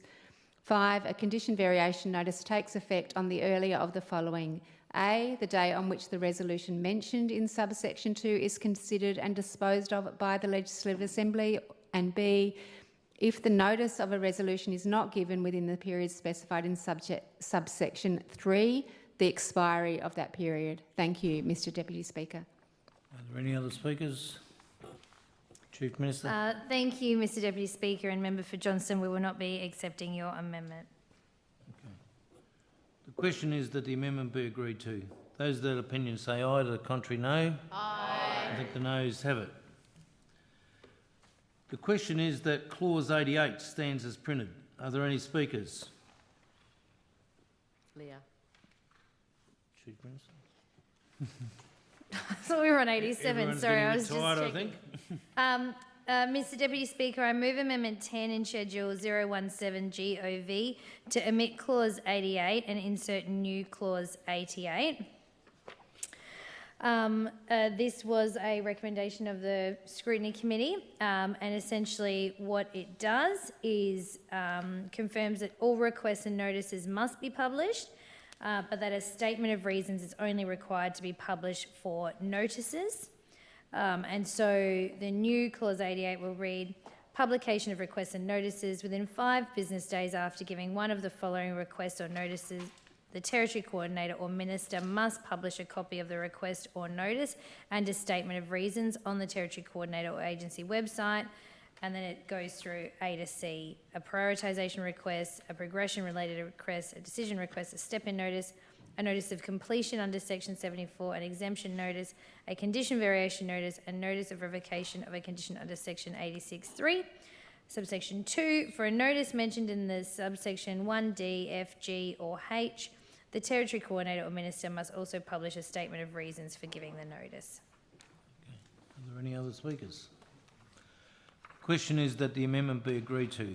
Those of the opinion say aye, to the contrary no. Aye. I think the ayes have it. The question is that Clause 88 stands as amended. Those of that opinion say aye, to the contrary no.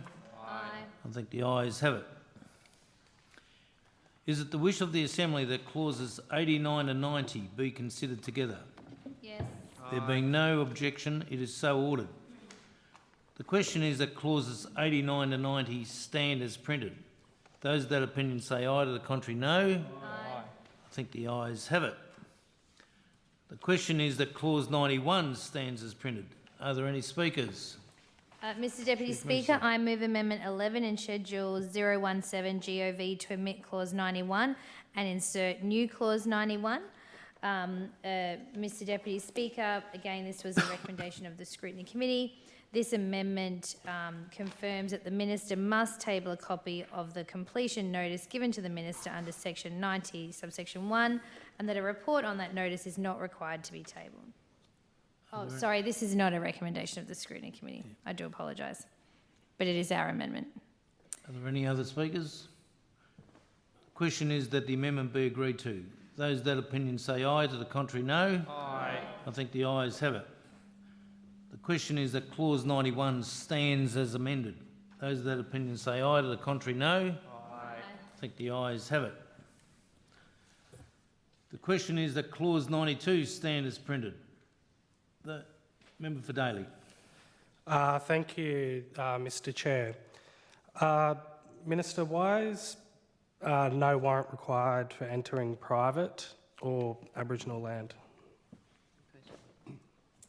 So what this part of the bill does is set out the powers to enter land. So it has like if you look to 92, there's details around how a person can be authorised to enter land to do specific things. There has to have been at least 14 days notice prior to the entry. The notice has to do a range of things so that the person on whose land it is obviously well aware of the activity. And of course, it cannot override the Commonwealth's, Aboriginal Land Rights Act, land rights, any of those federal pieces of legislation cannot be overridden. Thank you, Chief Minister. So does this mean the Territory Coordinator would need to apply for a permit to enter Aboriginal land?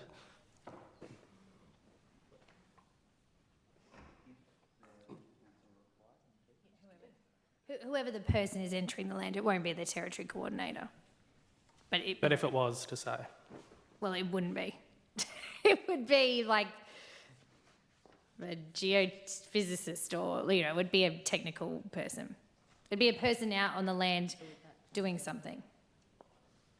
So that person that would be instructed by the Territory Coordinator or under the Territory Coordinator would need to apply for a permit? Correct. So in regards to landholders, should the landholders be notified before government officials enter their property? Yep, it says it very clearly with 14 days notice, and it has to provide a range of details set out in subsection 3 around what that notice has to include.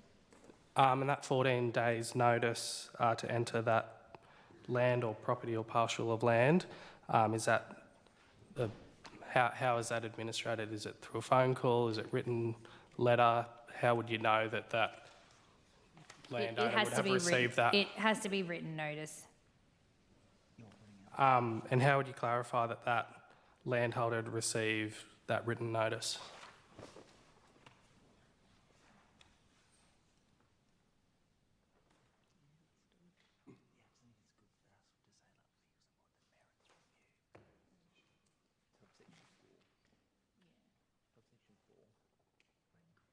So, the person must not enter premises under this section without the consent of the owner or occupier of the land. Subsection 6, the person must show the written authorisation to enter the land to the owner or occupier of the land on request. So there's safeguards built into it. This has been modelled off. This is not the only piece of Northern Territory legislation that has the power to enter land, and this has been modelled off those other existing laws. Thank you, Chief Minister, for that answer. So you did say if consent is given, so if consent isn't given from that landholder, what would then happen then in terms of that person entering that parcel of land? Oh, yeah, that's because you're not allowed in the building. Sorry, I apologise. So it's entry into land. You're not allowed into the premises. You're allowed into the premises if obviously the owner consents to, so premises being a building. So your question then is, if you don't receive consent to enter the land within the 14 days, is that your question? Yep.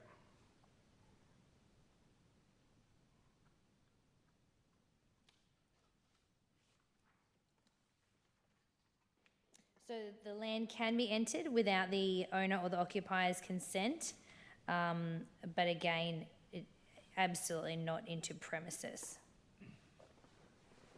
Sorry, could you just repeat that? I got the premises one.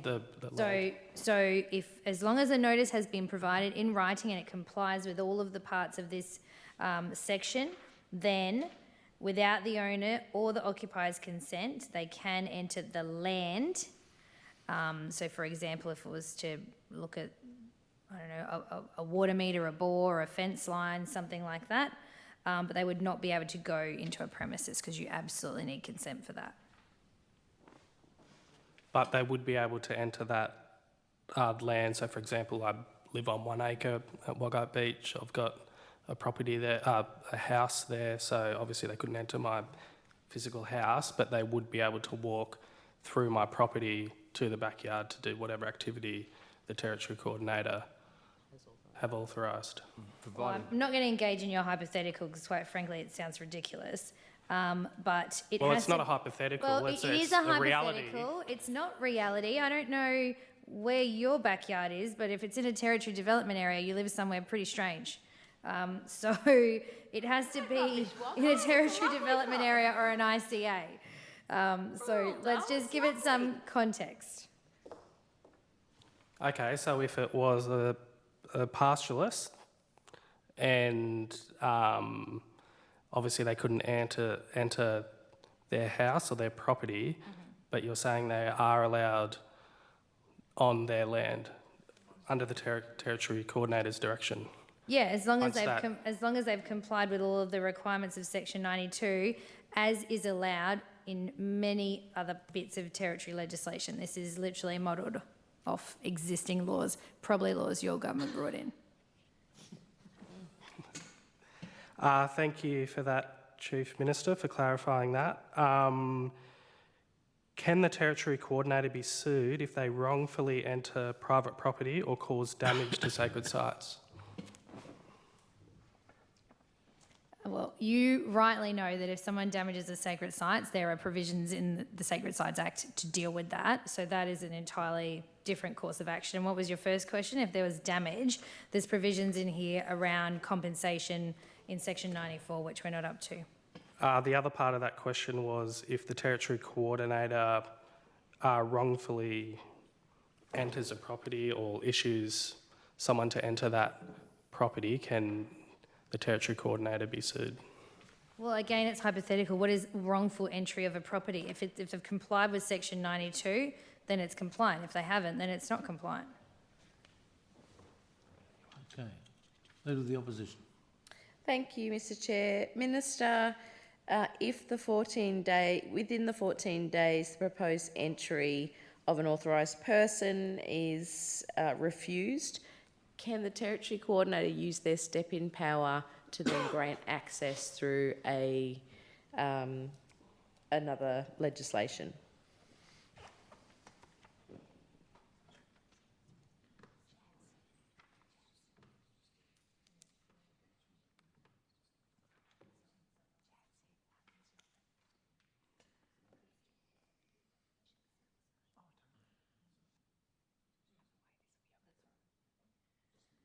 So it's not a yes or no question, it's a notice. So it's about giving the person the right amount of notice. It's not about asking them for their consent or otherwise. So it's about making sure that the notice is given with that 14-day period, that there's all of the details as set out in it.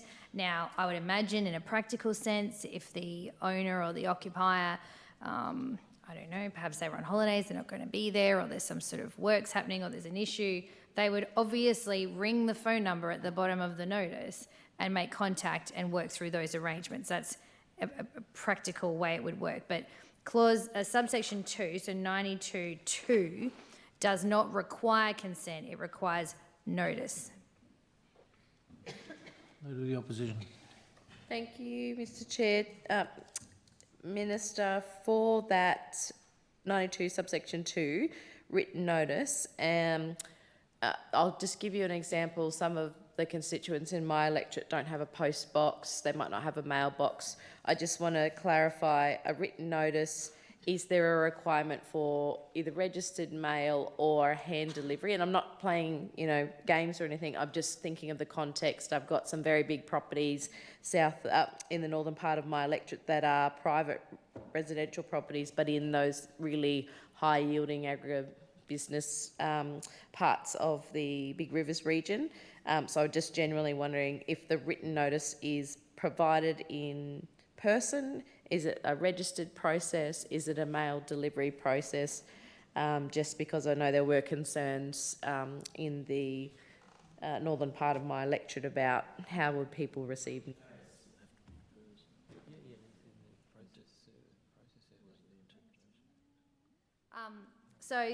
Thank you, Opposition Leader. I do understand your question. I think the reality is the Territory Coordinator is going to be getting the owner or occupier information from the land system. So whoever the registered person is, or whatever information they can obtain, will be then how they provide that written notice. There's nothing in this clause that stops the Territory Coordinator from hand delivery or whatever it might need to be. But there's nothing that requires them to go beyond providing that written notice. So, if it's a cattle station, and obviously it's whichever station, cattle station X, then they would look that up. There would be a post office box, or there would be a Australia Post outlet, or wherever it is where people then can get their mail. Thank you, Mr. Chair.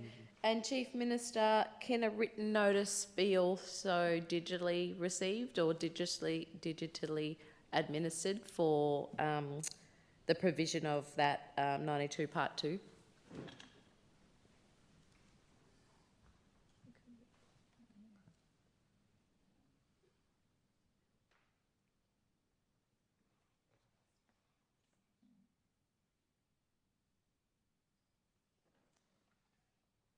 Well, it just requires it to be written. So, it's probably a bit too hypothetical. In a realistic sense, how would you obtain someone's email address? Like, it wouldn't, if you're cattle station X,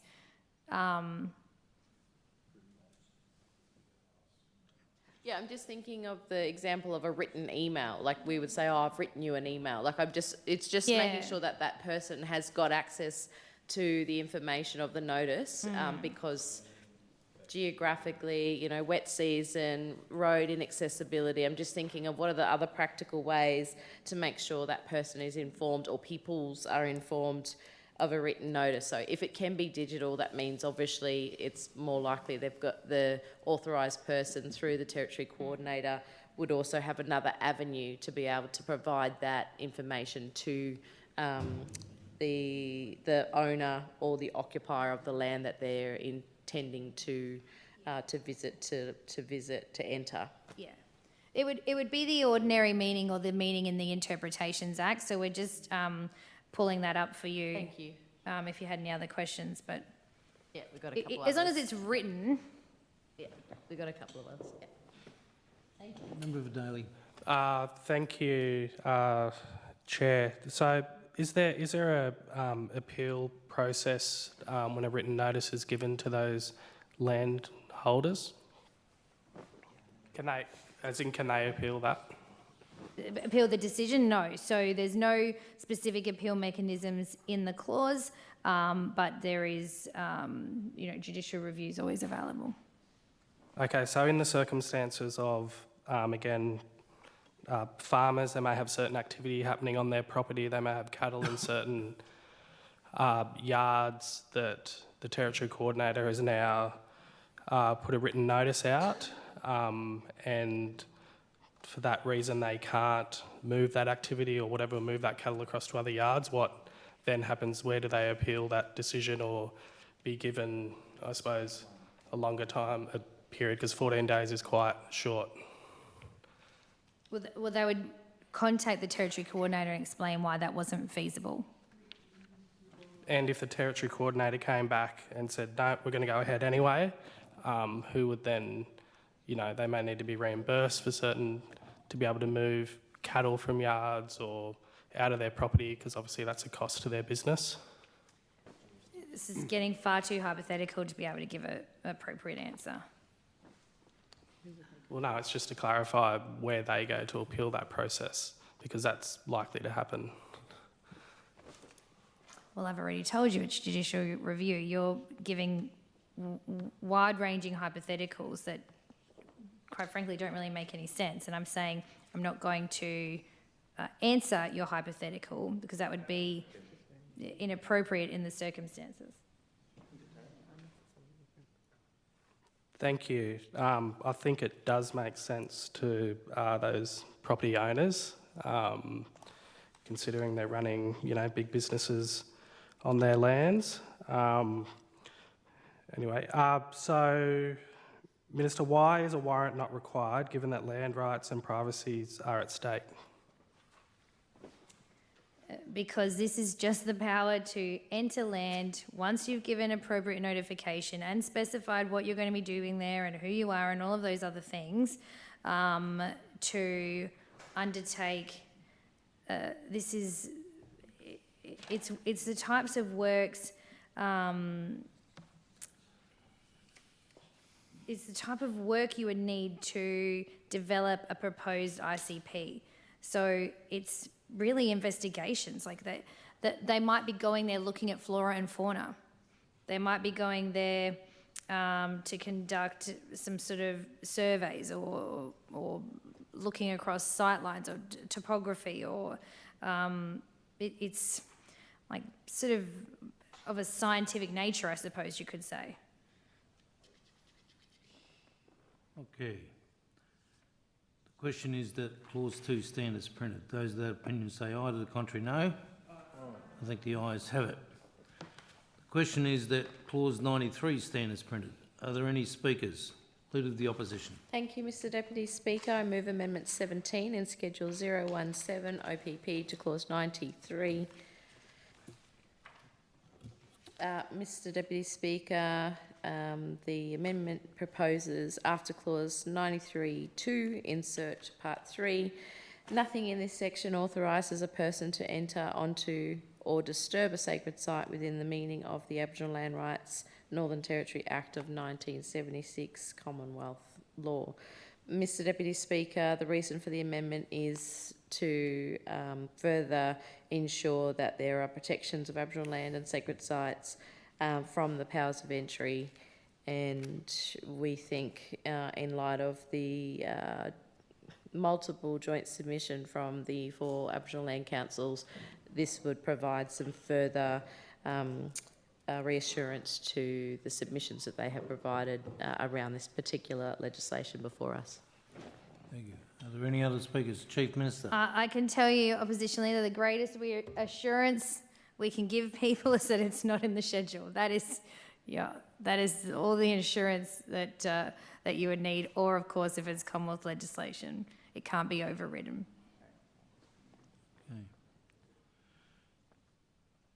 Question is that the amendment be agreed to. Those of that opinion say aye, to the contrary no. Aye. I think the noes have it. The question is that clause 93 stand as printed. Those of that opinion say aye, to the contrary no. Aye. I think the ayes have it. Question is that clause 94 stands as printed. Are there any speakers? Member for Johnson. Thank you, Mr Deputy Speaker. I move Amendment 65 in Schedule 017 IND to amend subclause 94(1). I note this was an amendment, a recommendation of the Scrutiny Committee. This is in relation to, we were just talking about compensation for entering land. The Scrutiny Committee, the concern was raised with the committee that the bill as drafted provides that the amount of compensation, if any, is to be determined by the Territory Coordinator, and that there was potential for conflict of interest in relation to this. It was felt that the compensation for damage being determined by the Territory Coordinator is not an appropriate level of scrutiny for potentially significant financial burden borne by a landowner. That is why, at the very least, rather than the Territory Coordinator reviewing the compensation, it will be in keeping for those kind of powers to be with the Chief Minister. The committee, following consideration of the evidence, agreed that it was not appropriate for the Territory Coordinator to determine the amount of compensation, if any, for any damage caused to land. The committee is of the view that compensation should be determined by the Minister or by an independent third party. I'm therefore proposing an amendment that we omit Territory Coordinator and insert instead Minister or an independent third party appointed by the Minister. Thank you. Are there any other speakers? Chief Minister. Thank you very much, Mr Deputy Speaker, and thank you, Member for Johnston. We won't be accepting this recommendation. It is well placed, and it's important we have compensation, and that's why it's in here, and that goes to some of your questions earlier, Member for Daly, and the others clause. But what we want is, if there's a requirement for compensation, bearing in mind that this is very low impact activity. It's, you know, people wandering around or a car going around. But in any event, you know, accidents happen. Someone might reverse into a bore or a fence or a gate, or, you know, something foreseeably could happen. That's why we've got the compensation clause there. But it's not the Territory Coordinator who's out there in his Hilux driving around checking what species of grass there is, you know. That's not the job. So it's not going to be the Territory Coordinator. It is, however, a much more flexible, agile and quick, efficient process to have the Territory Coordinator conduct that. Because if they've authorised someone to enter premises, it's for a very clear purpose, and something has happened, that's in a very straightforward, quick process for the owner or occupier to have a speedy resolution of that issue. Thank you, Chief Minister. I understand that it may not be the Territory Coordinator who is entering the land or causing the damage, but the Territory Coordinator would be the decision maker. And I note that in other schemes, the person who is the decision maker or responsible is not the same person who would make decisions about amounts of compensation. So I repeat my point that it, as the committee raised, that there's a conflict of interest, and to protect the bill, to protect the community, it would be preferable that an independent third party or the Minister was making the determination about compensation. Thank you. Noted. And then just Opposition Leader, in response to your question, yes, writing includes electronic notice. Thank you. Okay, the question is that the amendment be agreed to. Those of that opinion say aye, to the contrary no. Aye. I think the noes have it. Division. Supported. Haven't seen Joe Earthy for a while. Division supported? Yeah, the member for Johnston said yes. Okay. Ring the bells.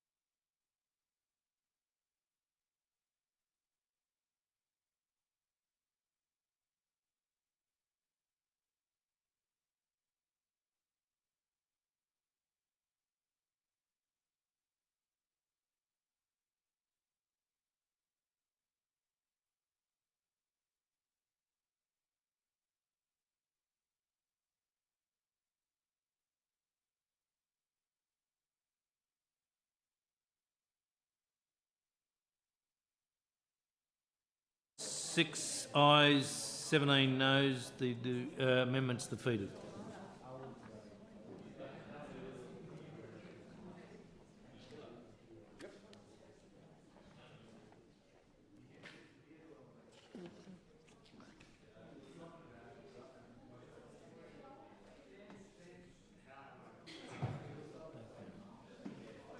So, are there any other speakers to clause 94? Yes. Member for Daly. I've got thank some you, Mr. amendments. Chair. Oh, I've got some amendments. Can I do them first? Yeah, you do. Sorry. Yeah. Member for Johnson. Thank you, Mr. Deputy Speaker. I move Amendment 66 in Schedule 017 IND to insert new subclause 94.1a after subclause 94.1 that says the Minister must not. Actually, I'm going to withdraw that because it's in relation to the amendment that we just did not pass. So it's now obsolete. Okay. Member for Daly. Thank you, Mr. Chair. Chief Minister, how will the government ensure landowners are fairly compensated for damage?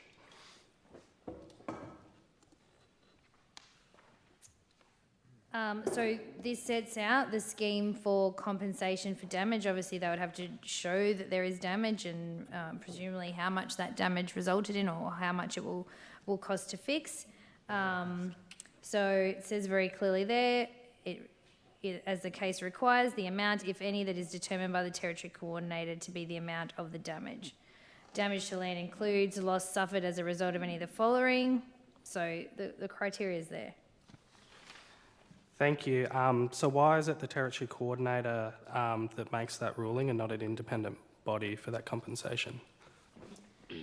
Because that will cause delay, cost and complication for the landowner, and we want it to be resolved as quickly as possible. Is there a mechanism or a body for that landowner to appeal that decision by the Territory Controller around that compensation if they don't feel like that is just? Well, there's always the courts. Judicial review, yeah. Thank you. What compensation rights do landholders have if the property is damaged during an inspection? Sorry, say that again, the property rights? What compensation rights do landholders have? The ones sent out in section 94.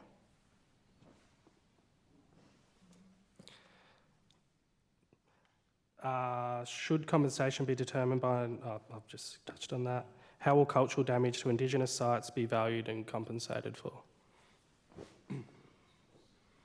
Yeah, that's under the Sacred Sites Act. Okay, Leader of the Opposition. Thank you, Mr. Chair. Chief Minister, would that also apply if there was any damage to a heritage site, since that's in the schedule? Well, there's ability for compensation for damage. So there would have to be damage, someone would have to show there would be damage, someone would have to show the cost of the damage. It's there specifically for this purpose. It's not some sort of strange trick that we've put compensation in what I think would be a very rare event, given the low impact nature of the authorisation, that there would be any damage or loss suffered. Thanks, Chief Minister. I was just thinking of a recent unfortunate example experienced in the Northern Territory where there was a heritage site on a pastoral property that was damaged. So I'm just wanting to apply that example of the process here under clause 94 around compensation for damage. If the Heritage Act of the Northern Territory is included in that schedule, would then that mean compensation claims would then be obsolete because it's one of the 32 provisions in the schedule? It would be set out in the Heritage Act. Yeah, and then, but my understanding is that if the schedule of laws, the 32 listed in the Act, that the territory coordinator can have power over, would that then mean they could essentially jump over that compensation part of that act, or would it still stand in its own right? No, the minister would have to issue an exemption notice. It would have to be a significant, like, the number. You don't forget, you have to go straight to the back front of the bill, start the entire process over that heritage building or whatever it might be. Yeah, it wouldn't get there. It wouldn't meet those criteria, because it's like it But wouldn't they be could still be eligible to apply for compensation. Yeah, but it would be under the Heritage On a Act, just private like the Sacred property, Sites. private They have residence, their own schemes. This is like reversing your Hilux into a fence. You know, it's that kind of stuff. Okay. Question is that clause 94 stands as printed. Those that opinion say aye, to the contrary no. I think the ayes have it. Member for Johnson. Thank you, Mr Deputy Speaker. Mr Deputy Speaker, I move Amendment 68 in Schedule 017 IND after Clause 94 to insert new Clause 94A before Clause 95 in Part 9. This is in relation to public consultation requirements. I have heard the government say that they are not open to considering this. Nevertheless, I wish to read it out to the chamber. And other members in this House have explained the need to have robust consultation processes that the public can trust. To that end, this amendment proposes that this section sets out the minimum requirements for public consultation. I heard from the Chief Minister that there would be in the regulations a minimum requirement of time frames and potentially three other things that would be considered. This amendment says that there would be minimum requirements for public consultation required in relation to each of the following proposals: a proposed ICP, a proposed variation to an ICP, a proposed program of works, a proposed TDA plan, a proposed variation of a TDA plan. 2, that the Territory Coordinator must, when publishing a proposal as required under this Act, publish a notice on the Territory Coordinator or agency website including the following information: A statement that the proposal has been published, B, the consultation period for the proposal, which must be at least 60 days from the date the notice is published, C, that any person may within the consultation period, make submissions in relation to the proposal, D, that submissions may be made in writing or in audio, visual or audio-visual format, E, the address where submissions may be given. 3, during the consultation period, the Territory Coordinator must carry out public information sessions about the proposal. 4, the Territory Coordinator must, if requested to do so by an interested party for the proposal and so far as is reasonably practicable, for the purpose of enabling interested parties to understand the proposal, A, provide information about the proposal in languages other than English, and B, arrange for public information sessions about the proposal to be carried out in languages other than English.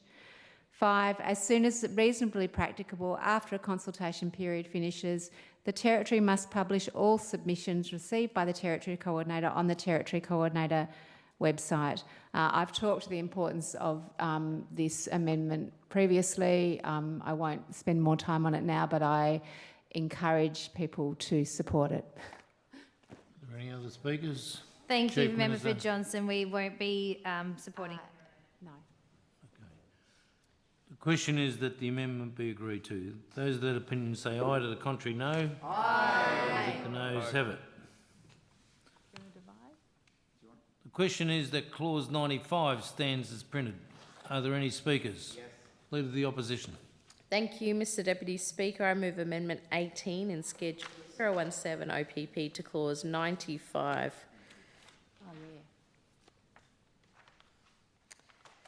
The amendment proposes to omit and insert 95, review by NTCAT. The NTCAT 1 has jurisdiction to review a decision, a reviewable decision, just specified in Schedule 2, Part 2, an affected person for a reviewable decision is a person specified in Schedule 2 for the decision. Part 3, an affected person for a reviewable decision may apply to NTCAT for review of the decision. And there's a footnote there as well. I don't think I need to read that. Mr Deputy Speaker, we seek the amendment for the bill, as we believe this amendment will be able to provide the allow for the provision of merits review of decisions made by the Territory Coordinator with the Northern Territory Civil and Administrative Tribunal, NTCAT, responsible for reviewing the Coordinator's decision. We believe that this is something that many Territorians in the submissions that have been provided and the feedback to and input into this bill and the committee processes of this bill, this would lend itself to being able to have not just a one endpoint of reviewing decisions, Mr Deputy Speaker, which is the only avenue we've heard so far from the government, which is around the judicial review avenue. We think that obviously that's a costly process. It's not always accessible to the everyday Territorian to go through a court or legal proceeding of that nature. Obviously there's a very high threshold as well that is required for a judicial review or a process to go through that. Obviously costly and would probably knock out a lot of Territorians who are wanting to pursue a review of decision. We believe that the provision and the insert of this amendment would be able to provide NTCAT with a review process, a mechanism based on merit, which we've heard time and time again would be very important for Territorians to have trust and faith in the process, but the extra level of protection to allow for review, I think, would go a long way for the government to adopt this recommendation of the amendment. Thank you, Mr Deputy Speaker. Leader of the Opposition. Are there any other speakers? Chief Minister. Thank you very much, Mr Deputy Speaker and Opposition Leader. We won't be accepting your amendment. We feel, given the decisions that are able to be made under the Act, that judicial review is the appropriate form of review. Okay. The question is that the amendment be agreed to. Those of that opinion say aye, to the contrary no. Aye. I think the noes have it. Division. Division. Division. Ring the bells.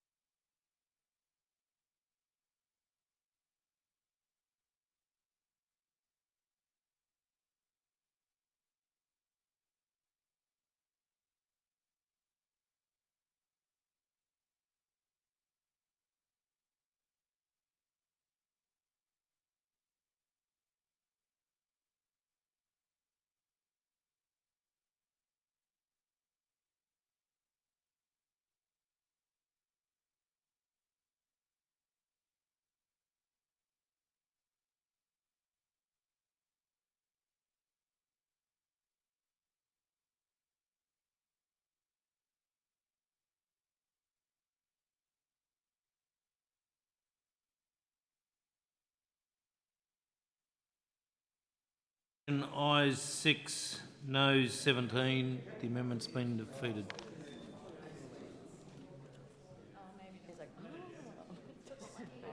You didn't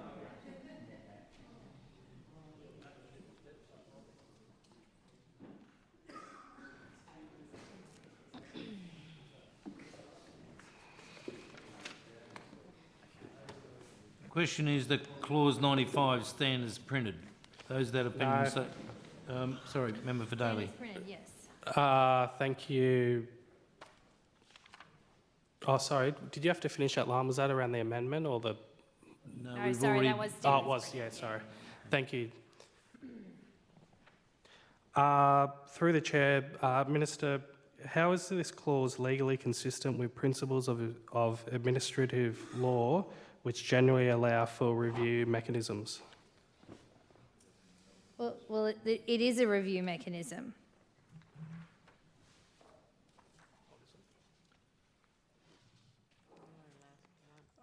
Thank you. Should affected communities have access to judicial review or an independent tribunal?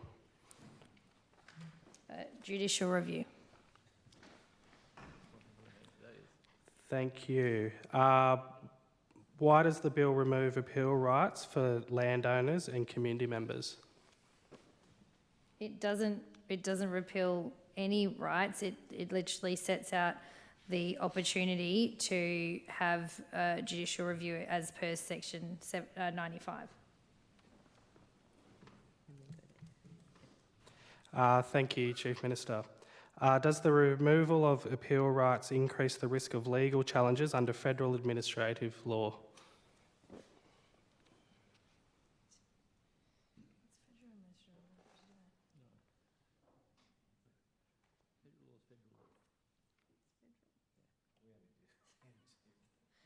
So federal law doesn't apply. This is territory law.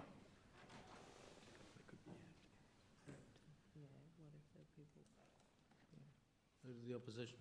Thank you, Mr Chair.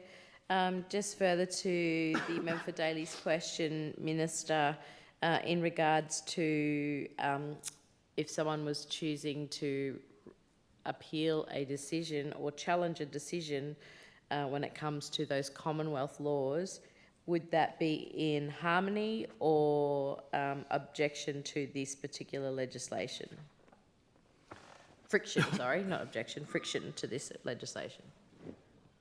I can answer that question. If you've got a right under Commonwealth law and against any Commonwealth Act, you've got that right. And this legislation doesn't impinge on that. If you've got a right under common law or a jurisdiction for a federal law, you've got that power, no matter what it might be. It's basically called judicial review in the Supreme Court or in the federal court.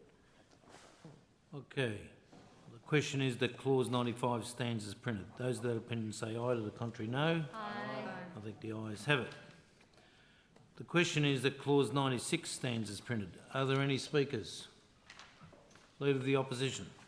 Thank you, Mr Deputy Speaker. I move Amendment 19 in Schedule 017 OPP to clause 96 Part 1.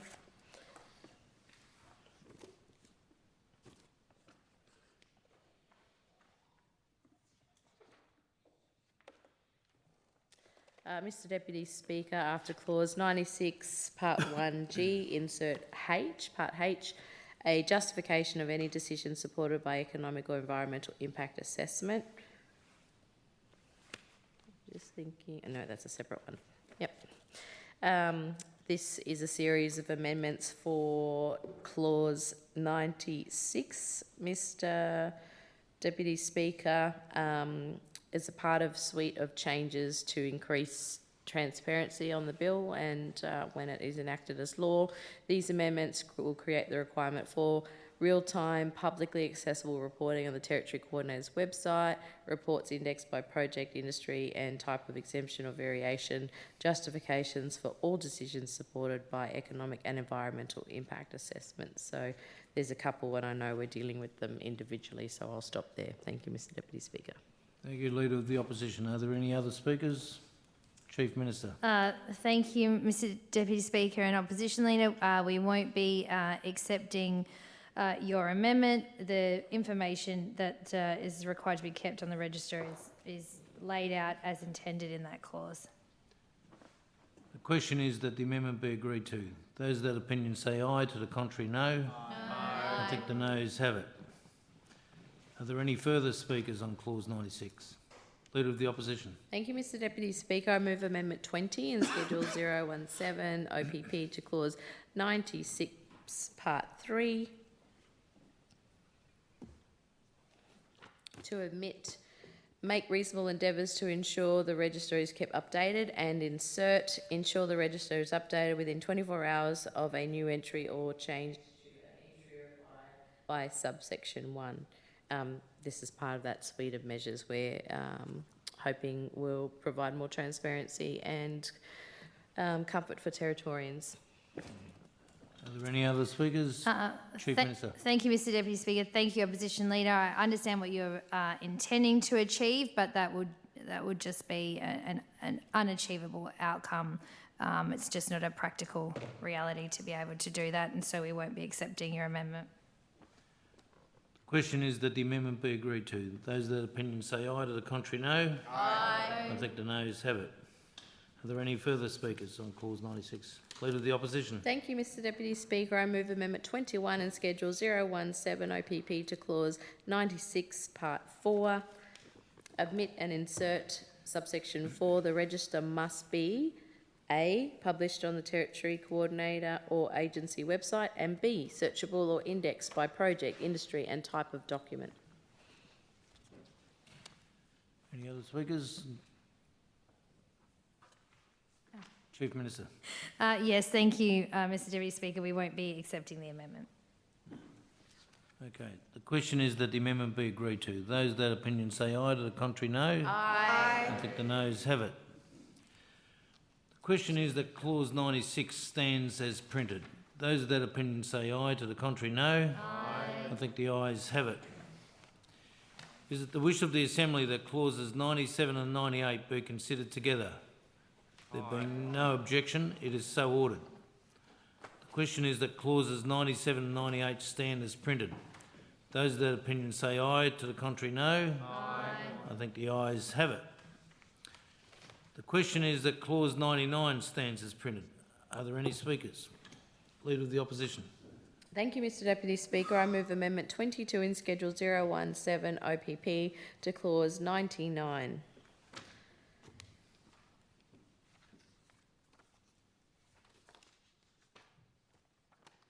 Clause 99, Part 2, omit the words exemption notice.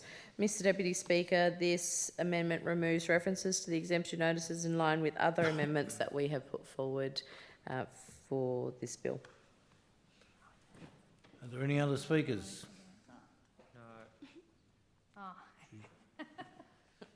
Okay, we won't be accepting that because obviously exemption notices are stated, and I assume if they're in, you'd prefer them to be in the annual report.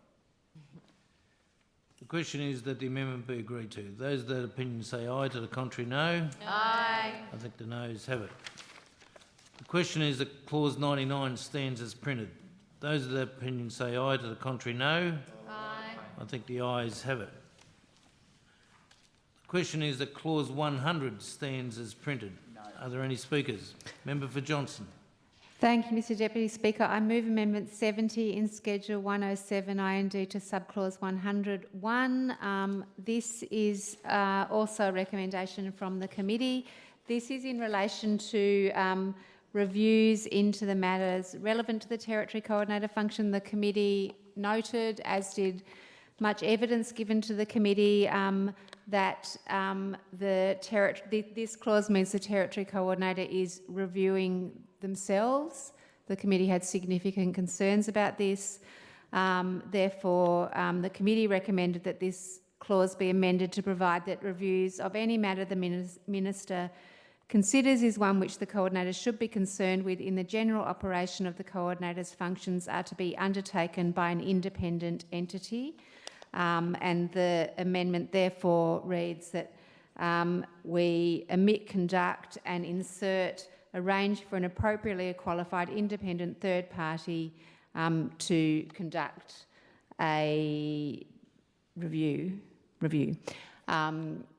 Once again, this is an amendment that goes to public perception of trust in the role of the Territory Coordinator.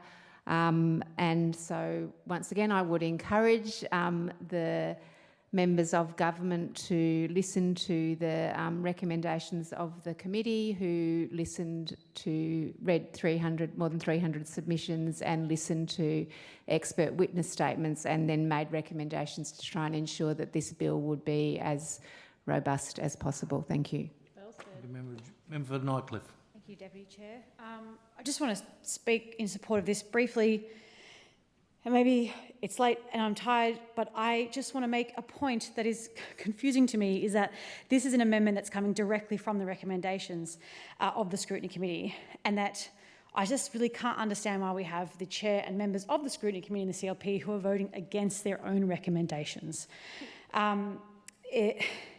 It's not gone unnoticed also by the public tonight as well, who've been watching and questioning why the Chair and other members keep voting against their own recommendations. I don't get it. So there will be questions from the public, and particularly from those who participated in the committee process, as to why the Chair and the other CLP members can't think and act for themselves and stand by their own recommendations. I mean, I would love an answer to that. I understand I'm not going to get one here. And I still can't understand the reason why the members opposite would not vote for things that are simply trying to improve this bill and make it more accountable to the public. Like, what are you afraid of?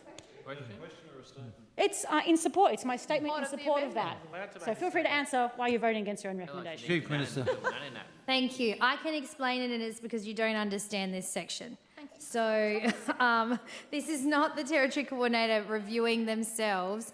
This is if the Territory Coordinator has been continuously having to step in, for example, in certain points or certain regulatory frameworks, they can then make sure there's a review into that piece of legislation, whatever that interface is. It's not the Territory Coordinator themselves, it's that they are continuing to hit the same hurdle over and over again. It can then trigger a review into whatever that hurdle looks like. So we won't be accepting your amendment. Thank you, Chief Minister. Can you explain, my reading of Section 1 is that the Territory Coordinator may conduct a review into any matter that is one with which the Coordinator should be concerned in the general operation of the Coordinator's functions, which to my reading would also include the actual operation and functions of the Coordinator themselves. Am I misunderstanding that? I suppose you could interpret it that way. That's entirely a matter for you, Member for Johnson, but I'm just letting you know that's not what that clause does. And obviously we've got the review, the 5-year review set out in the legislation. So that's the review. So the review process for the Territory Coordinator is that in 5 years' time there will be a review into the person in that role. Is that correct? No, it's into the Act. It's very like a standard across. It would be a vast swathe of legislation has sort of a time period that there's a review. So the process for reviews, just so I understand, you're saying that this clause 100 is in relation to the functions of the Territory Coordinator, not the operation of not the Territory Coordinator themselves. And that a review will happen which may be about the Territory Coordinator themselves in 5 years. No, let's just stick to 100. We'll get to the other type of review because I think they're converging. So what clause 100 does is allow the Territory Coordinator to review matters that it has come across that could be resolved in another way. It's not to review themselves and their performance and how they're operating. That's not what it does. It's about other interfaces they're having. Okay. The question is that the amendment be agreed to. Those of that opinion say aye, to the contrary no. No. I think the noes have it. The question is that clause 100 stands as printed. Those of that opinion say aye, to the contrary no. Aye. I think the ayes have it. The question is that clause 101 stand as printed. Those of that opinion say aye, to the contrary no. No. Mr Deputy Speaker, I move Amendment 12 in Schedule 017 GOV to insert a new clause 101A. Again, this was one of the impart that we... was this one of the impart amendments? Yeah, from the Scrutiny Committee. So what this will now do is this clause has been added and it requires the Minister to arrange for an independent review. So this is that review process now, Member for Johnston. So there'll be an independent review of the Act as soon as possible after 5 years from commencement of the Act. It also requires a report on the outcome of the independent review to be tabled in the Legislative Assembly within 12 months after the end of the 5-year period since the commencement of the Act. So an independent review will happen and then it will be tabled in Parliament. Okay. Are there any other speakers? Member for Gorja. Thank you, Chief Minister. Just speaking to and acknowledging the amendment that you've just moved in relation to the review and noting that the agreed position is a review as soon as possible after 5 years of the commencement of the Act. But just wanting to confirm, you're stating now that a review on the outcome of the review is to be tabled in the Legislative Assembly within 12 months after the end of the period of 5 years. So essentially, we could be looking at not knowing the effectiveness of the review for 6 years, correct? In a technical sense, yes, but if I can just explain, it just depends how long that review process goes for. So it could be a number of months. It could be 6 months that the process is undertaken, and then there's the time for writing. So all it's intended to do is give adequate time to a fulsome process. Okay. The question is that... Chair. Oh, sorry, Leader of the Opposition. Thank you. Chief Minister, we had a very similar amendment to this. We were going to propose 3 years. Just wondering what the decision was on the 5 years, just so we can understand that as opposed to the 3. Yeah, so the committee recommended 5 years. The majority of the committee. Okay. We didn't. They confused what they want. Question is that the amendment be agreed to. Those that opinion say aye, to the contrary no. I think the ayes have it. Sorry, I wasn't listening. No? What did you say? The amendment? Yeah, Yes, we want the amendment. Aye. That's what I just did. Correct? The amendment? Correct. Yes. Amendment in. Okay. Okay. Is it the wish of the Assembly that clauses 102 to 105 be considered together? There being no objection. Sorry, no. Mr. Sorry. Can you just say which ones are to be together? 102. 102 to 105. Oh, I've just got questions for 104. Okay. So, 102, is it 102 Oh, to 103. wish of the Assembly that clauses 102 to 103 be considered together? That's in the schedule. There being no objection, it is so ordered. The question is that clauses 102 to 103 stand as printed. Those of the opinion say aye, to the contrary no. Aye. I think the ayes have it. The question is that clause 104 stand as printed.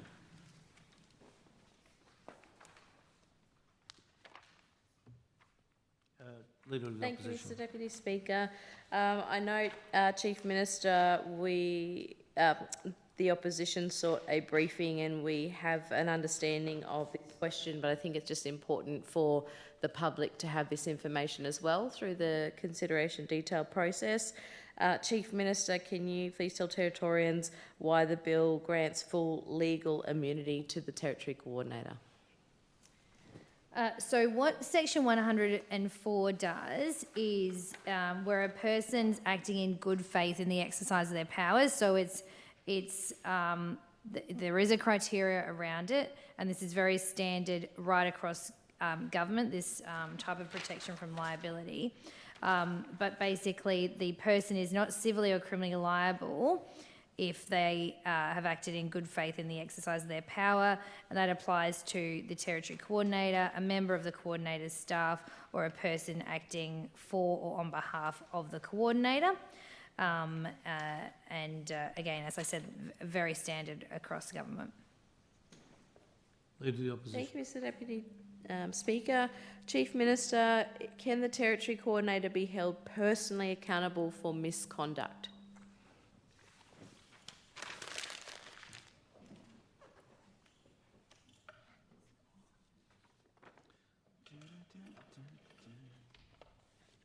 Misconduct is not this section, just for clarity. Misconduct would be under the terms and conditions of employment. So this is only where a person is in good faith exercising their powers. Thanks, Chief Minister. Sorry, maybe I should have read my two questions together. The second part of my question leading on from that was to ask you if the Territory Coordinator could be personally liable in cases of misconduct. Sorry, I was waiting to join those two questions. I think that's too hypothetical to be able to answer, but certainly this clause does not deal with that. Okay, so the question is that clause 104 stand as printed. Those of that opinion say aye, to the contrary no. Aye. I think the ayes have it. The question is that clause 105 stands as printed. Aye. Those of that opinion say aye, to the contrary no. Aye. I think the ayes have it. The question is that the schedule stands as printed. Are there any speakers? Leader of the Opposition. Thank you, Mr Deputy Speaker. I move Amendment 24 in Schedule 017 OPP, omitting item 10 from the schedule.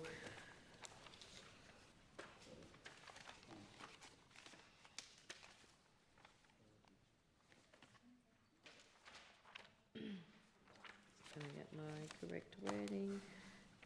To omit item 10 from the schedule, and we've obviously circulated the proposed amendment.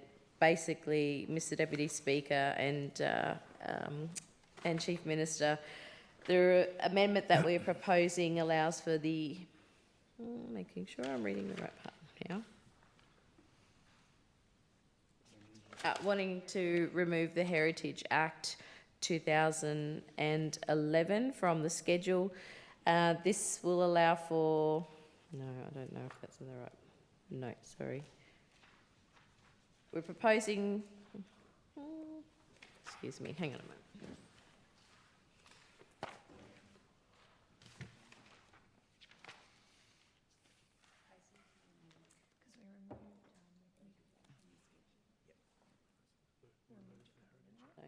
I apologise. Schedule item 10 to omit and schedule item 14 to omit, and insert a amended schedule to reviewable decisions.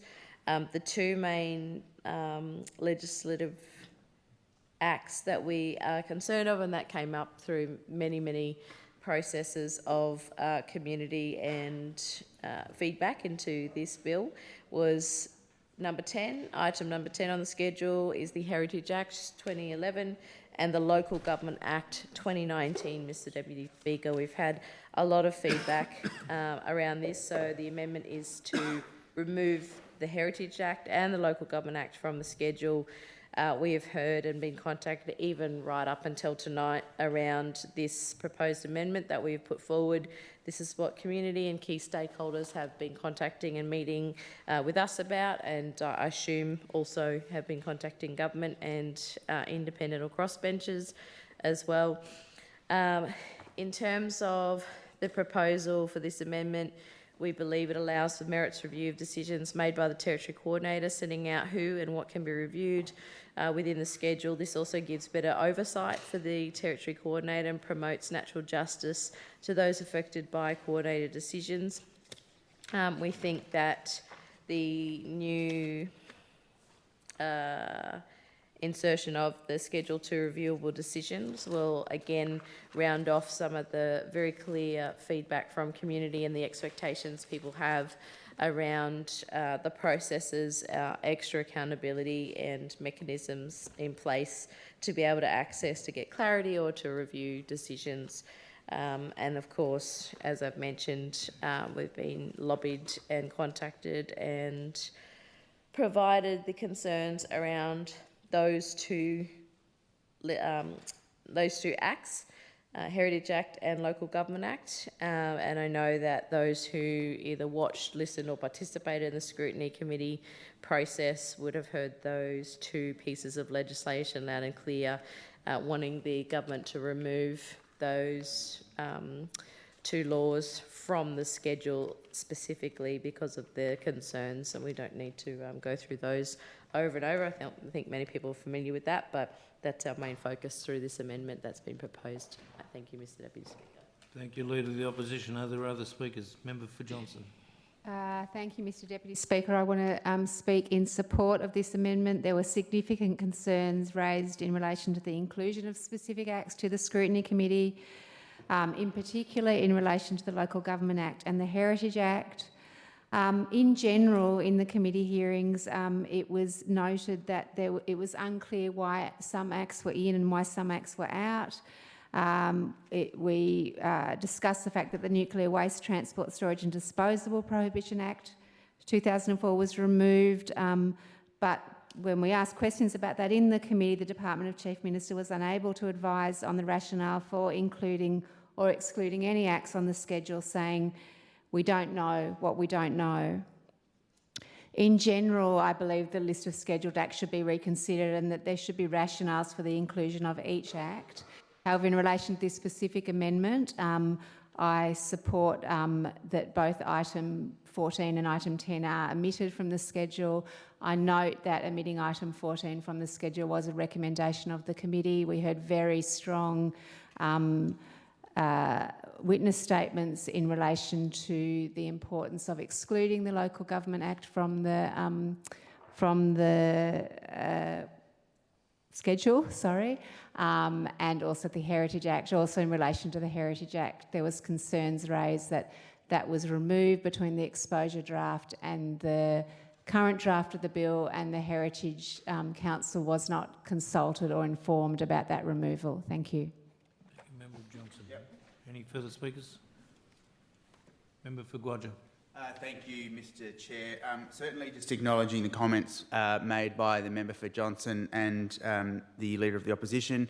As a member of the Legislative Scrutiny Committee, I do want to acknowledge the firm advocacy from the Local Government Association of the Northern Territory to have the Local Government Act 2019 removed from the schedule, and also Palmerston City Council, who advocated quite strongly for the desire to be local government removed from the schedule, and as well as that, the Heritage Act. Again, heard from the Heritage Council and a number of other key witnesses giving the oral testimony at the time, and again, not having been given the appropriate information or reason or rationale as to why heritage and local government needed to remain in the schedule. As the member for Johnson has said in the committee, we were told by the department that we don't know what we don't know. That's why they're in there. That is quite a pathetic excuse as to why those two pieces of legislation should be in the schedule, because we have tonight, through the Legislative Assembly, made an amendment that any act that is to go in the Territory Coordinator should come to the floor of Parliament and be debated.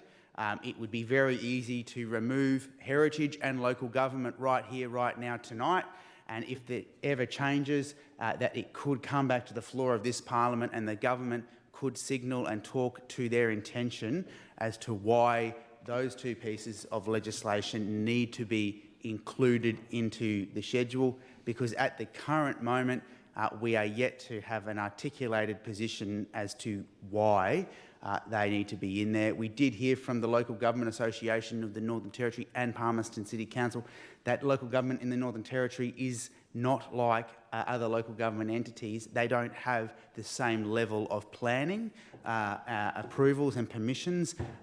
They have some jurisdiction, of course, over traffic management, but what was proposed around the planning decisions, they felt at the time wasn't appropriate. So we do support the removal of local government from the schedule and the removal of heritage from the schedule. Thank you, Member for Guadja. Chief Minister. Thank you very much. I certainly don't appreciate the verbling of the people from Department of Chief Minister who made submissions to the Scrutiny Committee. And equally, I think there's a very big difference between not wanting to be in the schedule and not understanding why you're in there in the first place. The Minister for Local Government made it very clear in his submission why it was important that they were in, and that local government is an important part of supporting economic development and growth, particularly in the regions, and so they're important in terms of integrating with processes and regulatory approvals. And equally, the Heritage Act came at no surprise to anyone because it was in the consultation paper that we did. We will not be accepting the amendments and we will be proceeding with the schedule as is printed. Mr. Chair. Leader of the Opposition. Thank you. I apologise. There's I did 3 in 1 by accident. The Amendment 24 in the schedule is removing item 10. I understand that the member for Goyja has an amendment that is going to be circulated by the tabling office, which is around the omitting of item 14. As does the member for Johnston in her amendment, and then my amendment 25 is the insertion of the schedule too. So I apologise. Just wanted to clarify that at this late hour, that there's 3 in 1 there that we've spoken about, but obviously all have very similar purposes of why it's of the inclusion or the amendment that's been proposed. So. I'll leave it in your hands, Mr. Chair. Thank you, Leader of the Opposition. Question is that the amendment be agreed to. Those that opinion say aye, to the contrary no. Aye. I think the noes have it. Division. Division called. Ring the bells.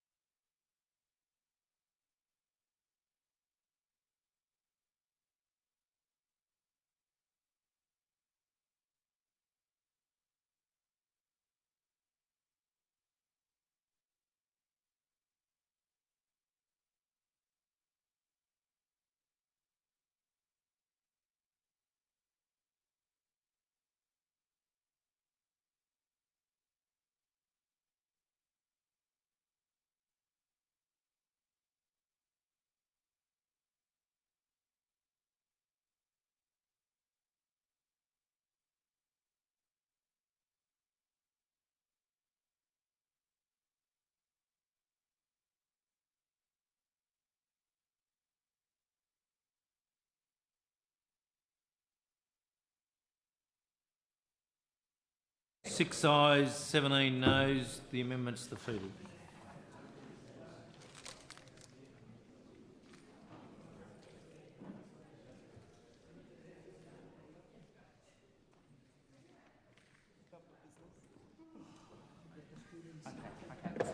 So you just...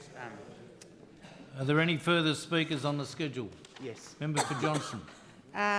Thank you. I packed up because I thought I was finished. You want to admit Item 14. We've got a job to do. I propose that we omit item 14 from the schedule, Local Government Act. I've already spoken to this, so I will not speak to it again. Thank you. Thank you, and we won't be accepting it. Okay, the question is that the amendment be agreed to. Those that opinion say aye, to the contrary no. Aye. I think the noes have it. Division, supported. Vision, ring the bells.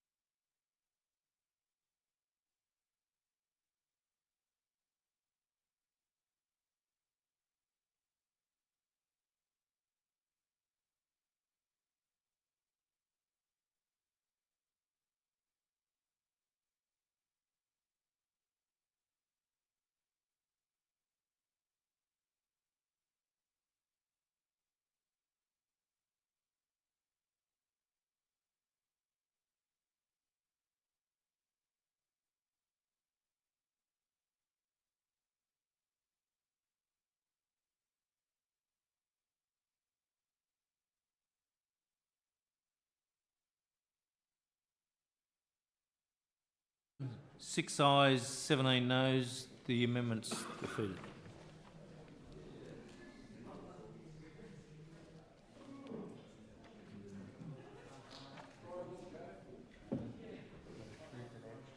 I'm just looking forward to doing my German.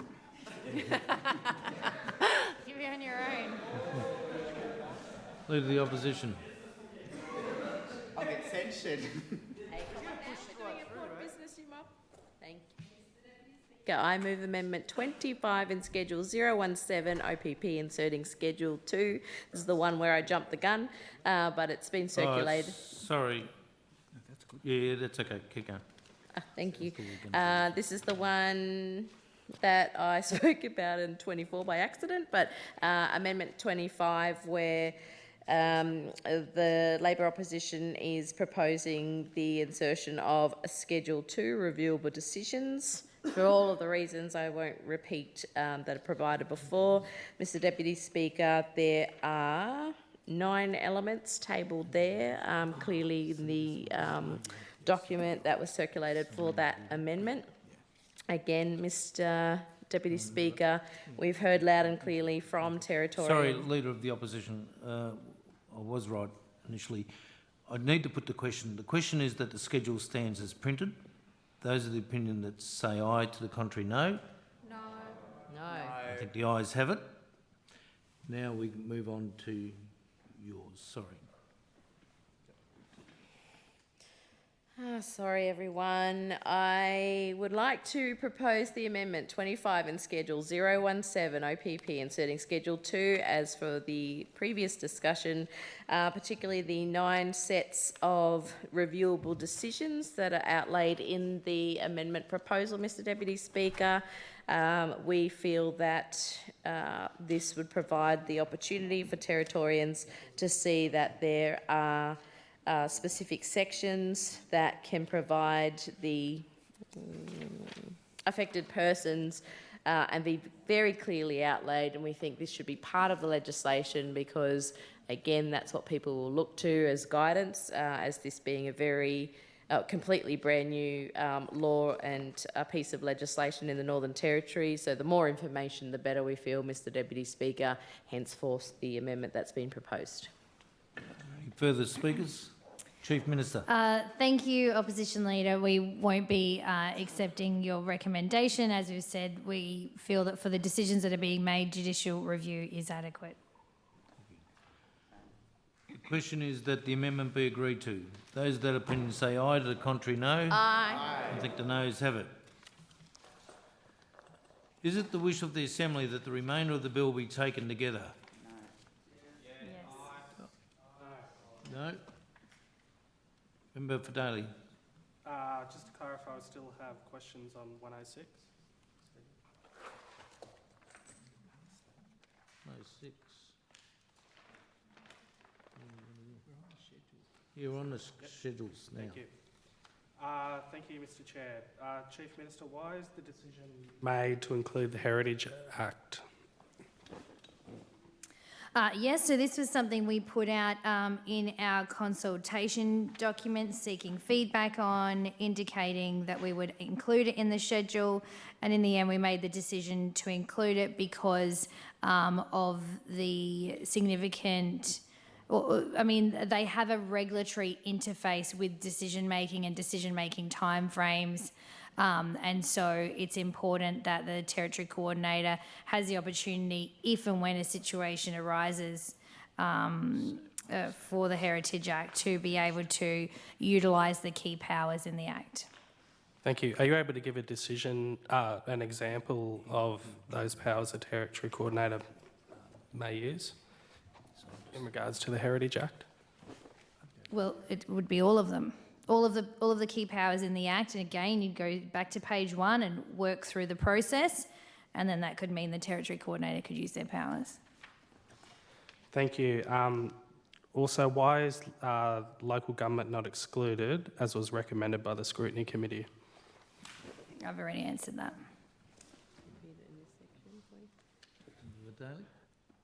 Are you able to give an answer to that question, though?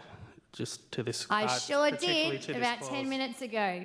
So, Don't worry, the committee's still waiting too, our own members. But it's relevant to this clause, so I'll put the question in a different way. Why was the decision made to include the Local Government Act? I've answered this question. I believe the Chief Minister has answered that previously. She hasn't answered it in this clause, Mr. Deputy Speaker. Where do you think I answered it? It's in this. I'm asking a question to this clause itself, so it needs to be answered to this clause. I think So she why has is the answered local- it as part of a discussion on the schedule. No, it's to this clause, the schedule. So she needs to answer that. Yeah. So we're actually on the schedule. That's what we're talking about. Well, the We've schedule. gone past well, the the schedule questions now. to the We've schedule. gone past the schedule now. So I do believe the Chief Minister has answered that question many a time. So are there any new questions? So just to clarify, you said we're at the schedule, then we're past the schedule. So where are we? What's past the schedule? The last amendment was after the schedule. Did that cover? Yeah. So the last amendment raised by the Leader of the Opposition was after we passed the schedule. Okay? It was while you were asleep. So I will now continue on. Don't worry. And you Don't do worry, we're not recall, sleeping over here I like got you to the mob. stage where I said, is it the wish of the Assembly that the remainder of the bill be taken together? Member for Daly wanted to talk, So which yeah, I you said have no. now done. Yep. Okay? So you said the remainder of the bill from the schedule, 106. So I said no, so it goes back to that. No, we've got another chance, don't you worry. So You can stay here I'm for a little advised bit we're now longer. into the preamble and a long title. Thank you.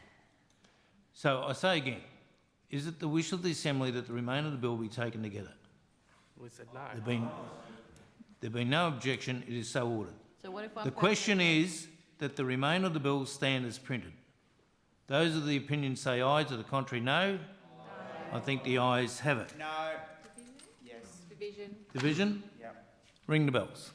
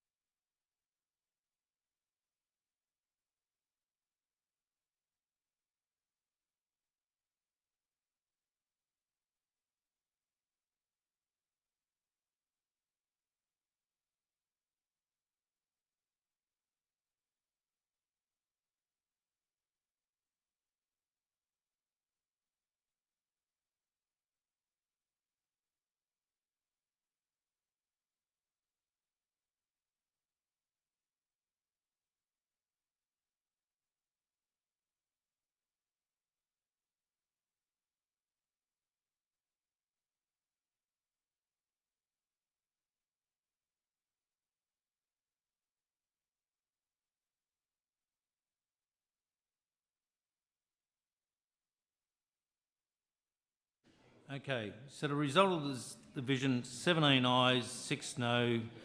The bill stands as printed.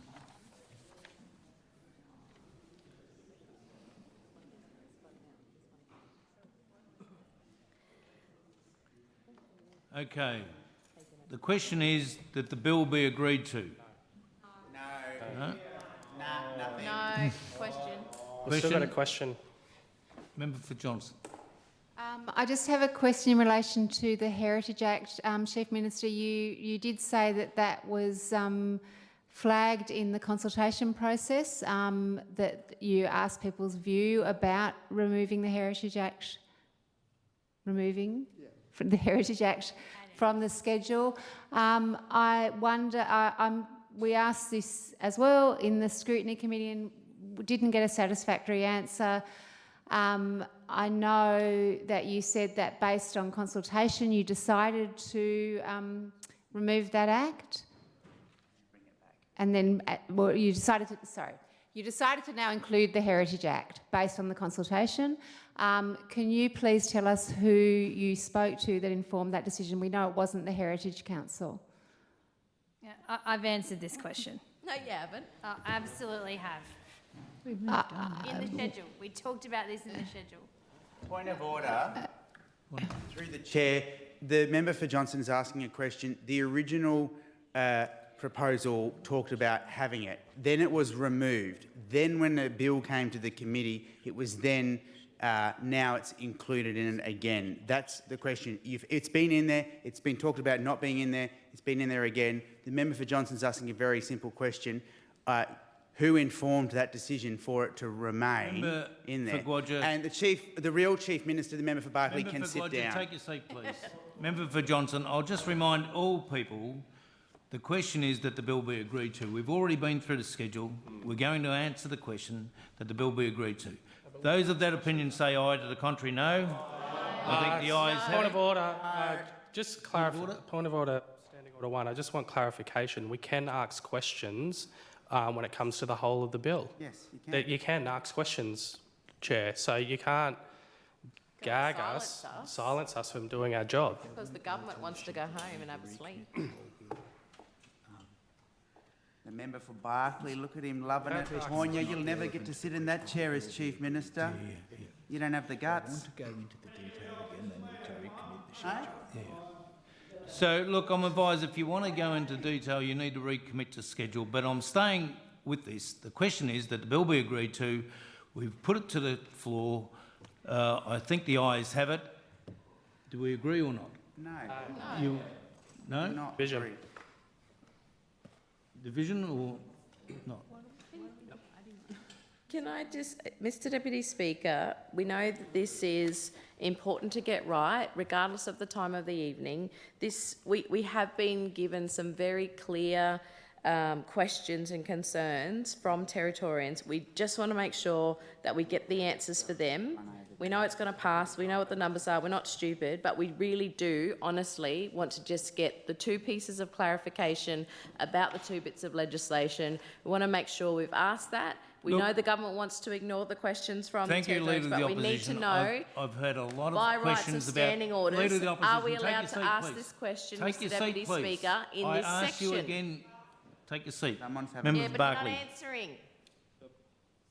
Mr Deputy Speaker, the questions relating to the schedule have already been asked.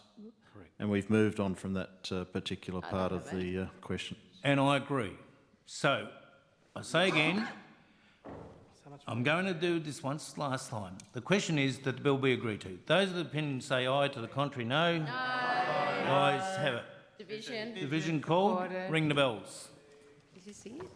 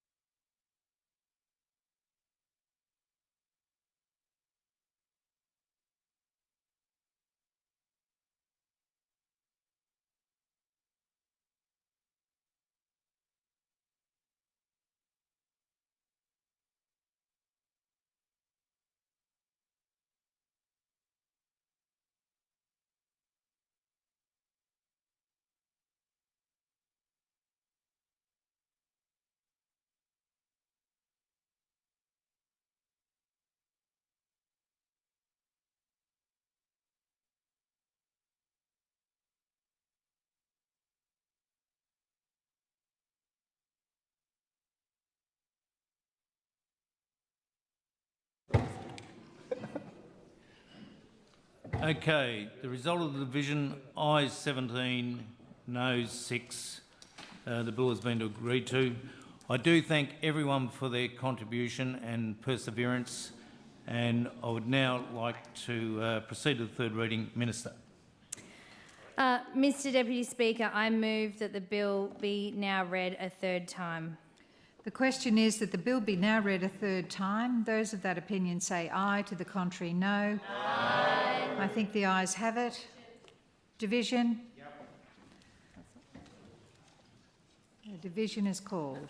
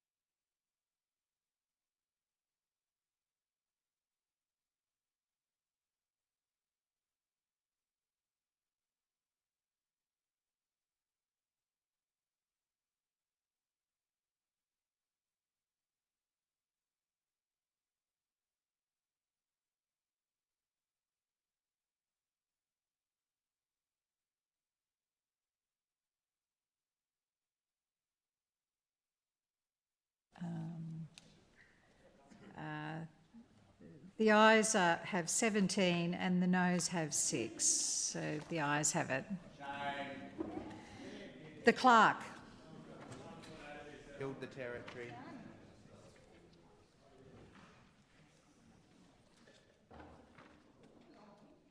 A bill for an act to provide for the appointment of the Territory Coordinator to facilitate the undertaking of significant projects and works, to provide for the designation of infrastructure coordination areas and territory development areas, to expedite certain statutory processes and decisions, and for related purposes. We've got papers. Honourable members, I table the Auditor General's Public Information Referrals Report. Are there any other papers? Leader of Government Business. Thank you, Madam Speaker. I move that the Assembly now do now adjourn. Are there any speakers? The question is that the Assembly adjourn. Those of that opinion say aye. To the contrary, no. I think the ayes have it. The Assembly stands adjourned until 10 a.m. on Wednesday the 19th of March 2025 or such other time and or date as may be advised pursuant to standing orders. Good night and sleep well, my friends.